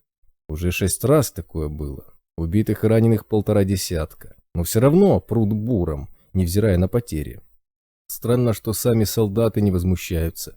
Не иначе им тоже пообещали что-то очень лакомое. Висящий на груди болт потеплел, и сталкер остановился, прислушиваясь к окружающей обстановке. «Что встал?» – недовольно скривился один из его охранников, оборачиваясь. «Шевели ногами, пока уголовники не перегруппировались. Нужно дойти до наших. Они впереди закрепились. Бегом!» «Справа воронка идет прямо на нас», — Болт указал направление. «Метров 10 осталось. Не очень быстро катится. У нее диаметр пара шагов всего. Проще пропустить. Надо бы нам остановиться. А те, что впереди, пусть дальше идут. Как мимо пройдет, догоним. Я проведу». «Чего?» — солдат покосился на УИП и двинулся на сталкера. «Вокруг чисто. Ты что задумал, зэк? Только дернись влево-вправо, я тебе ноги пулями нашпигую так, что на всю жизнь инвалидом останешься, а никакие водяные не помогут». «Как знаешь», — пожал плечами Болт. «Только воронка уже близко, и те, кто за нами, не успеют». Побежал вперед. Солдат схватил его за шиворот и с силой толкнул, направляя по тропе. «Да бегу я, бегу», — послушно побежал дальше и пробурчал себе под нос Болт. «Где-то я уже встречался с твоими прежними подзащитными. Один из них мне про тебя рассказывал». «Да ладно», — окрысился солдат, глядя на дисплей УИПа, то на спину Болта. «И чего он сказал?» «Он сказал, мол, я раньше тоже был искателем приключений, а потом мне прострелили колено». «Заткнись, острячок, и шевели копытами», — отдернул его бегущий впереди охранник. Они пробежали с десяток метров, и сзади донеслись крики, сообщающие об обнаружении аномалии, двигающейся во фланг. Колонна остановилась, лихорадочно теребя УИПы, и Болт оглянулся. Воронка накатывалась на двоих солдат, но чувствовали ее УИПы четверых, и все они теперь метались по узкой тропе, пытаясь понять, куда отступать, и мешали друг другу. Аномалия лениво приближалась, сократив расстояние до метра. И Болт собрался крикнуть солдатам, чтобы разделились на пары и убегали двое вперед, а двое назад, но было уже поздно. Поняв, что аномалия совсем рядом, люди бросились кто куда. Двое рванулись назад, один вперед, еще один сошел с тропы и отпрыгнул влево к зарослям паутины. Похоже, его УИП засек невидимые серебристые нити, потому что солдат заметался, поняв, что аномалия зажимает его в тупике. «Сюда!» – заорал Болт, размахивая руками. Ко мне беги, вперед!» Но тот уже не слышал. Панический писк УИПа, инициирующего угрозу со всех сторон, стоял у него в ушах, и человек бросился назад, туда, где избежали опасности двое его товарищей. Он не успел на пару секунд. Солдат уже был на тропе, когда внезапно пустота подхватила его, приподнимая над землей, стремительно рывком втянула в себя, сминая в кровавый комок под хруст ломающихся костей треск рвущихся мышечных тканей. Спустя мгновение на тропе осталась лежать лишь небольшая кучка окровавленного тряпья. Остальные солдаты испуганно пятились, вперев взгляды в УИПы, кто-то испуганно перекрестился, кто-то достал из-под сумка новые гильзы. «Ушла она», — вздохнул Болт. «Перемахнула через куст с паутиной и пошла дальше, уже над землей. Можно идти дальше». Он протянул руку к опешившему охраннику, выдернул у него из разгрузки сигнальную ракету и швырнул ее в кучку тряпья. Ракета упала на тропу рядом с окровавленным рваньем и осталась невредима. «Чисто на тропе, можно идти», — повторил он. Сталкер развернулся и молча побежал дальше, стараясь держать малый темп. Поврежденные легкие болели, бежать в тяжелой и неудобной мембране было тяжело, дыхание получалось неровным и натужным. Его охранники, не произнося ни слова, пристроились следом, и несколько минут отряд бежал молча. Вскоре синюшная пупырчатая растительность поредела, и тропа вышла на довольно крупную поляну, усеянную бритвенной улушайкой и ядовитым лапником. В центре поляны, на расстеленных плащ-палатках, лежали несколько человек, видимо, убитые и раненые. На восточный край поляны двое бойцов стаскивали трупы, судя по отличающемуся снаряжению и обилию уголовных татуировок, принадлежащие противнику. Еще десятка три солдат заняли круговую оборону по ее периметру. К северу от поляны растительность заметно редела. Похоже, лес там заканчивался, и начиналась открытая местность. Болта тут же уложили среди плащ-палаток, и он торопливо закрыл забрало шлем сферы, спасаясь от вездесущей синьки. Немного погодя, На поляну втащили телегу с довольно немаленьким термоконтейнером. До границы с красной зоной 800 метров. Его охранникам подошел командир передового отряда. Только что вернулся разведдозор. Засекли еще одну засаду. Растительность там густая, но леса нет. Растет в основном игломет, так что к кустам близко не подойти. Поэтому засаду видно. Они окопались там грамотно, наверняка наемники. Только хрен они признаются, союзнички долбаные. Под зэков косят. С удовольствием нас всех перестреляют ради такого куша. В общем, там мы как на ладони будем. Едва из леса выйдем. Надо искать другой обходной путь. «На обходных по-любому тоже ждут», — скривился командир отряда, приставленный к болту охраны. «Это замануха чистой воды». «Это да», — согласился первый. «Попали мы тут по тяжелой. В прошлый раз их было меньше. Пока будем искать другой маршрут. Надо отправить вестового к Белову. Предупредить, что операция затягивается», — предложил охранник. «Может, приволочь несколько ящиков с мухами? Закидаем их гранатами, разбегутся. У роты, что в зеленой ждет, есть пара шмелей. Засада ответит тем же. Могут зацепить нашего клиента», — покачал головой первый. «У них граников хватает, можно не сомневаться, что подготовились они ко всему и заранее. Пока наши толстопузы наверху проверяли слухи, тут окопались все подряд, кроме нас». «Давайте я проведу», — поднял голову Болт. «Может, хватит уже народ губить? Тут троп полно». Секунду оба командира смотрели на сталкера, обдумывая последствия. Было хорошо понятно, что они боятся подвоха и совершенно ему не доверяют, но лезть под пули им тоже не хочется.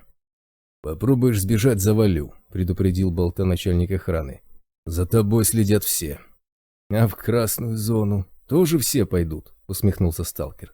«За мной следить, чтоб не сбежал». Он поднялся на ноги. «Хотел бы сбежать, давно сбежал. От вас слинять так же просто, как от ребенка. Вы же ни черта реал не чувствуете». Он принялся расстегивать мембрану М.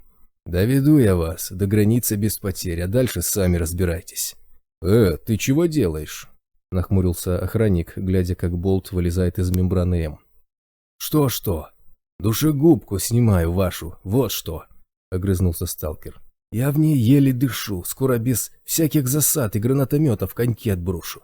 Он отложил мембрану и принялся проверять камуфляж и обувь. «Противогаз хоть дайте. Жлобы, даже комок выдали под зеленую зону. Гильзы есть у кого-нибудь? Отсыпьте килограмм. Сделайте милость. Иногда без них никак». «УИП возьмешь?» Один из офицеров снял с себя запасной противогаз и протянул его сталкеру. «Нет», — покачал головой Болт. «Мне без него сподручнее, только отвлекать будет». Он попрыгал, убедившись, что все его нехитрое снаряжение подогнано правильно. «Все, я готов. Сколько надо с собой народа тащить?» Сталкер посмотрел на офицеров. «По минимуму берите, так шансов больше». Командиры принялись тихо совещаться, косясь на Болта, и сталкер кивнул в мутно-зеленое небо.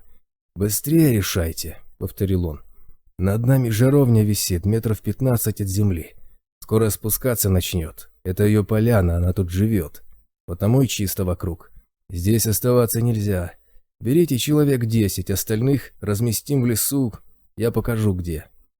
Офицеры хмуро отдали приказы своим людям, и возле болта сформировалась группа из 10 солдат, двое из которых впряглись в тележку с термоконтейнером. Сталкер быстро выстроил их в колонну по два и велел не отходить друг от друга дальше, чем на метр. «Одной гранатой всех накроют», — скривился начальник охраны, не отходящий от болта ни на шаг. «Не накроют». Сталкер быстро осмотрел синие с желтыми потеками заросли, разбираясь в обстановке. «Для этого нас сперва заметить надо, а мы на глаза никому показываться не собираемся». «Остальным куда?» Командир передового отряда невольно бросил взгляд в небо. «Где она?» «Пока там же», — успокоил его Болт. «Но ненадолго. Я чувствую, как она тяжелеет». «Вон там», — он указал в лес, — «между 3 кривых деревьев человек 10 уместится. Место чистое. Еще по 10 туда и вон туда». Сталкер ткнул рукой в разные стороны. «Там тоже безопасно. Пара аномалий неподвижных. С УИПами вы их легко обойдете. К востоку не ходить, там все заляпано по самое не хочу. Кто-нибудь пусть отойдет назад по тропе, но там можно разместить человек 5, не больше. На север тоже не суйтесь, там опушка, на ней птицы любят кормиться. Если стая прилетит, то испугается куча оружия и будет над вами кружить. Засада это заметит и по вам сразу же стрелять начнет. Если кому-то места не хватит, можно на дерево влезть. Вот на это и вон на то. Остальные слишком мягкие. И следите за жаровней. Как только она спустится, движущиеся аномалии ее почувствуют и будут обходить поляну стороной. Вас не заденет. Когда она снова вверх поднимается, выходите на поляну, здесь безопаснее. В лесу по открытому пространству какая-нибудь гадость может и приползти. Ну а если зомби нагрянут, он развел руками, тут уж сами решайте, воевать или убегать. Вас много, может, и отобьетесь. Лишь бы фронтовик не заявился. Все, идем. Болт кивнул своим попутчикам и уверенным шагом направился в самую чащу леса. Обилие вооруженных людей на окрестной местности чувствовалось сразу. Второй день после выброса, а вокруг ни одного зверя. Все ушли от стрельбы подальше. «Добром это не закончится», — скривился Болт. «Такие побоища никогда хорошо не заканчивались. Не придет фронтовик, так зомби точно заявятся. Их такое всегда привлекает. А вокруг сейчас идет настоящая война, иначе и не скажешь. А ведь те, кто держит оборону у самой красной зоны, тоже это понимают. Что же такого сверхважного происходит? Наверняка разгадка лежит в термоконтейнере, который его спутники тащат следом. Куда мы идем?» Начальник охраны ускорил шаг и поравнялся с Болтом, невольно поглядывая на УИП. «Вокруг паутина и студень, тропа сужается. Если снова появятся движущиеся аномалии, уходить будет некуда». «Уйдем», — ответил сталкер, разглядывая местность. «Тут не везде паутина. Тропа имеет много ответвлений. Успеем сойти с дороги, если потребуется. Эка вы зверье поразогнали, однако. Ни души». «Меньше проблем», — заявил офицер. «Еще с мутантами не хватало воевать. Так куда идем?» «Нормальные герои всегда идут в обход», — негромко продекламировал Болт. «И мы туда же. Сделаем крюк через чащу. Место опасное, но без меня вряд ли сюда кто-то полезет. Не имея Ариадны. Тропа звериная, свежая, значит чистая. Выйдем по ней к самой железной дороге. Там опушка к ней метров на 5 подходит. Если бронепоездов не будет, то перейдем быстро. А там до Красной 300 метров, если ваши данные не врут». «А если бронепоезда будут?» — уточнил офицер. «Про них чего только не рассказывают. Хрен поймешь, что правда, а что насочиняли. Судя по байкам, выдумали все. Они ездят сами и стреляют во все, что движется, и разбомбить их нельзя, мол, снаряды не берут ни вагоны, ни рельсы». «В общих чертах так и есть», — подтвердил Болт. «Поэтому, если бронепоезд там, то придется подождать, пока уедет, или обойти его еще дальше, но это уже совсем долго. Те, кто засаду делал, не просто так место выбрали. Знали, что железка рядом, и потому окопались так, чтобы иметь между ней и собой небольшую рощицу. Бронепоезд, если увидит, начинает палить со всех стволов метров 600. По крайней мере, раньше он делал именно так. Те, кто там окопались, выбрали это место потому, что там пролегает кратчайший путь к тому, куда ты идешь», — уклончиво сообщил офицер. «От границы Красной туда ближе всего. В красной зоне самый короткий путь далеко не всегда самый безопасный», — нахмурился Болт. «Вы бы лучше сразу показали, куда надо идти. Я хоть маршрут соображу. А то бродим кругами, поди туда не знаю куда. Нам после железки вдоль Красной топать в обратную сторону совсем невыгодно. Там ваши недруги наверняка за всем следят, раз уж здесь такое началось. Из-за чего хоть?» «Скоро узнаешь», — туманно ответил офицер. Он немного помялся, словно обдумывая рискованное решение, после чего потянулся за планшетом. «Вот, смотри». Его палец уткнулся в точку на карте. «Сюда тебе надо. По кратчайшему 987 метров от границы желтой». «Ну, я знаю это место», — Болт всмотрелся в карту. «Нет там ничего особенного. Раньше, когда там еще было чисто, холм там стоял довольно высокий.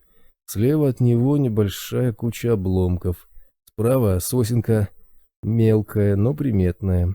Надвое треснула когда-то. Да так с тех пор рогатка и растет. Раньше перед тем холмом дерево стояло. Здоровенное такое.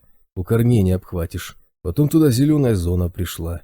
И холм постепенно превратился в небольшой пригорок. но местность все равно неровная. Когда в самый первый раз красный бронепоезд обстреливать пытались, один из снарядов туда улетел и точно в дерево попал. С тех пор от него остался довольно приметный пень, толстый такой, с покрытыми желтым мхом, большими рваными зазубринами. Его как ориентир в дороге удобно использовать, но больше там нет ничего. А вот к этому пню тебе и надо. Офицер бросил на Болта странный взгляд. Думай, как пойдешь. А что тут думать? Пожал плечами Болт. Пересечем железку, найдем чистые кусты, чтобы бронепоезд вас не заметил, если проходить будет. Оттуда и пойду. Лучше уж по красной зоне до места дойти, чем в желтой мишенью быть для всех подряд. Тебе еще контейнер придется тащить, предостерег его офицер. Мы для тебя его волочем. Шутишь? Болт недоверчиво посмотрел на него. «Как же я с этой дурой по красной пойду? Там же все аномалии двигаются, словно машины на шоссе. Там бегать надо быстро и отпрыгивать очень скоро. Я с таким гробом на привязи вляпаюсь сразу же». «На плечи надень вместо рюкзака», — хмуро посоветовал тот. «Думай, короче, что делать будешь. Ради этого контейнера все затевалось. Без него можешь не возвращаться. Все равно, рано или поздно поймают и обратно отправят. Не мы, так другие, будь уверен. Мы хоть за работу хорошо заплатим». «Тогда за спиной потащу, как рюкзак», — задумался Болт. «Но я задачили вы меня. Километр по красной с таким грузом. Добрые люди, блин. Вот спасибо. Так, идите внимательнее, здесь тропа сужается». Он обернулся к остальной группе и понял, что все они прислушиваются к его разговору с офицером более чем скрупулезно. «Ширина 1,5 метра. Так будет 30 метров. Тропа никуда не сворачивает, поэтому двигаться строго по центру. За УИПами следите, раз они работают». Пары немедленно сомкнулись, соприкасаясь плечами, и едва ли не синхронно подняли руки с аппаратурой. «Слишком сильно нервничают», — поморщился Болт. «Не вляпался бы кто». Такое иногда случается со слишком трусливыми или впечатлительными новичками. Пищит УИП, сообщая об опасности неподалеку. Нагнетает нервное напряжение. Новичок волнуется все сильнее, словно ждет нападения. И тут прибор сигналит неожиданно громко, засекая новую и крупную аномалию, а человек с перепуга отпрыгивает назад и вляпывается в студень или паутину. В такой момент какая-нибудь гадость обязательно оказывается рядом по закону подлости. Будем надеяться, что здесь такого не произойдет. Это все-таки сателлитовский спецназ. Хотя по желтой зоне они ходить и не привыкли, но нервы у них должны быть в порядке. Висящий на шее оберег вновь потеплел, и Болт почувствовал впереди, за переплетением кожистых лиан, неторопливую ползущую плешь. Аномалия стремилась сесть на тропу, но густая завеса паутины не позволяла ей отыскать свободное для прохода место. Плешь двигалась гораздо медленнее людей, и вскоре его отряд обогнал аномалию. Да уж, здесь все просто. Это не красная зона. А вот как там ему изворачиваться с этим чертовым контейнером? И еще неизвестно, что творится в красной зоне после дезинфекции. Все указывает на то, что дельце будет не из легких. Хорошо, хоть времени до темноты достаточно. Болт посмотрел в зеленое небо. Яркий голубой солнечный диск висел в зените, теряясь в кронах неестественно синих широколиственных деревьев. Поглощенные мутацией растения тут, недалеко от красной зоны, совсем размякли и почти не держали форму. За такими стволами от пуль не укроешься. Более того, на них лучше сильно не опираться, иначе сложатся, словно трава. А если сине-желтая пупырчатая кора лопнет, то может запросто и токсином окатить. Сталкер аккуратно перешагнул толстую ветку, лежащую поперек тропы, и продолжил путь. Лежащая под ней мутировавшая змея прикидывается мертвой. Чтобы не быть замеченной людьми, она знает, что их слишком много, и чувствует совокупную мощь оружия. Пожалуй, сателлитовцам о ней лучше не говорить, так проще, меньше суеты и нервов. Он оглянулся, убеждаясь, что идущие следом солдаты в точности повторяют его движения, и никто не собирается наступать на ветку. «Под веткой что-то было?» — совсем тихо спросил начальник охраны, перехватив его взгляд. «УИП ничего не показал, кроме паутины по бокам. Что там? Назад пройти сможем?» «Назад другой тропой пойдем», — ответил Болт. «Если меня дождетесь. Если нет, то просто не наступайте на нее. и все нормально будет. Позади нас на тропу плешь скоро сядет. Просидит часа 3, не меньше. Ползает она вдвое медленней, чем мы сейчас идем, так что в случае чего успеете оторваться. Так, он прислушался к оберегу. Пора сворачивать. Идем на север, так же, как шли. Тропы там не будет, но лес не густой, пройти можно. Не растягиваться, зверье плотную группу уважает больше. И с тележкой поосторожнее, когда мимо аномалий проходить будем. Болт сошел с тропы и углубился в синюю растительность, уверенно обходя скученные переплетения широких листьев и толстых лиан. Кустарники стали выше и приобрели ненормальную для привычной обычному человеку местности пышность, зато деревья и трава сильно уменьшились в росте. Крупные блямбы синьки с тихим шорохом выпрыгивали из травяного покрова, стремясь вцепиться в добычу, и Болт сжал руки в кулаки. Перчатки без пальцев, а сдавать анализ крови этим маленьким синюшным поганцам совершенно не хочется. Сейчас бы невидимку, с ней синька кусает гораздо реже, да где там, ему даже оружие не дали. Из-за кустов слева послышался тихий заунывный вой, больше похоже на жужжание, и Болт отвернул вправо, обходя опасное место. «Слева Грава. Обходить, как я», — сообщил он спутникам. «С моих следов не сходить. Слева паутина растянута. Сразу за ней в паре метров миротворец. Как только почувствуете, как хорошо вокруг, это обман. Возле него мясорубка». Сталкер обернулся к офицеру. «У тебя филин есть?» «Есть». Тут коснулся рукой затылочного пенала шлем сферы. «Студня близко, к нам нет». «Я знаю, где студень», — нахмурился Болт.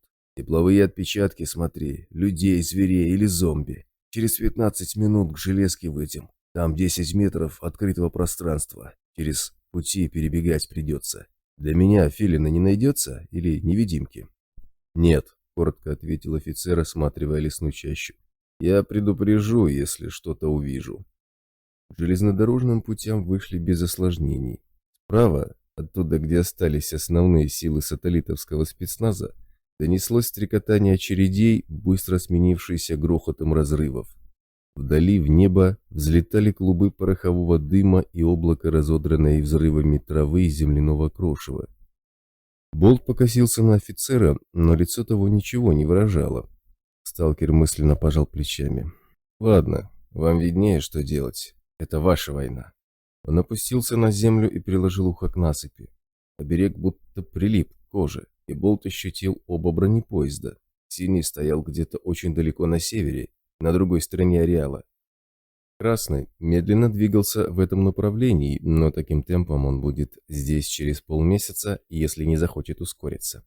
«Можно идти», — сталкер поднялся на ноги. Судя по усилившемуся грохоту, бой на востоке стал еще интенсивнее. «Пути чистые», — он указал рукой на невысокий лес, начинающийся за насыпью. «Раньше эта рощица была редкой. Если она такой и осталась, то до Красной дойдем свободно. Правда, аномалий там много, но я проведу. Зато границу можно пересечь без посторонних глаз». Болт перешагнул через рельсы, и отряд последовал за ним. Оказалось, что за прошедшее время лесок сильно изменился. Деревьев стало меньше, кустов больше, повсюду торчали усыпанные желтой пылью синие лианы и крупные лопухи листьев. Аномалий значительно прибавилось, при этом почти полностью пропала паутина, верный признак близкой красной зоны. Несколько раз начальник охраны напрягался, замечая тепловые отпечатки мутировавшего зверя, и брал на прицел верхушки низкорослых деревьев, но четко разглядеть цель в кронах, более походящих на распущенный вилок капусты, было слишком сложно. «Это трезубые белки, они не станут нападать», — успокоил его Болт. «Нас слишком много для них. Они кидаются без разбора, только если сбиваются в крупную стаю. А в шаге выброса крупные стаи никогда не образовываются. Все, пришли». Он вытянул руку, указывая прямо перед собой. Офицер пригляделся и невольно отступил на шаг. В нескольких метрах впереди воздух едва заметно подрагивал, словно дорогу преграждала исполинская и бесконечная стена кристально чистой воды, поверхность которой чуть рябила под легким дуновением неслышного ветерка. Заметить призрачную завесу можно было только вблизи, но при этом понять, что же находится за ней, оказалось совершенно невозможным. «Ну что, я пошел?» Болт обернулся к солдатам. «Давайте контейнер. Лямки хоть на нем есть?» «Не сейчас», — неожиданно остановил его офицер. «Сначала выйдем к запланированной точке». «Зачем?» — удивился сталкер. «Мы же оттуда специально ушли, чтобы под пули не лезть». «Мы оттуда ушли, чтобы тобой не рисковать и контейнер не светить», — усмехнулся начальник охраны. «После этого наши подтянули вооружение посерьезнее и пробились к границе. Видишь сигнал?» Он ткнул пальцем в небо, указывая на взлетающие над верхушками деревьев сигнальные ракеты.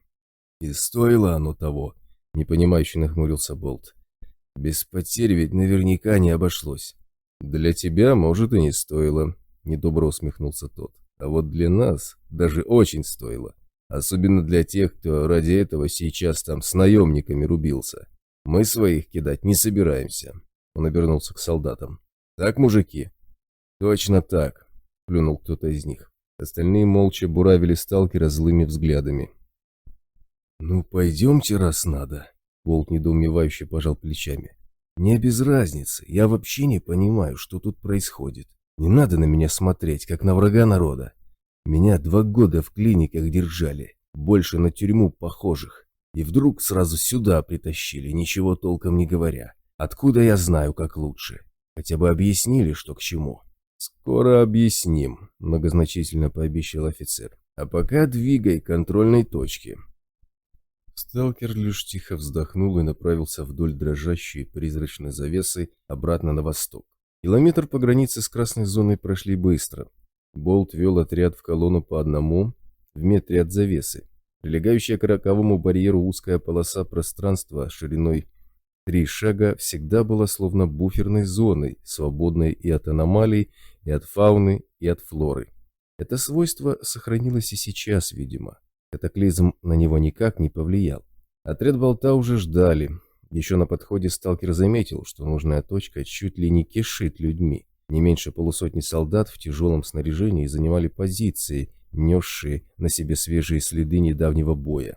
Здесь же обнаружились носилки с ранеными и несколько санинструкторов, перевязывающих тех, кто держался на ногах самостоятельно. Болт незаметно покачал головой. Потерь было много. «Как у вас?» Начальник охраны покосился на подрагивающий в шаге барьер, бросил взгляд на УИП и обогнал сталкера, направляясь к спешащему навстречу командиру спецназа сателлита. «300-х полно», — мрачно скривился тот. «Но точку отбили. Пока все складывается удачно.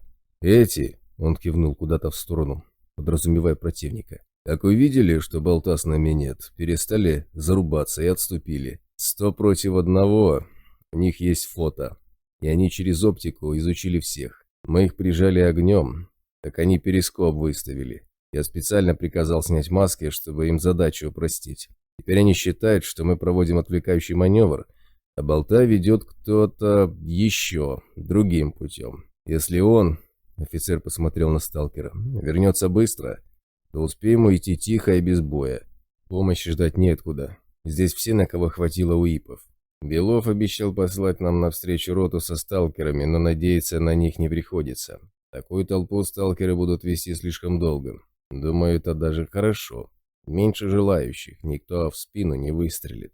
Поэтому начнем по готовности. Там у тебя как? Свежий? Бол, тебе отдохнуть надо? В голосе начальника охраны ясно ощущалось напряжение. «Не помешает присесть на дорожку», — ответил сталкер. «По красной зоне ходить дело хлопотное. Тем более, если контейнер тяжелый. Может, расскажете уже, что я туда несу и зачем? Тогда садись и отдыхай». Его усадили в самый центр обороны, и Болт увидел, что все солдаты так или иначе бросают на него странные взгляды. Контейнер почти пустой. Внутри пила, кирка и лопата. Тяжелым он будет на обратном пути. Помнишь пеню холма, обозначенный на карте? Моя задача — доставить его сюда. «Да его не обхватишь», — невольно округлил глаза Болт. «Это такая шутка, что ли? Сил не...»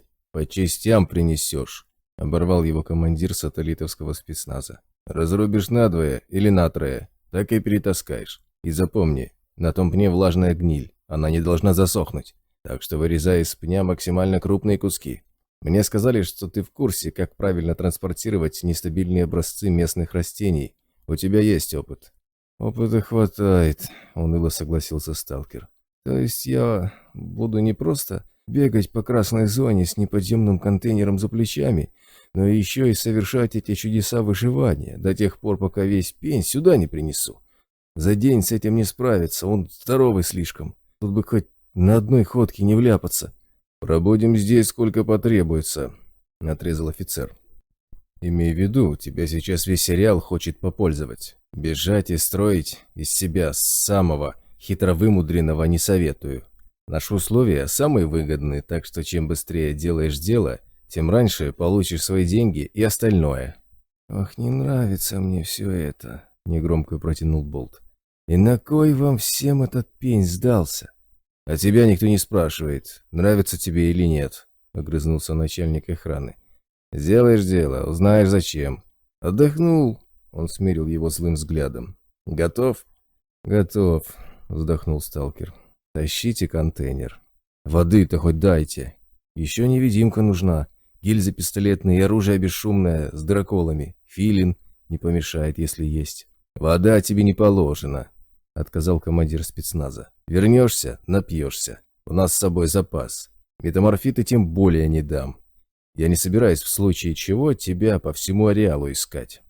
Он подал знак одному из своих солдат, и тот протянул болтувал и пару магазинов к нему. «Бери оружие. Бесшумные автоматы, 60 драколов к нему. Хватит с тебя, ты не на войну туда собрался. Башкой чаще думай, на рожон не лезь и груз береги. Вот гильзы». Он достал из-под сумка брезентовый мешочек с полкило весом и отдал его сталкеру. «Ну, готов выходить?» «Перед смертью не надышишься», — философски изрек Болт, забрасывая себе за плечи громоздкий и неудобный контейнер. «Пошли, чего ждать?» Он повесил на грудь автомат, рассовал по карманам магазины и гильзы и направился к дрожащей в воздухе эфемерной границе. Перед самой завесой он обернулся и коротко бросил: «Лихом не поминайте, если что случится». Болт секунду помедлил и добавил: «Если к ночи не вернусь, стало быть, не дошел». Он сделал еще несколько шагов и исчез в призрачно подрагивающем нечто. Красная зона встретила его привычной 30-градусной жарой и оранжево-желтой рассеянной мутью вместо неба. Выцветшее бледно-голубое пятно солнца с размытыми нечеткими краями не сразу угадывалось на небосводе, и на первый взгляд ничего здесь не изменилось за годы его отсутствия. Все та же багровая резина почвы под ногами и вымазанная оранжевыми потеками фиолетовая растительность вокруг, состоящая из толстых обрубков разной высоты, покрытых густым мясистым мхом. Оберег на груди потеплел, и Болт окинул взглядом окрестности. Хаотично передвигающиеся аномалии проносились между островками растительности, то скользя над незанятыми фиолетовой порослью багровыми проплешинами, то беззвучно поглаживая мох, не шевелящийся от этого ни на миллиметр, то разбегаясь в стороны, избегая столкновений с себе подобными. Вроде как плотность аномалий на единицу площади не увеличилась, но и меньше не стало, это уж точно. Болт несколько раз пружинил на ногах. До пня он дойдет. Контейнер пока пустой, обуза не смертельная. Но вот обратно... Сколько же его груз будет весить? И в довершение всего у него нет невидимки, а это значит, что зверье будет его видеть. Это плохо. Болт мысленно проложил маршрут к своей цели и принялся перебегать от одного островка растительности к другому. В красной зоне аномалии в растительность не залазят, если не считать токсичных и газовых облаков, и среди разновеликих фиолетовых обрубков, некогда бывших кустами и деревьями, можно отсидеться и отдышаться, если устанешь. Вот только в списке желающих отсидеться ты не один. Висящий на груди оберег резко похолодел уже на втором таком оазисе. И Болту пришлось отвернуть в сторону, прямо на бегу, уклоняясь от токсичного плевка. Струя дымящейся зеленой жижи прошла мимо и плюхнулась на багровую резину земли, с шипением испаряясь. Пришлось уклониться от 4 аномалий подряд, прежде чем обнаружились никем не занятые кусты. Болт с разбега запрыгнул в них и, состроив ехидную мину, показал кукиш почти 3-метровому раздирателю, на приличной скорости мчащемуся за человеком. Аномалия, почувствовав островок растительности, погасила скорость и с явным неудовольствием покатила восвояси. Болт снял со спины контейнер, поставил его на землю и уселся сверху, словно на табурет. Так, дело пахнет керосином, однако, как идти обратно? С наполненным контейнером вот так уж не побегаешь. Надо внимательно изучать весь массив аномалий. Если повезет и попадется лизун, то внутри него можно будет безопасно пройти хотя бы какую-то часть пути. Болт повертел головой. Аномалий вокруг в пределах видимости было не меньше 150, но лизуна, кто бы удивлялся, среди них не имелось ни одного. Зато обнаружилась туча. Ползла медленно, висела низко и была черного цвета. Судя по теплой пульсации берега при взгляде на нее, разрядилась она совсем недавно, значит, позеленеет не сразу. Сталкер подхватил свою поклажу и побежал к туче, петляя среди медленных аномалий и пропуская мимо себя быстрые. Оказавшись под черными бурунами, он перешел на неторопливый шаг и отдышался. Другое дело. Пока что ему с тучей по пути, так что можно не напрягаться и поберечь больные легкие. Минут 5 аномалия и идущий под ней человек двигались с одинаковой скоростью, но добраться до нужного места тихо и спокойно все же не получилось. Туча начала зеленеть, и Болту пришлось весьма бодро ретироваться от нее к ближайшему островку растительности. Оберег немедленно предупредил, что теплое место занято, и пришлось вновь побегать, уходя от потянувшейся за человеком аномалии. Болт обогнул сито, с разбега перепрыгнул через маленькую, совсем еще молодую плешь, уклонился от лениво плетущейся навстречу центрифуги и резко замер, как вкопанный, уступая дорогу мчащемуся со скоростью гоночного автомобиля магниту. Аномалия прошла мимо на расстоянии вытянутой руки и едва не затянула в себя автомат. Почувствовав металл, магнит начал разворачиваться, сбавляя скорость, но по инерции ушел слишком далеко и потерял цель. Болт, не теряя времени, рванул дальше, на бегу прислушиваясь к ощущениям. Вон там, третьи слева, это чистые кусты, без жильцов. Сталкер изменил направление на перпендикулярное, специально вынуждая сразу две потянувшиеся за ним аномалии столкнуться, и переливающиеся завихрениями энергии пустоты отшатнулись друг от друга, забывая о человеке. Болт влез в скопление покрытых фиолетовым мхом обрубков и осмотрелся. Пень должен быть где-то тут. Искомое место обнаружилось в 30 метрах. Пригорка там уже не было, да и сам пень теперь представлял собой невысокий толстый обрубок фиолетового цвета, густо покрытый оранжевыми потеками. Но интуиция, опыт и зазубренные, будто обгрызенные здоровенными зубами края обрубка свидетельствовали о том, что это именно тот самый пень. И куда ж без этого, прямо на нем кто-то жил. Приглядевшись, Болт узнал длиннозубого кольчатого присосочника, распластавшегося телом по поверхности пня и оплетшего опорными щупальцами его ствол. При этом дюжина хватательных имлов, втянув в себя присоски с крючковатыми шипами, свободно свисали вдоль пня, имитируя маховую поросль. Присосочник выслеживает добычу, это ясно. А значит, попытается атаковать, как только заметит. А заметит он издали. Невидимки-то нет, придется стрелять. Болт снял с груди автомат, засел за свой контейнер, аккуратно уложил на него ствол и тщательно прицелился. Бить в голову бесполезно, там нет ни мозга, ни глаз, только рот и органы слуха-обоняния. Поэтому эффективнее всего атаковать второе кольцо туловища. Там у присосочника тепловое зрение, которым он очень дорожит. Сталкер плавно выжал спуск, и автомат послал в цель короткую очередь. С первого раза попасть чисто не удалось. Зверь был свернут слишком плотно, но боль от ранений заставила его принять атакующую позу. Присосочник вздыбился, расправляя кольца, и противно заверещал, стремясь испугать невидимого врага. Болт выстрелил еще и еще. На этот раз пули попали в цель, и зверь, выплюнув облако ядовитого газа прямо перед собой, со скрипучим визгом бросился бежать. Сталкер недовольно поморщился. Стрелять в зверей без крайней необходимости он не любил.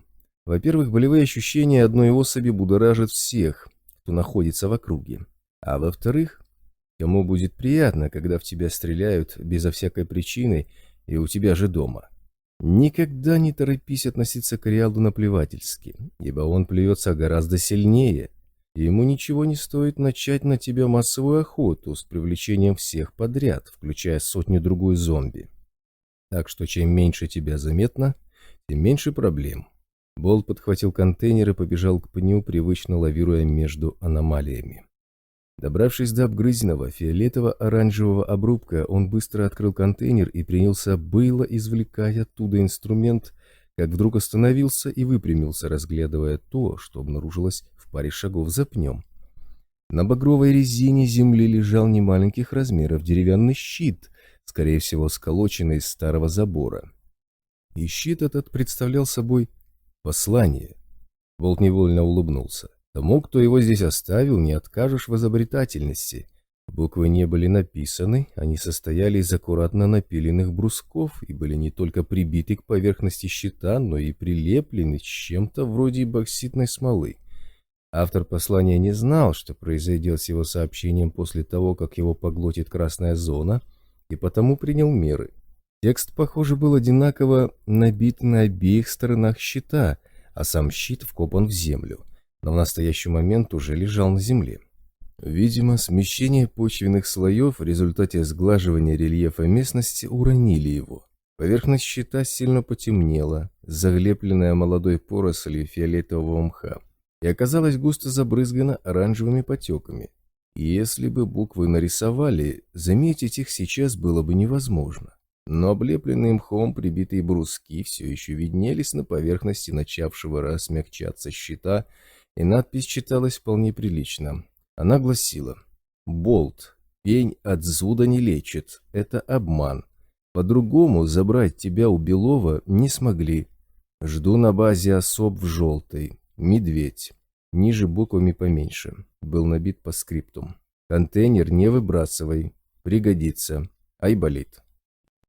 Они все на меня так смотрели, что я думал, точно принесут меня в жертву какому-нибудь Тумби-Юмби и прочим Вуду. Болт сидел в столовой в окружении спецотряда и с энтузиазмом орудовал ложкой в тарелке со свежеприготовленной дымящейся перловой кашей с мясом.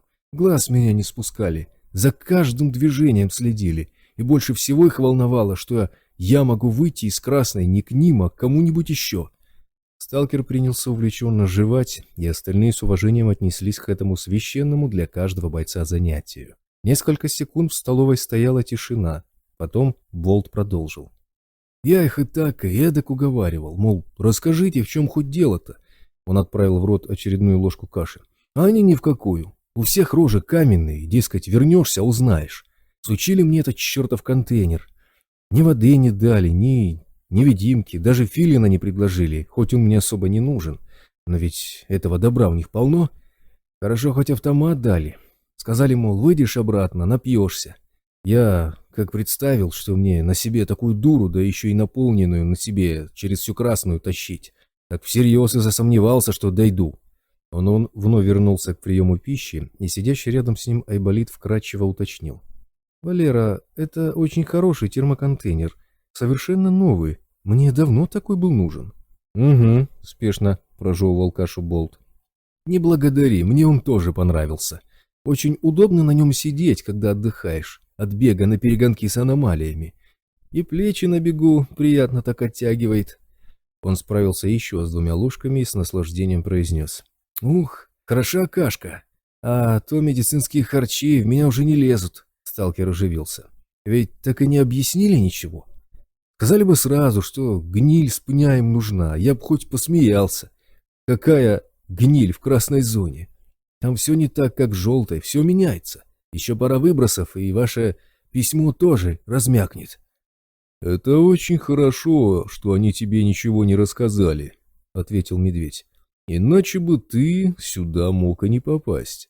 А это в наши планы не входило, так что их жадность пошла на пользу». «Это точно».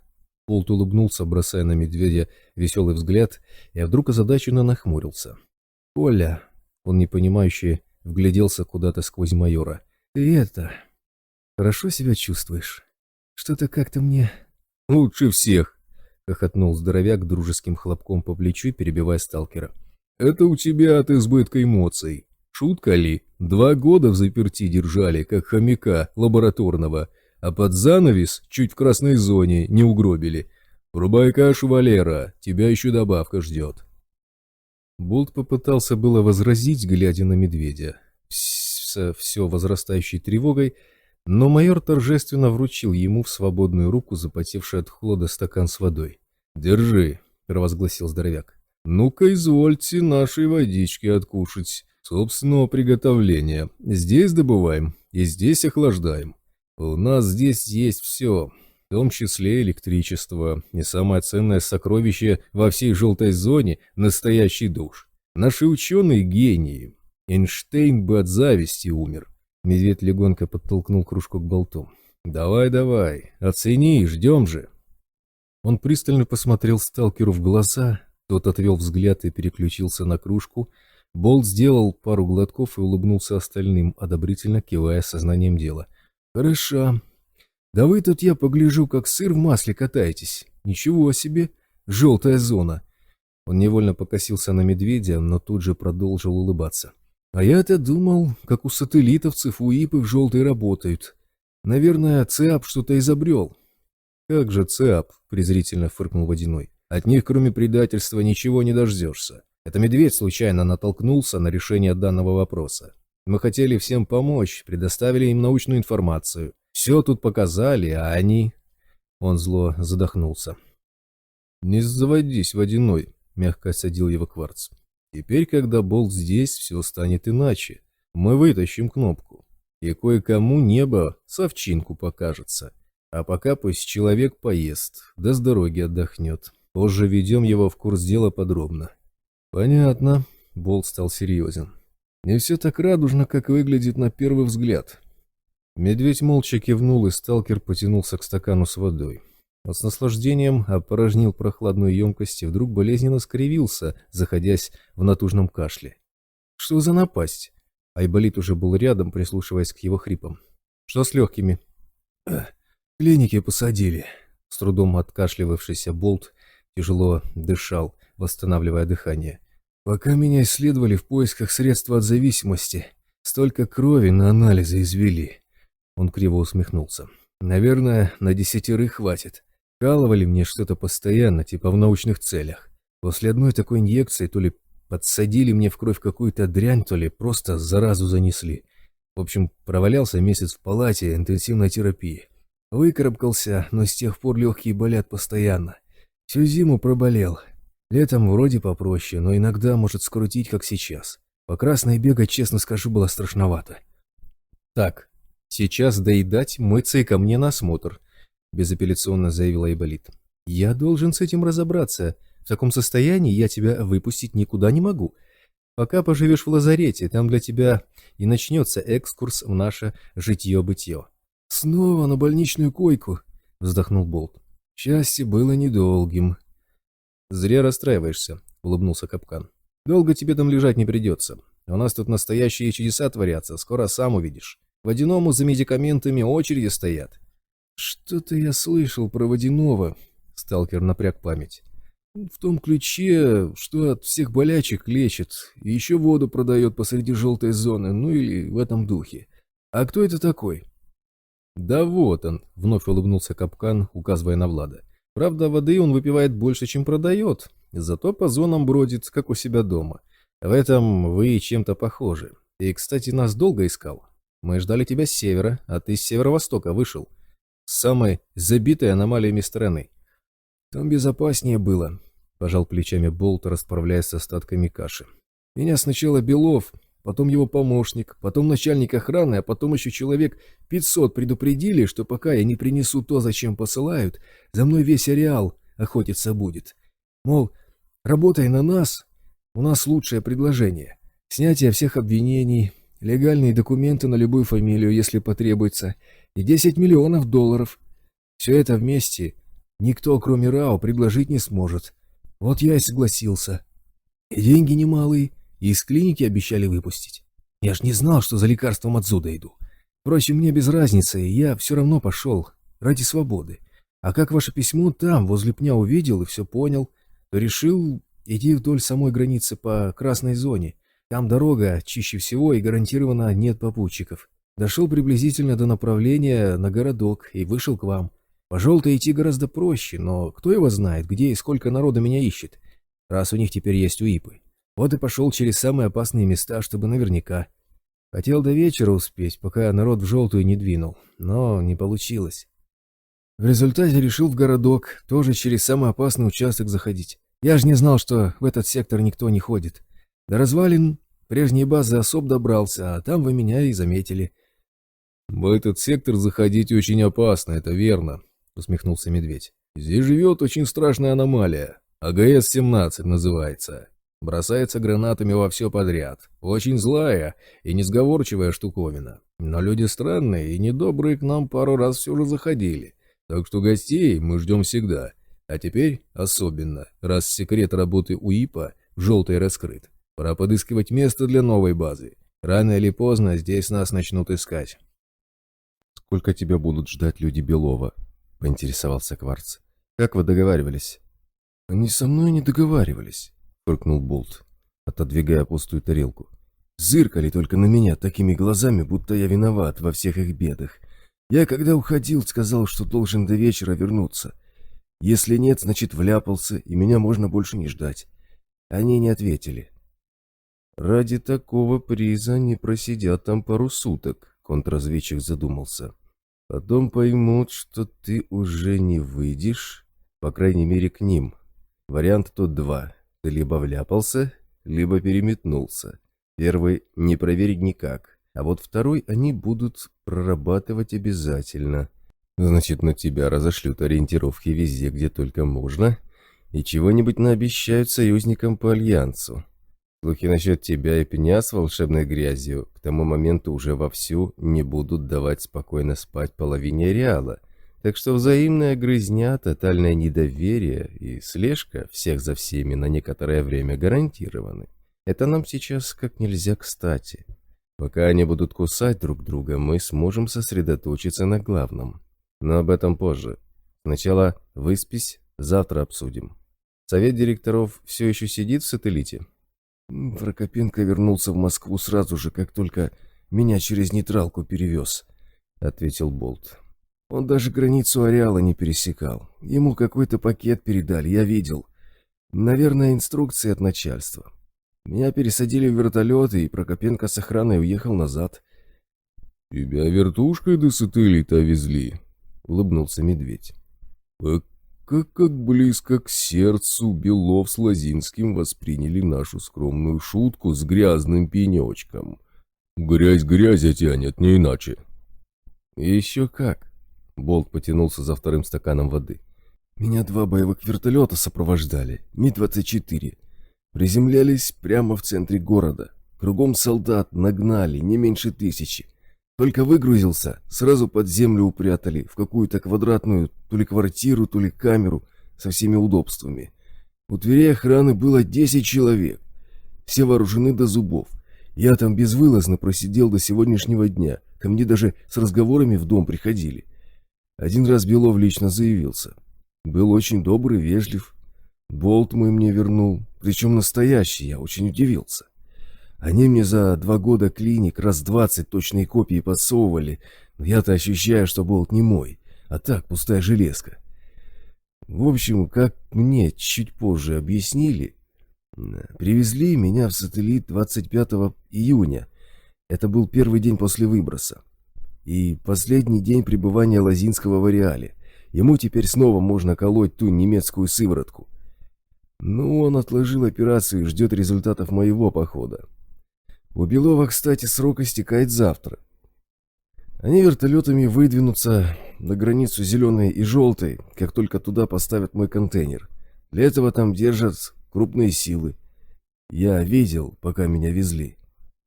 На Ю красной засело человек 60 солдат с УИПами. Там были позиции каких-то конкурентов, но их оттуда оттеснили. 60 стволов, Медведь с Кварцем переглянулись. Все, на кого хватило УИПов. «Значит, Волконский не стал разрабатывать предложенную нами программу?» — удрученно заметила профессор Николаева. Он упоминал, что в хранилищах ЦАП содержится именно 60 осколков ухтинского метеорита. Похоже, все они были направлены на военные нужды. «На нужды Белова с Лозинским», — угрюмо заявил Базальт. «Спецназу сателлита желтая зона даром не сдалась. У них и в зеленой-то хлопот больше, чем возможностей. Совету директоров захотелось на халяву избавиться от зависимости. На остальные 30 тысяч душ им плевать. Ну, солдатам пообещали крохи с барского стола, чтоб под пули и аномалии лезли бодрее. Вот и все». «Это точно», — подтвердил Болт. «Я слышал как-то... Кто-то из офицеров их спецназа тихо чертыхался, мол, чертовы уипы. Теперь на нашу голову еще и желтая зона свалилась. Доволен он точно не был». «Бесплатный сыр только в мышеловке», — мстительно прошипел Водяной. «Пусть теперь подергаются, гады». Он протянул сталкеру фотографию кнопки. «Болт, ты когда в сателлите взаперти сидел, случаем жену мою не видел? Они ее где-то там же держат. Всякой химической дрянью обкалывают, чтобы признание вытягивать». Он помрачнел еще сильнее. «Она светленькая такая, худенькая, невысокая совсем, тебе по плечо будет». «Нет», — покачал головой Болт, — «не видел. Извини, дружище. Меня никуда не выпускали, а в той квартире я был один. Даже обувь отобрали, чтобы не убежал далеко в случае чего. Босой ходил». «Ладно, с этим разобрались», — подытожил Медведь. «Болт, ты сейчас в душ, потом к Айболиту. Остальные могут готовиться к отбою. Я ночью подежурю. Все свободны. Завтра продолжим». Айболит увел Болта к санузлу, народ начал расходиться, и Медведь поднялся на крышу. На улице было уже темно, майор сменил на посту Байкала и уселся за наблюдательный перископ, поправляя шлем-сферу, чтобы улучшить контакт уложенного в затылочный пенал филина с кожей. Здоровяк приник к окулярам и некоторое время разглядывал окрестности. Второй день после выброса закончился, и успокоившаяся фауна возвращалась к своим обыденным заботам. Волчьи стаи уходили в леса, мелкие грызуны копошились в синюшной траве, невидимой в ночном мраке, живущий в соседних развалинах осьминог подкарауливал чешуйчатую куницу, вынюхивающую заячий след. Крупных тепловых отпечатков не наблюдалось, и медведь осторожно откинулся назад, разминая мощную спину. «Даже не хрустит», — отметил он. «Обычно позвонки щелкают, словно лопающиеся орехи». Айболит постарался что надо. Жаль, что улучшенное здоровье ненадолго. Смерть скоро заберет причитающуюся ей добычу. И фронтовик больше не смотрит на него из эпицентра. С того самого дня медведь спокойно глазеет в любую сторону, как раньше. А ведь Болт заподозрил неладное, и как только ухитрился. Майор вспомнил взгляд Бэмби, сидевшей в столовой позади всех. Девчонка аж дыхание затаила, когда прислушивалась к недоуменным вопросам Болта и его, медведя, настойчиво беззаботной на них реакцией. Пожалуй, стоит с утра предупредить сталкера, чтобы в отношении нее держал язык за зубами, особенно плотно. А то сейчас начнется старая пластинка, большие грустные глаза несчастного олененка и убитый молчаливым горем скромный вид. «Медведь, можно мне на крышу?» Из щели в прикрытом люке раздался голос девчонки. «Отлично», — поморщился здоровяк. «Только вспомнишь о напасти, она сразу же скажет «здрасте». «Нельзя», — отрезал он, немедленно углубляясь в тщательное изучение погруженной в ночной мрак местности. «База на осадном положении. Гражданским лицам находиться на крыше в темное время суток запрещено. Демаскируешь базу, подставишь всех. Так что спать». «Меня никто не заметит». Девчонка приоткрыла люк и все-таки вылезла на крышу. «Мне Базаль дал на время свою невидимку. Мне надо с вами поговорить». «И еще более неудачного времени для разговора найти не смогла?» — съязвил медведь. «Я на посту, если ты не заметила.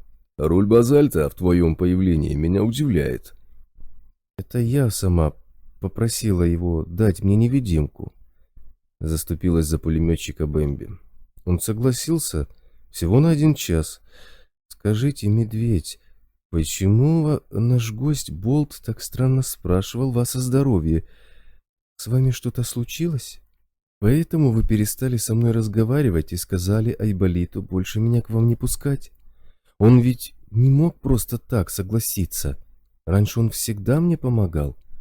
Вы больны чем-то серьезным и не хотите мне навредить? Да, признался медведь. У меня острый приступ аллергии на женское занудство. Знаешь, женщина очень похожа на мороженое. Сначала она холодна, потом тает, а потом так ее раз так липнет. Вот я и думаю, а не переименовать ли тебя из Бэмби в мороженое? Ну марш отсюда по-хорошему, не то точно спущу с лестницы, и Айболит снова начнет тебе помогать. В лазарете. Вон с крыши. И люк за собой плотнее закрой. Не хватало еще проникновения на базу мутантов. Беченко хотела что-то сказать, но увидела его взгляд, совсем поникла и молча удалилась, плотно захлопывая крышку люка. Медведь с грустью вздохнул. Жаль, что все так вышло. Тем более, что он все-таки успел к ней привязаться за время процедур по общей гипервентиляции организма. Айболит все это подстроил специально, ясен день, и, признаться, медведь был этому рад. К моменту окончания лечения они с Бэмби уже весело болтали часами, все равно на крыше в ту пору забот было немного. Сейчас он скучал по ее беспечной болтовне и счастливой улыбке. Майор грустно улыбнулся. Красивая девушка, не загаженная корыстью и двуличностью, влюбленная в обычного вояку, здоровенного и грубого, покрытого шрамами и не очень-то молодого. Все это слишком радужно, чтобы продолжаться долго. Наверное, одно из предназначений паутины — это спускать возомнивших невесть чего людей с небес на землю. Но к тому, что от этой жизни ожидать справедливости не приходится, он за годы службы привык. Бэмби — хороший человечек, найдет еще счастье, а ему теперь нужно забыть о таких вещах и не морочить девчонке голову, иначе ей потом будет еще тяжелее. В общем, все, забыли. Теперь необходимо потратить оставшиеся крупицы жизни с максимальной пользой. Хотелось бы, чтобы Кварц оказался прав, и фронтовик действительно говорил о рентгене с туманом. Если они выйдут из эпицентра живыми и вменяемыми и смогут призвать к ответу Белова с Лозинским, то можно будет хоть перед смертью вздохнуть спокойно. Умирать с клеймом предателя Родины и террориста очень не хочется. Знать бы еще, как скоро люди Белова вычислят базу. И Меркулов давно не проявлял к спецотряду интерес. Это не к добру. Что-то готовит, сомневаться не приходится. Необходимо смотреть в оба. Тучи сгущаются слишком мрачные. Здоровяк задумчиво потер подбородок и вновь приник к окулярам перископа. Наутро медведь сменился и первым делом отправился в лазарет навестить легендарного сталкера. Болт уже не спал. Над ним колдовал Айболит, неподалеку сидел Кварц с блокнотом в руках и что-то записывал. «Как легкие?» — санинструктор вколол сталкеру шприц-тюбик с тусклой светящейся жидкостью. «Давно так хорошо себя не чувствовал», — оценил Болт. «С утра при дыхании вообще никакого дискомфорта не ощущаю. Иногда только внутри жжет, не сильно». Легочная ткань в нескольких точках частично разрушилась. Айболит сделал злую мину. Эти суперисследователи зависимости занесли тебе в легкие что-то совсем хреновое, чем-то похожее на радиоактивный маркер. Их у тебя по всему организму напихано. Видать, отслеживали изменения при введении тебе различных экспериментальных препаратов. Ничего, я тебя подлатаю. Голова как? В порядке. Болт прислушался к ощущениям. Разве что ноги немного ватные. Ходить будет тяжело. Но, я так понимаю, это медсестра на мне так сказывается. Она родимая, подтвердил Айболит. Это нормально. К обеду будешь как новенький. Я тебе еще для надежности иммуномодулятор вколол. Тоже нашего производства. Не знаю, как насчет долго бежать, но долго ходить точно сможешь без проблем. Этого хватит. Болт сделал несколько глубоких вдохов-выдохов подряд. Если в эпицентр идти, то обратная регенерация меня вылечит. Я в красной просто слишком недолго был, и к тому же в основном у самого края. Там эффект слабый. А так бы и она помогла. Главное, первый час продержаться, а то там постоянно приходится быстро бегать и очень проворно уворачиваться. Болт заметил входящего медведя, кивнул ему в знак приветствия и обратился к военврачу. «А ему ваши X-препараты помочь могут?» Он хмуро посмотрел на майора. «Давно вляпался?» «Я ничего не говорил», — ответил Айболит на укоризненный взгляд медведя. «Он сам как-то узнал». Сан-инструктор обернулся к сталкеру. «Я ничего не могу сделать. Он здоров по всем параметрам, диагностика бессильна. Как ты увидел?» «Крошка Болт к болту пришел», — философски пробубнил здоровяк. «И сказала Кроха, болт на шее хорошо, паутина плохо». Он покачал головой. «И все-то ты видишь, Болт, с месяц назад». «Валера, можешь определить, сколько у него осталось времени?» – оживился Айболит. «Пара месяцев», – невесело сощурился Болт, вглядываясь куда-то, словно внутрь медведя. «Нормально», — весело оценил здоровяк. «Я думал, будет хуже. Глядишь, еще успею погулять на торжественном банкете по поводу заключения под стражу совета директоров и прочих самоотверженных слуг народа». Он посмотрел на контрразведчика. «Болт уже в курсе?» «Да», — ответил тот. «Я только что ему все изложил, включая наши мысли по этому поводу». «Что скажешь, Валера?» Медведь с любопытством уставился на сталкера. «Мы психи?» «Ты точно ненормально на всю голову, Коля!» Болт тяжело вздохнул. «Хотя спорить не буду. Красиво ты их. Такого никто бы ожидать не стал. А вот насчет фронтовика я, мягко говоря, очень удивлен. Самое интересное, мою бабку действительно звали Полина Федосеевна. И машину дед мне завещал, старенький советский газик, 1900 лохматого года выпуска. Он во дворе у бабки стоял, в деревне Кедвовом. Но я с тех пор, как из Кедвы ушел, больше туда не возвращался. В эпицентр вообще лучше лишний раз не появляться. Там странные вещи творятся, очень нехорошие». «Может, все-таки сходишь разок?» — просил медведь. «Надо бы разобраться, в чем тут дело». «Скажу», — согласился Болт. «Но как-то уж больно странно все это. И боязно. Фронтовик никогда не промахивается. Про собаку его я даже и не говорю. Коля, ты уверен, что он меня родичем назвал?» «Он сказал, что ты ему родич названный», — уточнил здоровяк. «Не знаю, что он хотел этим сказать. Он вообще говорит не по-современному. У него слог такой, старорусский, что ли». «У нас в деревне так Макар Петрович говорил», — задумчиво протянул Болт. «Старый дед, лет 70, и у него была черная лайка.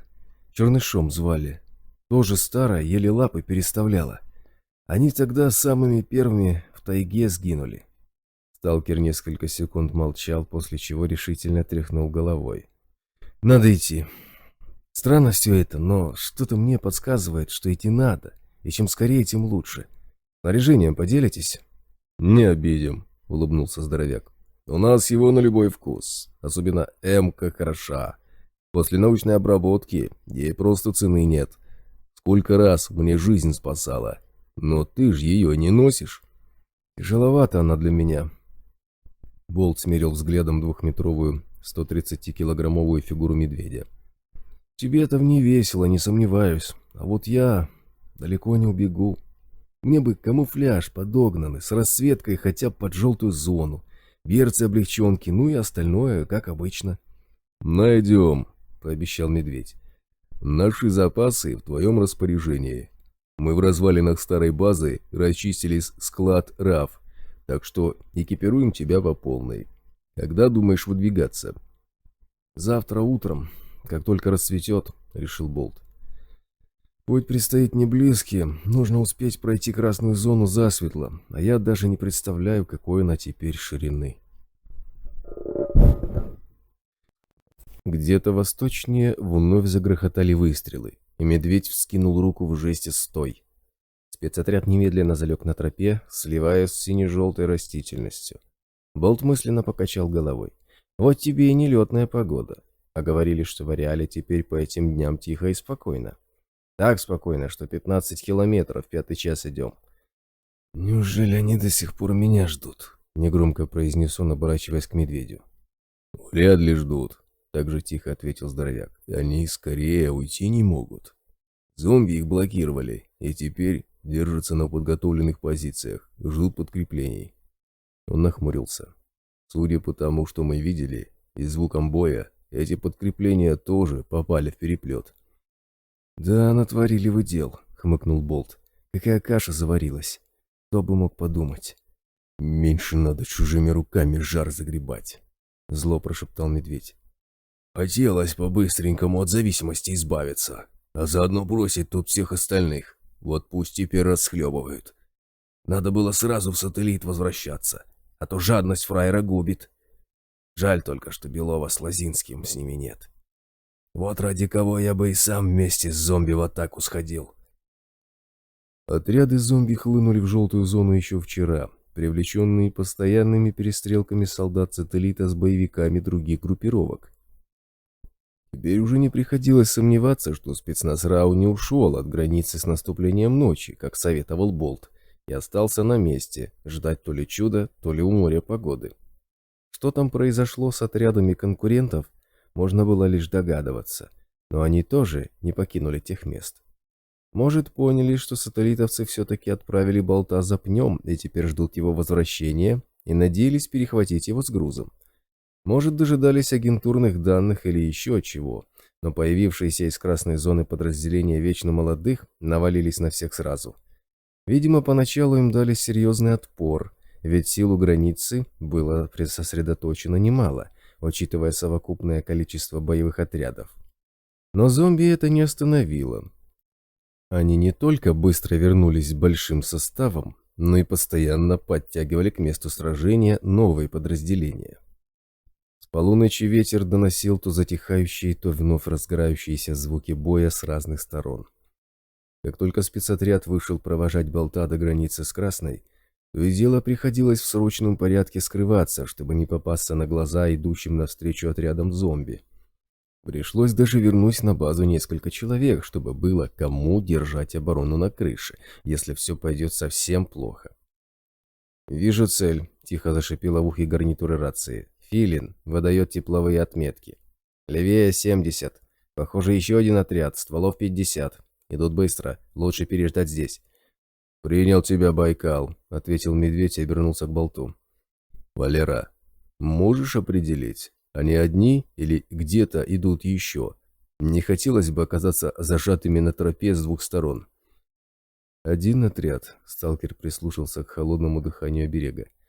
«Они нас не видят, а идут быстро потому, что за ними токсичное облако двигается. Очень большое. Лучше бы нам здесь подольше полежать, пока все это не уйдет подальше. И зомби, и облако будут пересекать тропу». «Стало быть, ждем», — согласился здоровяк и, выйдя в эфир, отдал короткую команду. Ждать пришлось почти полчаса, и как только токсичное облако освободило тропу, спецотряд ускорил шаг, стремясь наверстать упущенное время. Не надевший эмку Болт шел вместе с медведем в ядре группы. Всех вел Водяной, которого прикрывал Байкал, и сталкер с мрачным интересом поглядывал на странного проводника. Нет, парень был хорошим человеком. Оберег подтверждал это однозначно. Дело не в этом. В его голове засела какая-то ареаловская дрянь, которая медленно разрушала мозг, если не могла найти воды. А так как не отрываться от бутылки вообще Водяной не мог, то впитавшаяся в мозг составляющая ареала постепенно поглощала его жизненные силы. Это она давала ему возможность, подобно зомби, обходить аномалии. Парень вообще должен был зомбироваться, но по каким-то причинам Ареал оказался невластен над ним и в отместку за это очень медленно, но неотвратимо убивал человека. Болт хмуро поморщился. Расправ. Что-то произошло с Ареалом после дезинфекции. Раньше он убивать не стремился. Теперь же словно записал людей в заклятые враги, и выбросы другие, и звери лютуют. Прямо война. Пока дошли до границы с красной зоной, встретили еще 2 отряда вечно молодых, двигающихся в разные стороны. Зомби рассылали свои подразделения по всем очагам боестолкновений, а раз сейчас нелетная погода, то в зонах много сталкеров. Кто-то ведет старательские партии, кто-то пошел на поиски метов и икса. Кому-то из них тоже достанется, если вечно молодые заметят. Зомби не утруждают себя разбирательствами в ерундовых подробностях, вроде вопроса «кто виноват, а кто нет?». Болт коснулся рукой набедренного кармана, убеждаясь, что невидимка имеет надежный контакт с кожей. Сталкиваться с зомби в красной зоне совсем нежелательно. Там растительности в разы меньше, чем здесь, и прятаться гораздо труднее. «Впереди железная дорога», — сталкер коснулся плеча медведя. «Я чувствую бронепоезд, точнее оба сразу. Между ними не больше полукилометра. Стоят в районе боев. Красный дышит злобой. Синий далеко слишком. Не могу его зацепить. В общем, дальше лучше бегом до самой границы». Спецотряд перешел на бег. Железнодорожную насыпь миновали спокойно, и вскоре перед бойцами эфемерно затрепетала прозрачно-непроницаемая призрачная завеса. Водяной остановился в 5 шагах от нее и наотрез отказался подходить ближе. Остальные последовали его примеру. Болт снял с себя рацию, вытащил из воротника гарнитуру и протянул их медведю. «В красной зоне оно без надобности», — объяснил он. «А лишний груз мне тащить не с руки. Припасов у меня на неделю, если хорошенько растягивать, но постараюсь вернуться до выброса. В эпицентре спрятаться негде. Единственный шанс — это быстро зарыться в землю, но и это там не везде возможно. Короче, если через неделю не вернусь, можете больше не ждать». «Ты там аккуратнее», — Медведь протянул ему свою ладонь-лопату и пожал руку. «А то я как ни провожу кого-нибудь в красную, так они постоянно в истории попадают». Здоровяк улыбнулся и легонько хлопнул его по плечу. «Удачи, Валера!» «И вам того же!» Болт попрощался со всеми и шагнул сквозь подрагивающую призрачную стену. Оказавшись в красной зоне, он пошевелил ботинком по залитой оранжевыми брызгами фиолетовой траве, разгоняя местную синьку фиолетового же цвета, и опустился на очищенный клочок земли. 5 минут передышка. Еще пара шагов, и реалии красные вступят в полную силу во всей своей красе. Придется много бегать, так что лучше отдохнуть заранее. Он осмотрелся, прикидывая маршрут движения. Итак, ширина красной зоны пока неизвестна. Текущее время 11 часов, значит, у него есть порядка 10 часов светового дня. Сегодня 4-й день после выброса, и если все будет хорошо, то завтрашние сутки тоже можно записать в актив.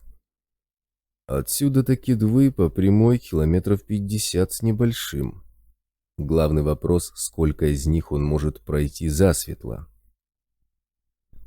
Ночевать в эпицентре негде, там вообще не стоит прекращать движение дольше, чем на 2-3 минуты. Разве что рискнуть укрыться в домах, если таковые остались после дезинфекции. Правда, в целесообразности этой затеи приходилось серьезно сомневаться. В деревнях живут унки. Их, конечно, гораздо меньше, чем домов, но это еще ничего не значит. Стало быть, все зависит от нынешней ширины красной зоны. Чем ближе удается подойти по ней к границе эпицентра, тем лучше. Интересно, насколько изменились ее размеры. Ширина желтой выросла на 6 километров, и это при том, что ее граница не двигалась почти год, упираясь в развалины пояса. Так, по крайней мере, объяснял медведь. Зато зеленая зона в момент дезинфекции едва ли не мгновенно увеличила свою ширину до 60 километров и за 2 года отросла еще на 25. Выходит, что совокупный диаметр эпицентра и красной зоны сейчас порядка 120 километров, и можно не сомневаться, что львиную долю этого пространства составляет именно эпицентр. Ладно, скоро все станет ясно. Болт поднялся на ноги и двинулся вперед. 30-градусная жара, словно отражающаяся от мутного, желто-оранжевого неба, неприятно стесняла дыхание, и сталкер мысленно порадовался чудо-лекарством айболита, серьезно облегчившим жизнь. Препараты из эксосенции действительно можно назвать волшебными. Неудивительно, что Рау сразу же начала с ними борьбу вместо сотрудничества.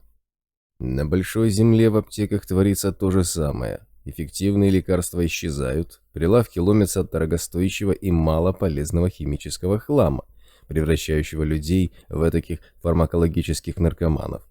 Таблетки не торопятся вылечивать пациентов. Наоборот, пациенты ради лишнего грамма здоровья вынуждены покупать их чуть ли не всю жизнь. Отличный бизнес. Болт криво усмехнулся, машинально обходя медленно ползущее впереди сито. Что большое государство, что маленькая Рау, все едино. Сидящему у руля толстосумам плевать на обычных людей. Они борются за свои прибыли, а прибыли несовместимы с лекарством, полностью излечивающим человека за одно-два применения. Все так стремятся вырваться из Реала. А вот он, Болт, даже рад своему возвращению сюда. Здесь его родина, какая бы ни была. Первый отряд зомби он встретил через полчаса легкого бега. Оберег на шее резко похолодел, сообщая о приближающейся опасности биологического типа, и Болт торопливо окинул взглядом заполненные хаотично движущимися аномалиями окрестности. Надо быстро смещаться с открытого места в заросли, но все видимые оазисы были заняты мутантами. А у кромки ближайшей растительности и вовсе расположился желудок, прикинувшийся кустом в ожидании добычи. Пришлось оббежать его с другой стороны и залечь прямо на багровой резине голой земли. Зомби показались через несколько секунд. Отряд стволов 30 вышел из виднеющегося в 500 метрах леса толстых фиолетовых обрубков и направился к границе с желтой зоной. Сталкер осторожно сместился, оставляя застывший в охотничьей позе желудок между собой и вечно молодыми. Если желудок не испугался их приближения и рванет бежать на самом интересном месте, то зомби не смогут заметить человека. Болт с интересом разглядывал приближающихся вечно молодых. Судя по старой солдатской форме советского образца, это был взвод стройбата, попавшего под зомбирование в числе первых. Впервые он видел у стройбатовцев оружие. Раньше они бродили только с лопатами и кирками. Зомбированные военные строители прошли мимо, и почти сразу Болт почувствовал резкий укол, исходящий от оберега. Сталкер рванулся всем телом, отбрасывая себя в сторону и в землю, где полсекунды назад была его грудь. С коротким глухим стуком впился тонкий длинный шип. Болт извернулся, одновременно вскакивая на ноги и смещаясь правее, и разминулся со вторым шипом на считанные сантиметры. Оберег показывал суставчатого игольщика в ближайших кустах, и сталкер, низко пригибаясь, быстро забежал за желудок, укрываясь от тускло поблескивающих ядовитым токсином плевательных шипов. Игольчик, потеряв цель, тихо зашипел от злобы низким вибрирующим звуком, но выходить из своих кустов не решился. Похоже, зверь почувствовал близкое присутствие желудка и не хотел рисковать своей жизнью. И правильно, одобрил его решение Болт. Желудок сожрет кого угодно, он переваривает жертву в считанные секунды. Помнится, лет 10 назад на его глазах в желудок случайно угодил зомби. Остальной отряд выпустил в жуткую животину столько пуль, что ее буквально разодрало в клочья за четверть минуты. Но добычу они так и не спасли. За это время желудок успел растворить сожранного до состояния скелета. Долго прятаться за желудком со стороны открытой местности было слишком опасно. Несколько аномалий уже тянулись в сторону человека, словно принюхиваясь, и Болт побежал к лесу. Он не стрелял и никого не поранил. Значит, зомби не почувствуют эманации боли или страха. А просто так они не оглядываются. Добраться до леса оказалось сложнее, чем он предполагал. Низкая скорость снующих впереди аномалий внезапно резко возросла, и сталкеру пришлось повертеться, словно волчку, отпрыгивая от мчащейся со всех сторон смерти. Уклонившись сразу от двух центрифуг и избежав столкновения с несущимися на огромной скорости растворителем, Болт едва не наступил на подтекающего к ногам миротворца. Он отпрыгнул, удерживаясь на чистом клочке земли, и присел, прижимаясь как можно ниже. В полуметре над головой промелькнула Сита, уже дернувшийся к человеку, но не сумевший вовремя погасить скорость. Болт выпрямился и бросился бежать, пока впереди еще угадывалась свободная тропа. Достигнув леса, сталкер увидел причину неожиданного переполоха. Гигантское газовое облако лениво вползало в рощу обрубков с запада, расталкивая светящиеся на опушке аномалии. Болт надел противогаз и заспешил дальше. После быстрого бега дышать в противогазе было тяжело. Но эффект обратной регенерации уже действовал, и жжение в поврежденных легких быстро сходило на нет. Лес повезло пройти спокойно. Газовое облако, более походившее на маленькое море, выдавило из него обитателей. И никто не жаждал перекусить одиноким сталкером. Болт достиг противоположной опушки, когда увидел второй отряд зомби. Этих было немного, меньше десятка, и двигались они параллельно кратчайшему направлению на желтую зону. Вечно молодые шли медленно, явно что-то искали. Болт притаился за группой покрытых оранжевыми потеками замшелых обрубков, и в ту же секунду оберег не сильно кольнул его в грудь, указывая на следующую группу деревьев. Внутри нее, незаметная в толще фиолетового мха, лежала небольшая мутно-желтая полукапля неправильной формы. Сталкер пригляделся к метаморфиту и узнал компас. Хорошая вещица. Имея ее, всегда знаешь точное направление на эпицентр. Вот значит, что здесь ищут зомби. Это все усложняет. Пока они будут рыскать по лесу, придется сидеть в укрытии, а когда найдут, то окажутся в опасной близости от человека, могут и заметить. Болт медленно, чтобы исключить даже минимальный шум, попятился, быстрыми взглядами по сторонам разыскивая убежище понадежнее. Сейчас бы не помешала тишь. Довольно удобный для одиночки мед, полностью глушит издаваемый тобой шум, включая шелест листьев, хруст веток под ногами и голос. Можно чихать под носом у врага, и тебя не услышат, но такого мета у спецотряда не нашлось. Раз говорил, что после дезинфекции они встречаются очень редко и пользуются спросом только у шпионов крупных группировок. Оно и понятно. Выстрелы тишь не глушит. Этот звук издаешь не ты, а оружие. Да и чтобы тебя услышал даже стоящий рядом человек, контакт с метом надо постоянно прерывать. Иначе будешь молча открывать рот, словно рыба на суше. А СОПу такое не требуется. Они всегда действуют 2-3 группами, и им радиосвязь намного важнее. Сталкер отполз за обрубки потолще и вновь затаился. Газовая аномалия скоро уйдет, и звери начнут возвращаться в лес. Если вечно молодые не поторопятся, могут начаться проблемы. Зомби прочесывали лес минут 10 и отыскали компас в ту же самую минуту, когда оберег начал сигнализировать хозяину о приближении мутантов. Положение спасло то, что, подобрав метаморфит, вечно молодые собрались вместе и бодро двинули к эпицентру. Болт снял противогаз, быстро уложил его в сумку и выскользнул из леса, прислушиваясь к шуршанию мха позади. Звери чувствовали зомби и не лезли на открытое место. Это давало возможность удалиться от леса на безопасное расстояние без погони. Минут 15 сталкер шел за отрядом молчаливых человеческих фигур, но жара и 2 года бездеятельности в заперти ведомственных клиник дали о себе знать, и пришлось снова подыскивать место для отдыха. Болт молча чертыхнулся. Потерял форму, слишком быстро накапливается усталость.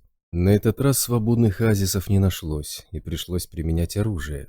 Каракатица, дальнейшая мутация осьминога, очень неприятная на вид помесь усеянного зубами рюкзака и мерзкого живого узла, кишащего длинными щупальцами с ядовитыми крючьями на присосках, покинула свое логово только после того, как Болт выпустил в нее весь магазин вала. Зверюга с противным скрежещущим визгом вынырнула из зарослей и, стелясь по багровой земле, быстро утекла куда-то вглубь скопления островков местной флоры. Болт запрыгнул в заляпанную зеленой слизью освободившуюся берлогу и принялся менять магазин. Звери в красной зоне стали более живучи, это хорошо заметно. Раньше для изгнания каракатицы хватило бы и 10 дыроколов. Тем более таких 9-миллиметровых СП-6Д с тяжелой бронебойной пулей. Болт уселся на землю, оперся на ствол дерева обрубка и несколько минут отдыхал, разглядывая снующие вокруг аномалии. «Странный народ эти сталкеры», — подумал он. «Им хочется попасть в красную зону. Думаю, тут сокровища на каждом углу грудами валяются. На самом деле здесь на каждом шагу только смерть. Но скажешь кому-нибудь из них об этом — не верят, подозревают тебя во лжи. Дескать, ты просто все себе хапаешь и специально страшилки рассказываешь». Он тихо вздохнул.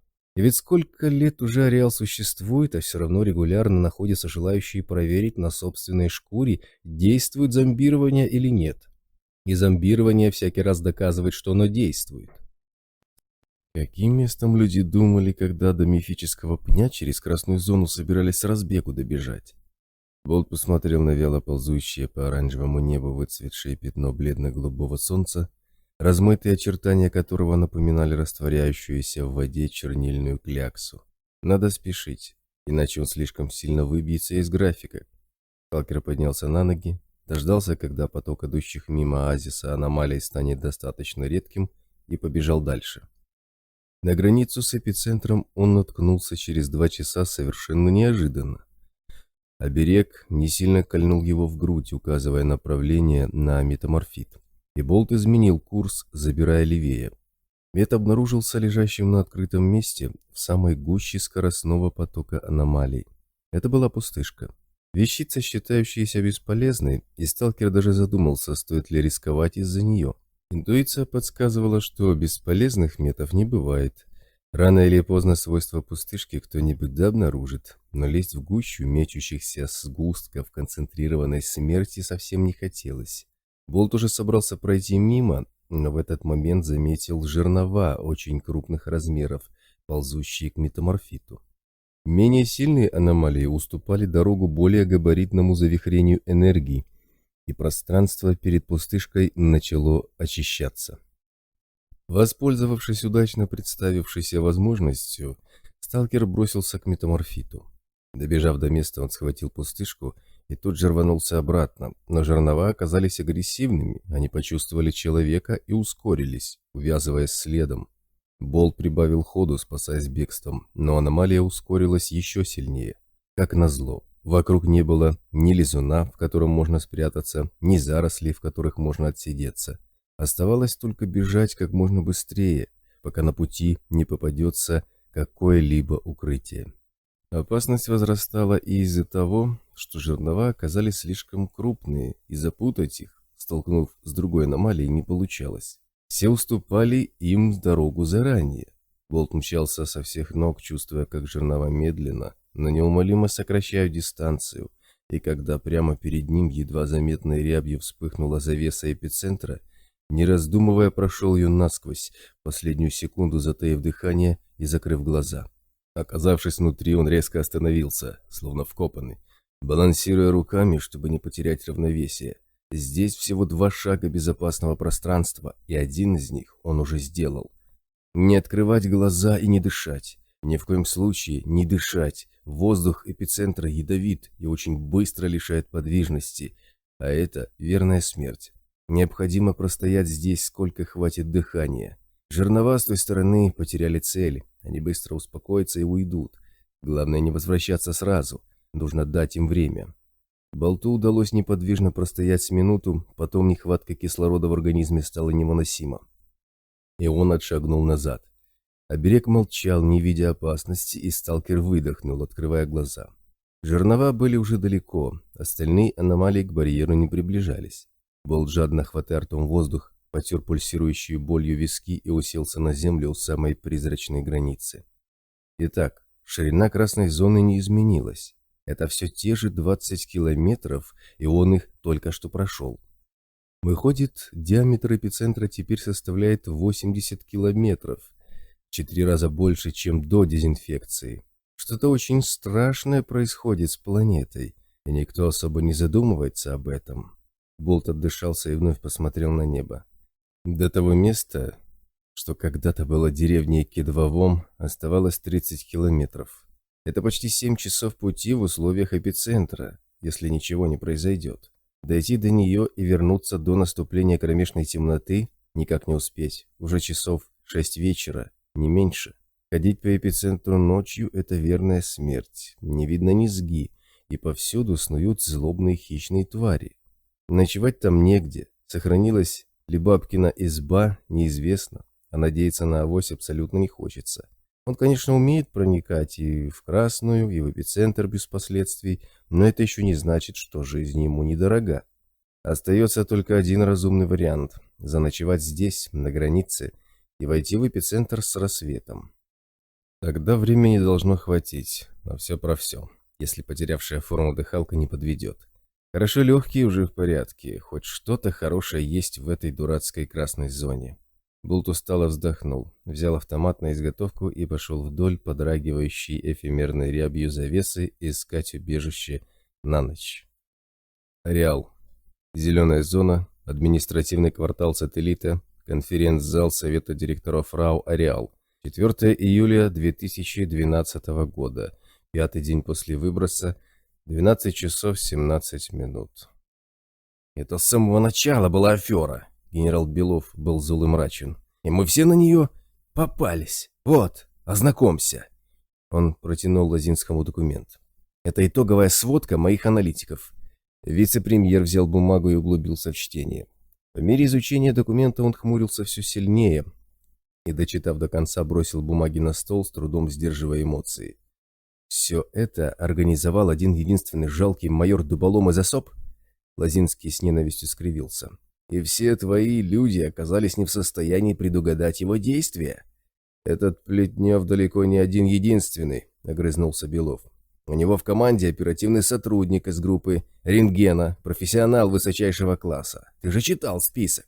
Плюс боевики с опытом работы в желтой зоне, один из лучших сталкеров поискового отдела, связи с местным населением, свой агент у нас в юридическом отделе. Они завербовали Волконского очень красиво. Старый идиот с удовольствием пошел на сотрудничество с ними втайне от нас. Такой комплекс оперативных мероприятий тупому дуболому не по плечу, Валентин. Это очень опасный противник. Он организовал в желтой зоне, заметь, там мы бессильны, целую подрывную организацию.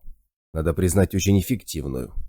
Они работают слаженно и профессионально. Каждый из них занимается своим сегментом, там дилетантов нет.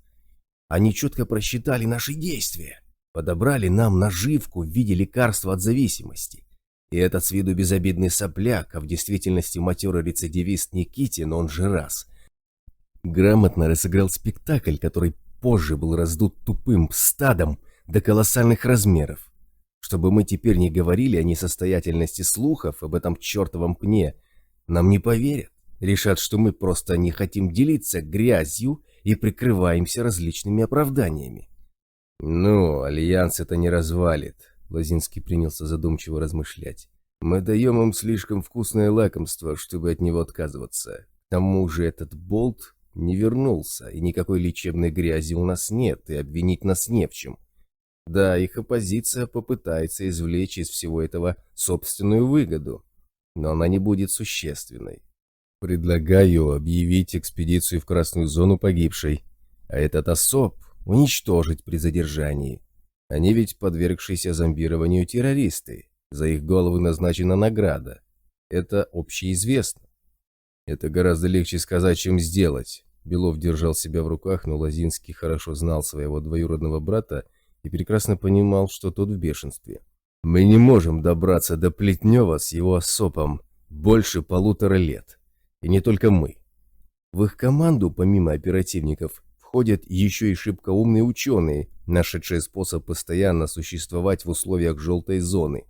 Они добывают там воду, изготавливают чуть ли не мифические лекарства, как выясняется, даже умеют добывать электричество. Если бы не потребность в продовольствии, особ существовал бы полностью автономно. Но фактически они уже стали неприкасаемыми, особенно после появления передатчика и предупреждения о выбросах. Согласно агентурным данным, все крупные группировки считают более выгодным мириться с их существованием и получать медикаменты и оповещения, чем пытаться уничтожить особ. Нападения на них практически полностью прекратились. Есть подозрение, что как только мы попытаемся ликвидировать банду Плетнева, нам станет негласно мешать та самая оппозиция наших марионеток. «У нас же теперь есть УИПы, функционирующие в желтой зоне», — напомнил вице-премьер. «Разве это не решает проблему с поиском и уничтожением банды?» «Лишь частично», — поморщился генерал. «У моих людей нет опыта. Они никогда не работали в желтой зоне. А использование новых УИПов там имеет свои особенности, довольно серьезные. Со временем мы это исправим, но я подозреваю, что этого самого времени у нас может и не быть». «Что ты хочешь сказать этим, Эдуард?» — напрягся Лозинский. «Чем нам опасна банда голодранцев, пусть даже неплохо подготовленных, не высовывающих нос из желтой зоны?» «А ты подумай», — зло скривился Белов, сгребая в горсть аналитическую записку.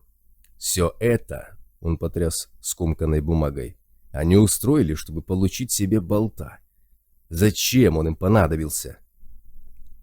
«Насколько я понимаю, Болт единственный, кто может добраться до красной зоны и вернуться оттуда невредимым», — ответил Лозинский.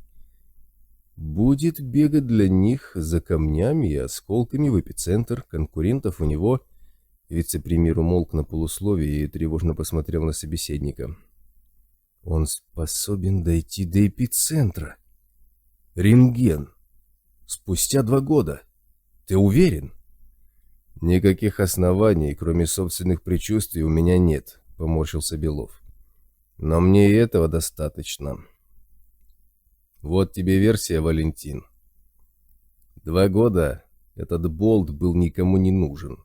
И вдруг сейчас Плетнев организовывает операцию по его освобождению, да еще такую рискованную. Для чего? Болт может добраться до эпицентра. И рентген со всем компроматом исчез там же. Что если он не погиб, как мы были уверены, а все это время находился, например, у того же Плетнева, а теперь желает получить некие данные, которые, как вариант, оставил в эпицентре, когда в спешке его покидал? Тот контрразведчик из госкомиссии, Кварц, который работает на Плетнева, вполне может оказаться рентгеном. Конечно, я могу ошибаться, но в одном я уверен совершенно точно. Болт нужен Плетневу для похода в эпицентр. Там есть нечто, получить которое ему сверхважно. Я предпочитаю не гадать на кофейной гуще. Что это? Дешевые грязные камни или компромат на нас? «Согласен», — Лозинский спешно обдумывал услышанное. «Что ты предлагаешь?» «Мы должны пойти на крайние меры», — решительно заявил Белов. «Во-первых, надо объявить всем, что Болт нашел лекарство от зависимости и скрывается с ним от всех, набивая цену. В знак серьезности своих намерений он уже уничтожил, скажем, половину пня. Остальное собирается продать за огромные деньги, заплатить которые способна совсем небольшая группа людей. Это вызовет ненависть среди голодранцев и увешанного оружием быдла. Пусть его ищут все и везде. Подобный поворот событий сыграет нам на руку. Если кто-нибудь его найдет, об этом очень быстро узнают все, а мы устроим ему несчастный случай. Второе. Необходимо использовать любые средства для ликвидации банды Плетнева». Генерал недовольно скривился, постукивая по столу пальцами, и со вздохом досады продолжил. «Мой идиот-племянничек умудрился испортить выпавший нам удачный шанс». Белов вновь поморщился. «Один из его людей вычислил эту Екатерину Петрову, агента Плетнева, и установил факт вербовки ею Волконского. Но вместо того, чтобы установить за обоими тотальное наблюдение, мой придурок арестовал обоих, да еще устроил из этого целую войну, обернувшуюся серьезными потерями. Теперь Плетнев знает, что его агенты провалены. Допросы с пристрастием почти ничего не дали. Волконский едва не умер от страха и рассказал все, ты в курсе. Петрова оказалась заранее подготовлена к провалу и поэтому дала минимум информации. Списочный состав банды и приблизительное представление о работе УИПа в желтой зоне. Большего она не знает. Но в Москве у нее осталась дочь. В настоящий момент живет с престарелыми родителями. Предлагаю использовать этот рычаг.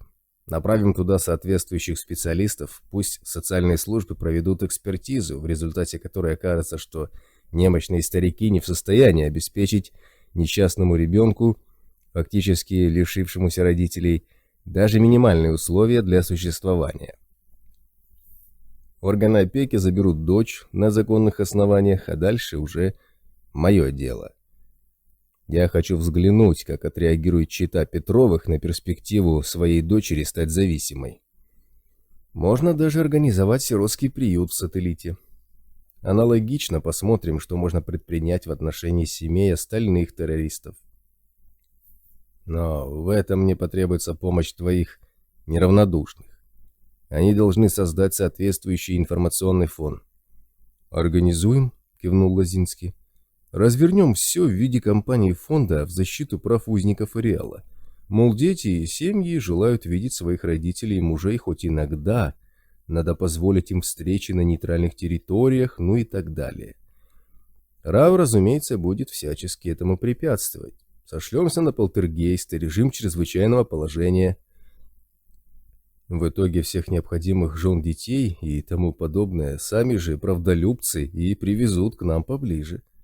Да еще и торжественно, с пафосом и пиаром. Нашего участия в этом не будет».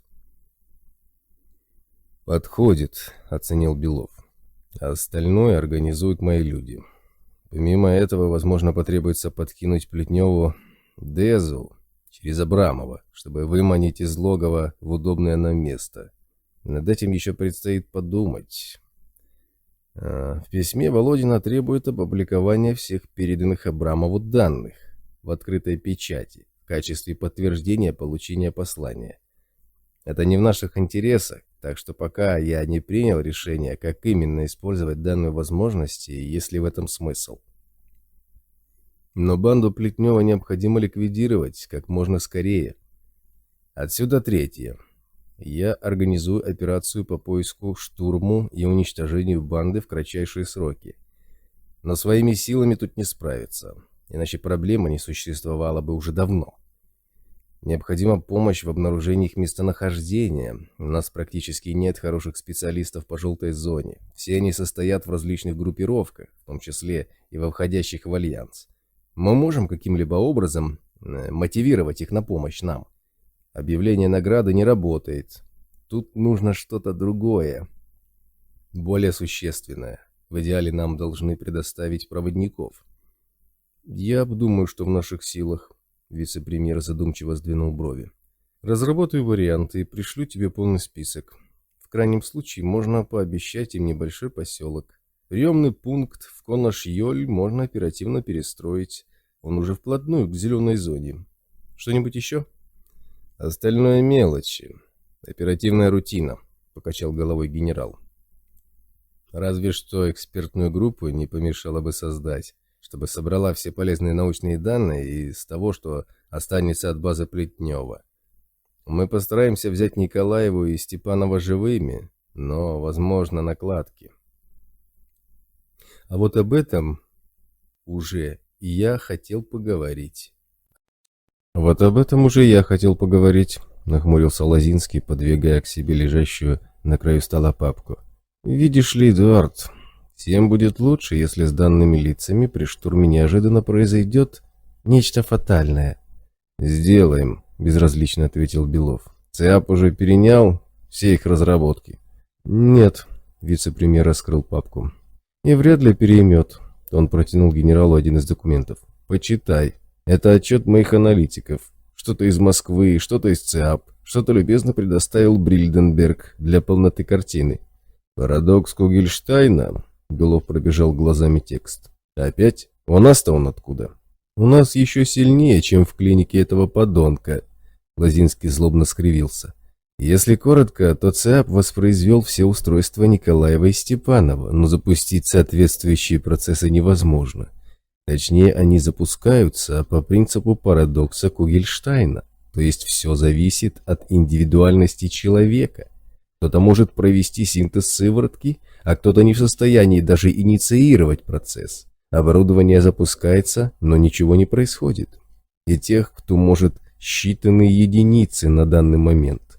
Мы склонны считать, что это неизвестная генетическая особенность. У Кугельштайна таких людей целая команда, а у Абрамова всего один, и тот осилил синтез лишь на 50% качества. Я пытался негласно искать уникальных специалистов в Москве, но так и не смог никого найти. Пришлось кланяться Брильденбергу, но и его люди оказались бессильны. Сотрудники Кугельштайна отказываются от сотрудничества, даже за очень большие деньги. Тупоголовые идеалисты. Брильденберг согласен с нашим мнением, что вся клиника – это глубоко законспирированный рассадник антисемитского экстремизма. Если бы не сыворотка для нас, мировое сообщество давно подвергло Кугельштайна всеобщему презрению и забвению. И у нас ситуация еще хуже. Ни один специалист ЦАП, включая недавно поступивших по проекту Златовласка, не в состоянии заставить функционировать оборудование Николаева и Степанова. Но УИПа же запустили в желтой зоне, непонимающе насупился Белов. И после ареста Николаева со Степановым быстро воспылают желанием работать в СИАП, в обмен на снятие всех обвинений и ту же сыворотку от Абрамова. А если нет, возразил Лозинский, бросая на генерала пристальный взгляд, мы можем на них надавить, но как только они поймут, что уникальны, как изменится их реакция и поведение? Они начнут предъявлять нам ультиматум, Эдуард. Все, что мы можем без них, это запустить УИП в желтой зоне и, скорее всего, добиться функционирования электроприборов. Это, несомненно, прорыв, но мы прекрасно справляемся и без всего этого. Нам необходимо получить главное – расслоение Икса и добычу воды. Но как раз оба данных процесса регулируются парадоксом Кугельштайна. Если мы позволим Николаеву и Степанову диктовать нам условия, позже придется глубоко сожалеть. Вспомни, с чего начинались исследования этих двоих. Потенциально их оборудование может превратить углеводородную энергетику в прах, а собрать такие приборы без труда может каждый маломальски подкованный физик-практик. Ты понимаешь, чем это нам грозит? Брильденберг снизошел до того, что лично звонил мне дважды. Там очень обеспокоены открывающимися перспективами и настоятельно рекомендуют немедленно изъять все материалы исследований. И я с ними согласен. Кроме того, если оборудование этих двоих действительно способно отвоевывать у ареала территории, мы с тобой имеем шансы лишиться нефти тип X, когда они сожмут ареал в границах красной зоны. Дальше им не продвинуться, ни зомбирование, ни зависимости они предотвратить не в состоянии. Мы, конечно, будем понемногу изучать их разработки. Волконский теперь готов на все. Твое ведомство очень эффективно с ним поработало, но в его успех верится слабо. Уникальных специалистов у нас нет. Забрать кого-либо у Кугельштайна не получилось, так что сам видишь. Я могу распространить проект Златовласка на Новосибирский академгородок, мрачно процедил Белов. Или на дипломатические представительства немцев. Привезем кого-нибудь оттуда, если вся эта дрянь зависит от генетики. А если нет, возразил Лозинский, привязка парадокса Кугельштайна к ДНК – это лишь версия. У нас нет гарантированных ответов, только предположения. Мы ни в чем не уверены. Может рассмотреть вариант силовой доставки в ареал кого-нибудь из сотрудников Кугельштайна, предложил генерал. Возможно, мои люди сумеют это организовать. И что с того? Вице-премьер зло усмехнулся. Какая разница, кто будет ставить нам условия? Антисемит от Кугельштайна или Николаева со Степановым? В первом случае хлопот даже больше. Он покачал головой. Нет, тут нужны полностью управляемые специалисты, подконтрольные только нам. Помимо всего прочего, нельзя сбрасывать со счетов Брильденберга. Родственничкам на наши беды плевать. А вот будущее углеводородной энергетики для них святое. Впрочем, как и для нас. Поэтому предлагаю последовать их рекомендациям. Все фигуранты этого дела должны исчезнуть навсегда. Их разработки и вся информация, с ними связанная, должна быть изъята и надежно скрыта. Со временем, если нам удастся найти надежно управляемых сотрудников, удовлетворяющих требованиям парадокса Кугельштайна, мы продолжим данные разработки, не привлекая лишнего внимания и не создавая шума. Что скажешь? Согласен с твоими доводами. Белов мстительно прищурился. Ошибок быть не должно. Следов тоже. Я займусь этим немедленно. Но сидеть в ареале больше нет смысла. Необходимое руководство можно осуществлять и из Москвы. И чем скорее я там окажусь, тем лучше для нас обоих. Фогельштайн ответил на наш запрос относительно смещения дат операций. «Да», — подтвердил Лозинский, — «он готов принять одного из нас послезавтра, второго — через 4 суток. Кто поедет первым?» «Езжай ты», — решил Белов. «Я задержусь здесь на несколько дней, пока будет идти первичная организация всех необходимых процессов. Только не затягивай с мотивацией наших...» Генерал сделал паузу и с презрением выплюнул эпитет. «Партнеров по Альянсу. Не хочу затягивать ликвидацию банды Плетнева». «Все будет предоставлено в кратчайшие сроки», — заверил генерала вице-премьер. «Итак, решено. Я выезжаю в Цюрих завтра утром». Оба собеседника поднялись из-за стола, и Лозинский добавил. «Да, кстати, Эдуард, считаю твое предложение насчет проекта Златовласка и Академгородка имеет для нас перспективы. Мы пошлем туда людей, пусть подыщут кандидатуры». Стерильно-белый круг солнца почти не освещал небосвод, кроваво-красным океаном нависший над багровыми полусумерками эпицентра. Черные мясистые капли водорослеобразного мха густо покрывали пепельную почву, то тут, то там, несущую на своей поверхности метровые пузыри серых бородавок, густо облепленных толстыми черными потеками. Призрачная действительность идеально ровной и абсолютно пустой местности, уходящей за горизонт, троилась эфемерными очертаниями едва заметных силуэтов загадочного рельефа. Засевший за одну из бородавок Болт внимательно следил за группой зомби, синхронными шагами обходящей один из таких прозрачных силуэтов. Похоже, это что-то вроде горы или небольшого лесного массива. Находится оно в какой-то иной реальности, и оказаться там означает быть мгновенно разорванным на куски. Но вокруг этого призрачного нечто идут две вполне надежные тропы.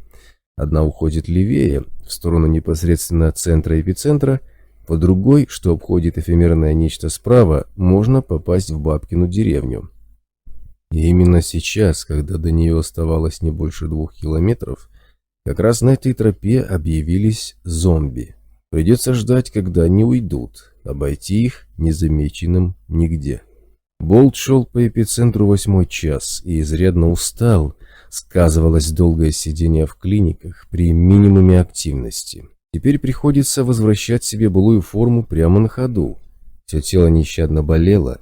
Натруженные еще вчера мышцы с самого утра объявили забастовку. Обедненный кислородом воздух, поступающий в легкие через противогазный фильтр, не справлялся с обеспечением ровного дыхания. Голова периодически кружилась, в глазах время от времени темнело и приходилось останавливаться, потому что в вечных багровых сумерках эпицентра уже не получалось ничего разобрать. Вдобавок количество призрачных тварей, бродящих по ровным, как ствол эфемерно гористо-лесисто-обрывистым плоскостям окружающей местности, сильно увеличилось. На берег не позволял им учуять или как-нибудь еще заметить человека, но они могли просто увидеть его глазами, и приходилось подолгу прятаться за теми из бородавок, до которых имелась возможность дойти живым. Стрелять все равно бесполезно. Воздействие нашего оружия звери эпицентра даже не почувствуют. В результате отставание от намеченного графика составило 2 часа и продолжало увеличиваться. Еще час просрочки, и до наступления кромешной тьмы покинуть эпицентр не удастся, а светлячок в руке будет виден издали. Короче, положение складывается лучше не придумаешь. Группа вечно молодых, тускло отсвечивая резиной противогазов, наконец-то скрылась из вида, и сталкер выбрался на тропу. Нужно торопиться, но кислорода не хватает даже ходьбы в обычном темпе. Приходится плестись совсем не быстро. Час назад, когда Бол добрался до того места, которое когда-то было поселком Парамес, ему пришлось пробежать метров 10. Сердце вместе с легкими едва не выпрыгнули наружу, и полностью восстановить дыхание после того до сих пор не удалось. Поселок оказался словно раздавлен гигантским бульдозером. На месте домов лежали груды трухлявых обломков, из которых кое-где торчали прогнившие, почерневшие бревна. Ядерный взрыв, ударивший по эпицентру, отразился на нем как-то совсем не так, совершенно отлично от привычных представлений о воздействии ядерного взрыва.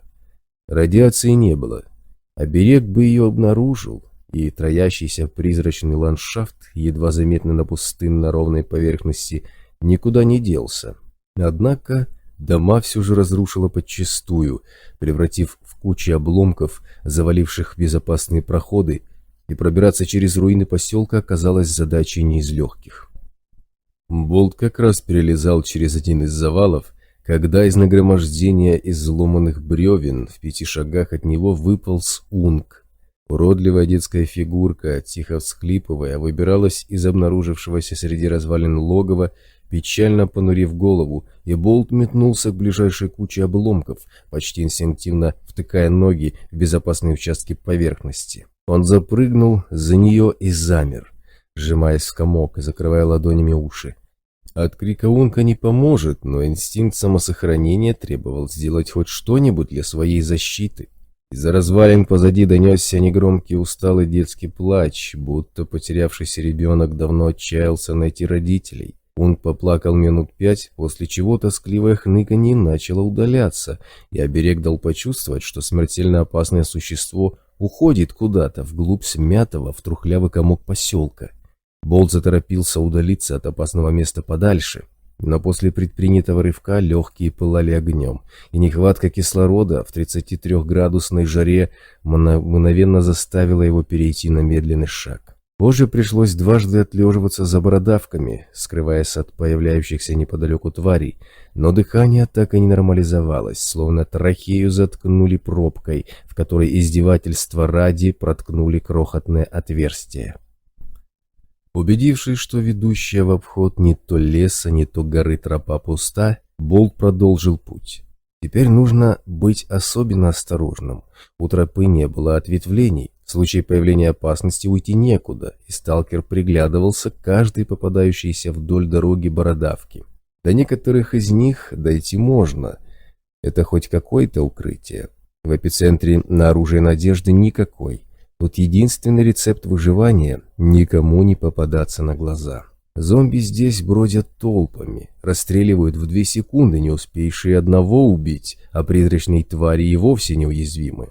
Раньше до дезинфекции не вся фауна эпицентра была враждебной. В призрачных озерах, состоящих из студня, бултыхались какие-то прозрачно невесомые существа. Других, столь же эфемерных, можно было разглядеть в едва заметном мареве лесов, или что тут у них вместо этого. Даже по троящимся относительно ровным пространствам иногда перемещались бестелесные существа непонятных форм и размеров, которых удавалось разглядеть благодаря помощи оберега. И никто из них обычно не обращал на человека внимания, вероятно, принимая его за зомби. Или это Болт на шее не давал им заметить, кто знает. По крайней мере, на настоящих зомби местная фауна точно никак не реагировала, в этом он убеждался не раз. Смертельно опасными и враждебными существами являлись призрачные твари, которых он для себя окрестил амебами.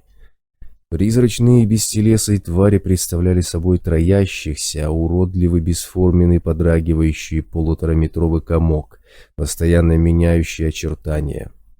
Амеба словно перетекала по земле, погруженная в нее на треть, и оставляла за собой обожженный след из черной влаги, курящийся легким дымком. След держался около минуты, после чего короткая мясистая растительность восстанавливалась, не оставляя никаких признаков недавней гибели.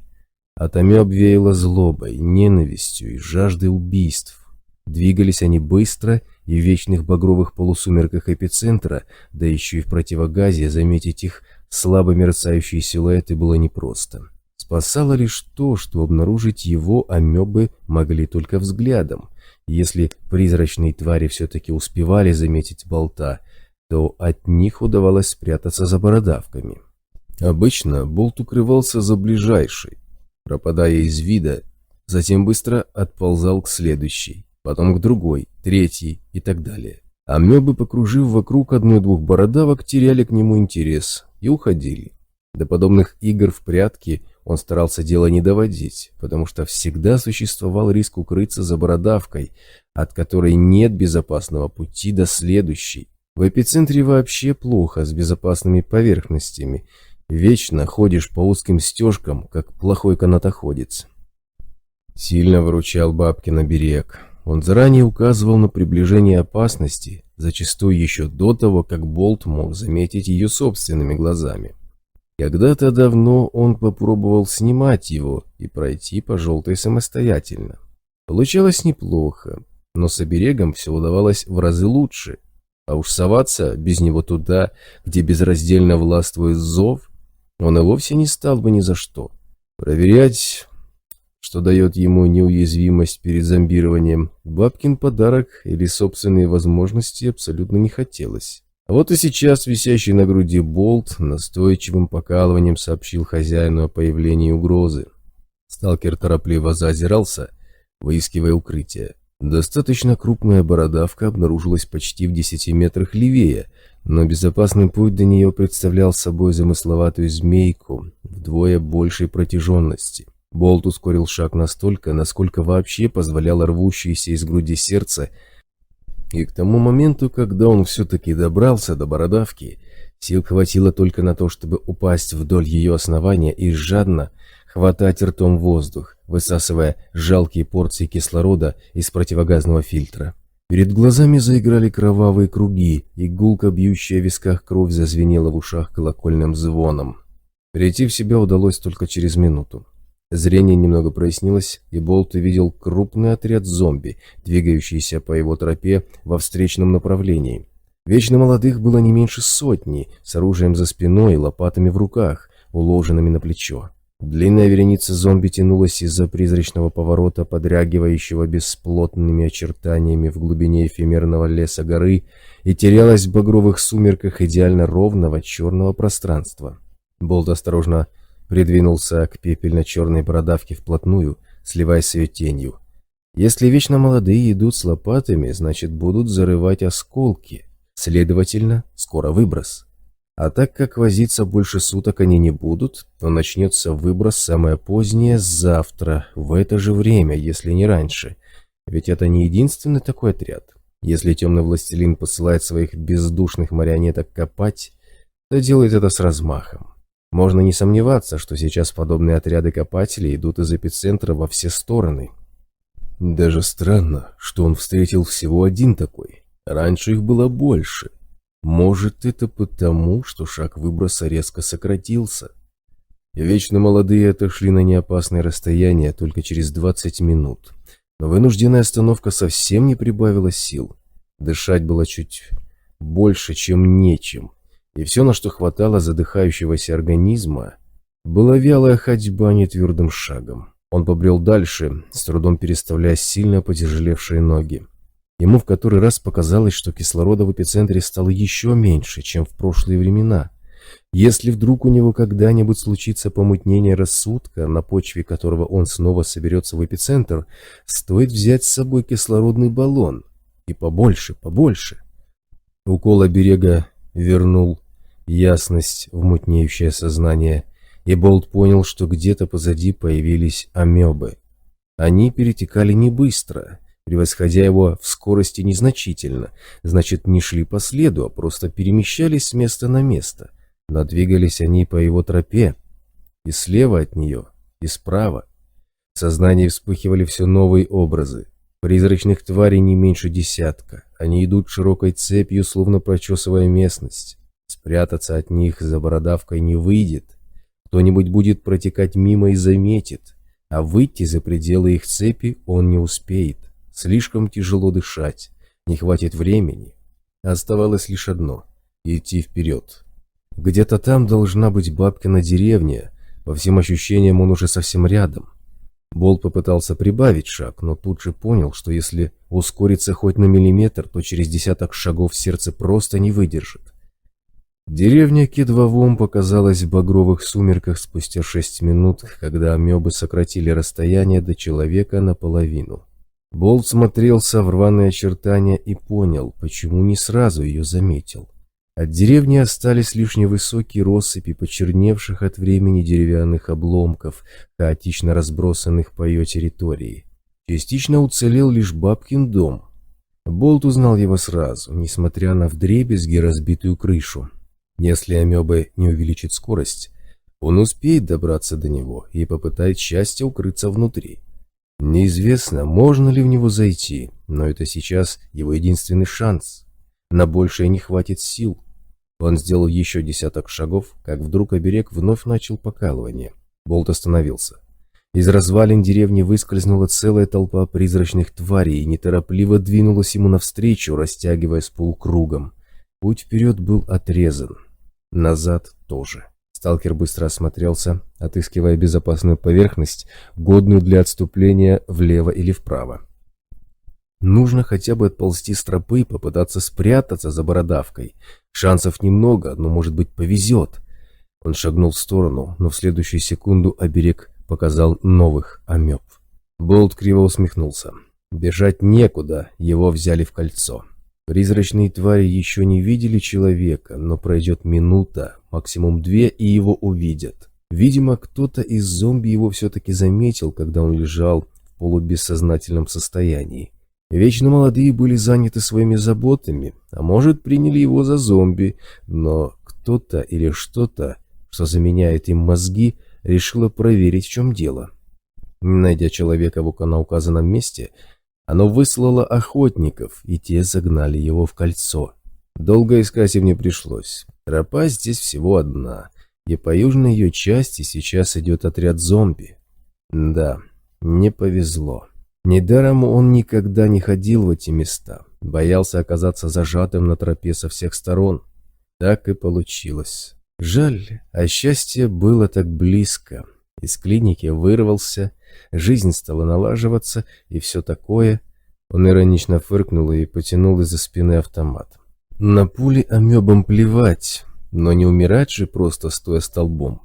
Хоть пострелять напоследок. Болт взял оружие на изготовку и принялся ждать. Призрачные твари заметили его через минуту.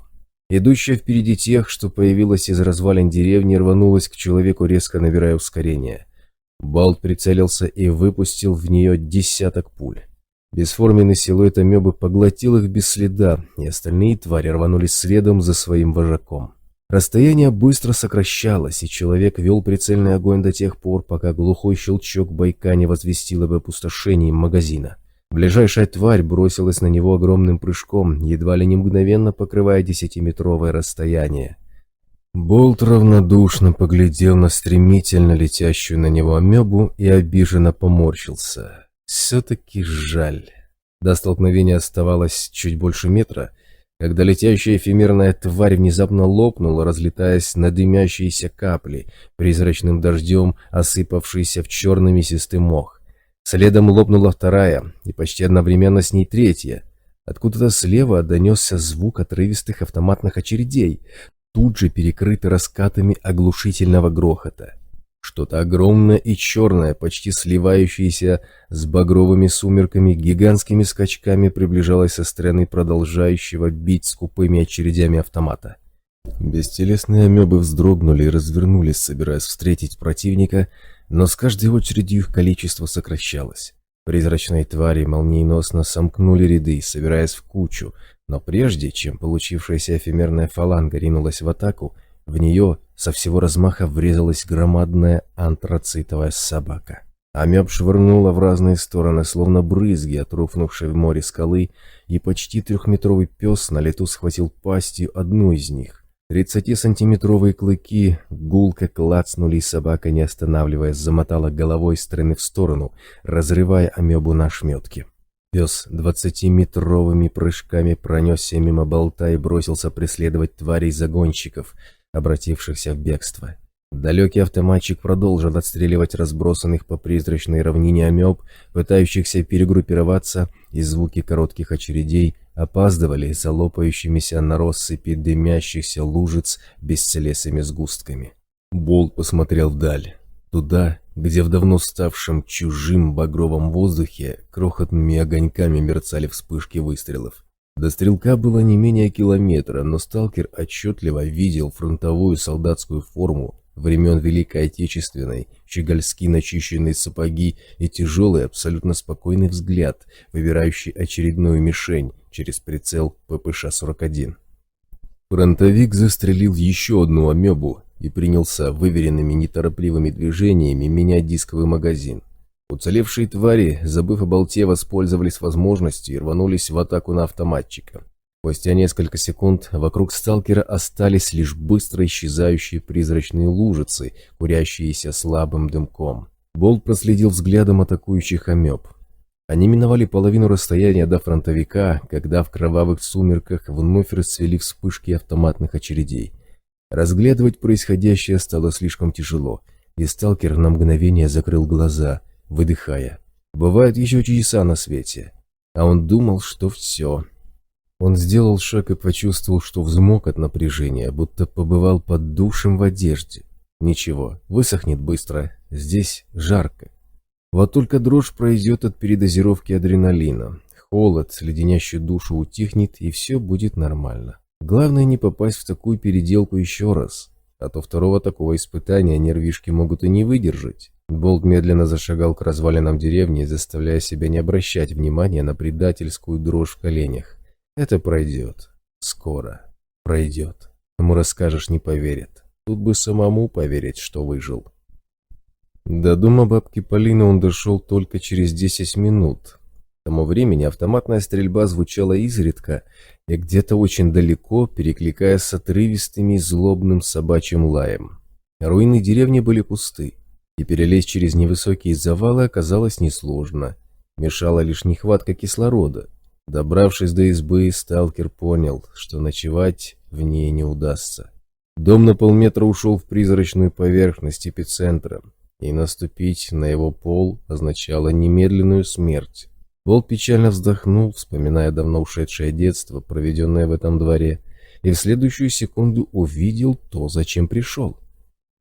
Дедовский автомобиль стоял на том же самом месте, где маленький Валера видел его в крайний раз, миллиметр в миллиметр. Древний газик был в отличном состоянии, совсем не новый, но словно отремонтированный умелым механиком и выкрашенный добросовестным маляром. Новенькая резина, чисто вымытые стекла, отстиранный и добротно натянутый тент. Все говорило о том, что на газике давно и прочно сидит крупная и мощная аномалия. Но оберег не видел опасности, словно подталкивал болта к дедовской машине. Несколько секунд болт неподвижно разглядывал автомобиль, после чего решился. Он подошел к машине и осторожно бросил в водительскую дверь гильзу. Гильза с глухим стуком ударилась о металл и отлетела в черный мясистый мох. Тогда сталкер осторожно коснулся дверной ручки пальцем. Палец остался на месте. Болт потянул за ручку, и дверь легко поддалась, отворяясь. Внутри все было так, как в те далекие времена, когда дед был еще жив, только вычищенное и выкрашенное. В глубине сознания вспыхнуло давно забытое детское желание порулить дедовским автомобилем, и Болт неожиданно для себя смело залез в машину.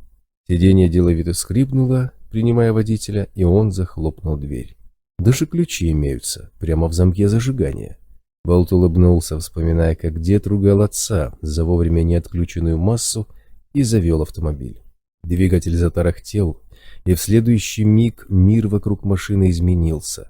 Багровые сумерки сменились обычным летним днем, а прямо перед передним бампером начиналась укатанная проселочная дорога, уводящая куда-то прочь из разрушенной до основания деревеньки.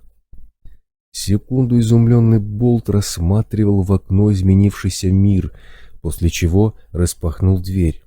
Снаружи привычно висел багровый полумрак, давящий на покрытую черным мхом пепельную равнину, троящуюся призрачным ландшафтом. Ни дороги, ни солнечного света. Болт захлопнул дверь и вновь посмотрел в окно. Дорога была. Солнечный летний день тоже. Он пару мгновений сидел неподвижно, прислушиваясь к оберегу, после чего снял противогаз и вдохнул полной грудью. Воздух внутри машины оказался пьяняще свежим и почему-то лесным, словно из березовой рощи. Несколько секунд Болт с наслаждением дышал, потом взялся за руль и решительно положил руку на рычаг коробки передач. «Нехорошо заставлять хороших людей ждать», — улыбнулся он. «Поехали». Сделанный на совесть когда-то очень давно мотор заурчал, и старый, но все еще добротный газик неспешно покатил по черной равнине. Сергей Тармашев. Ареал.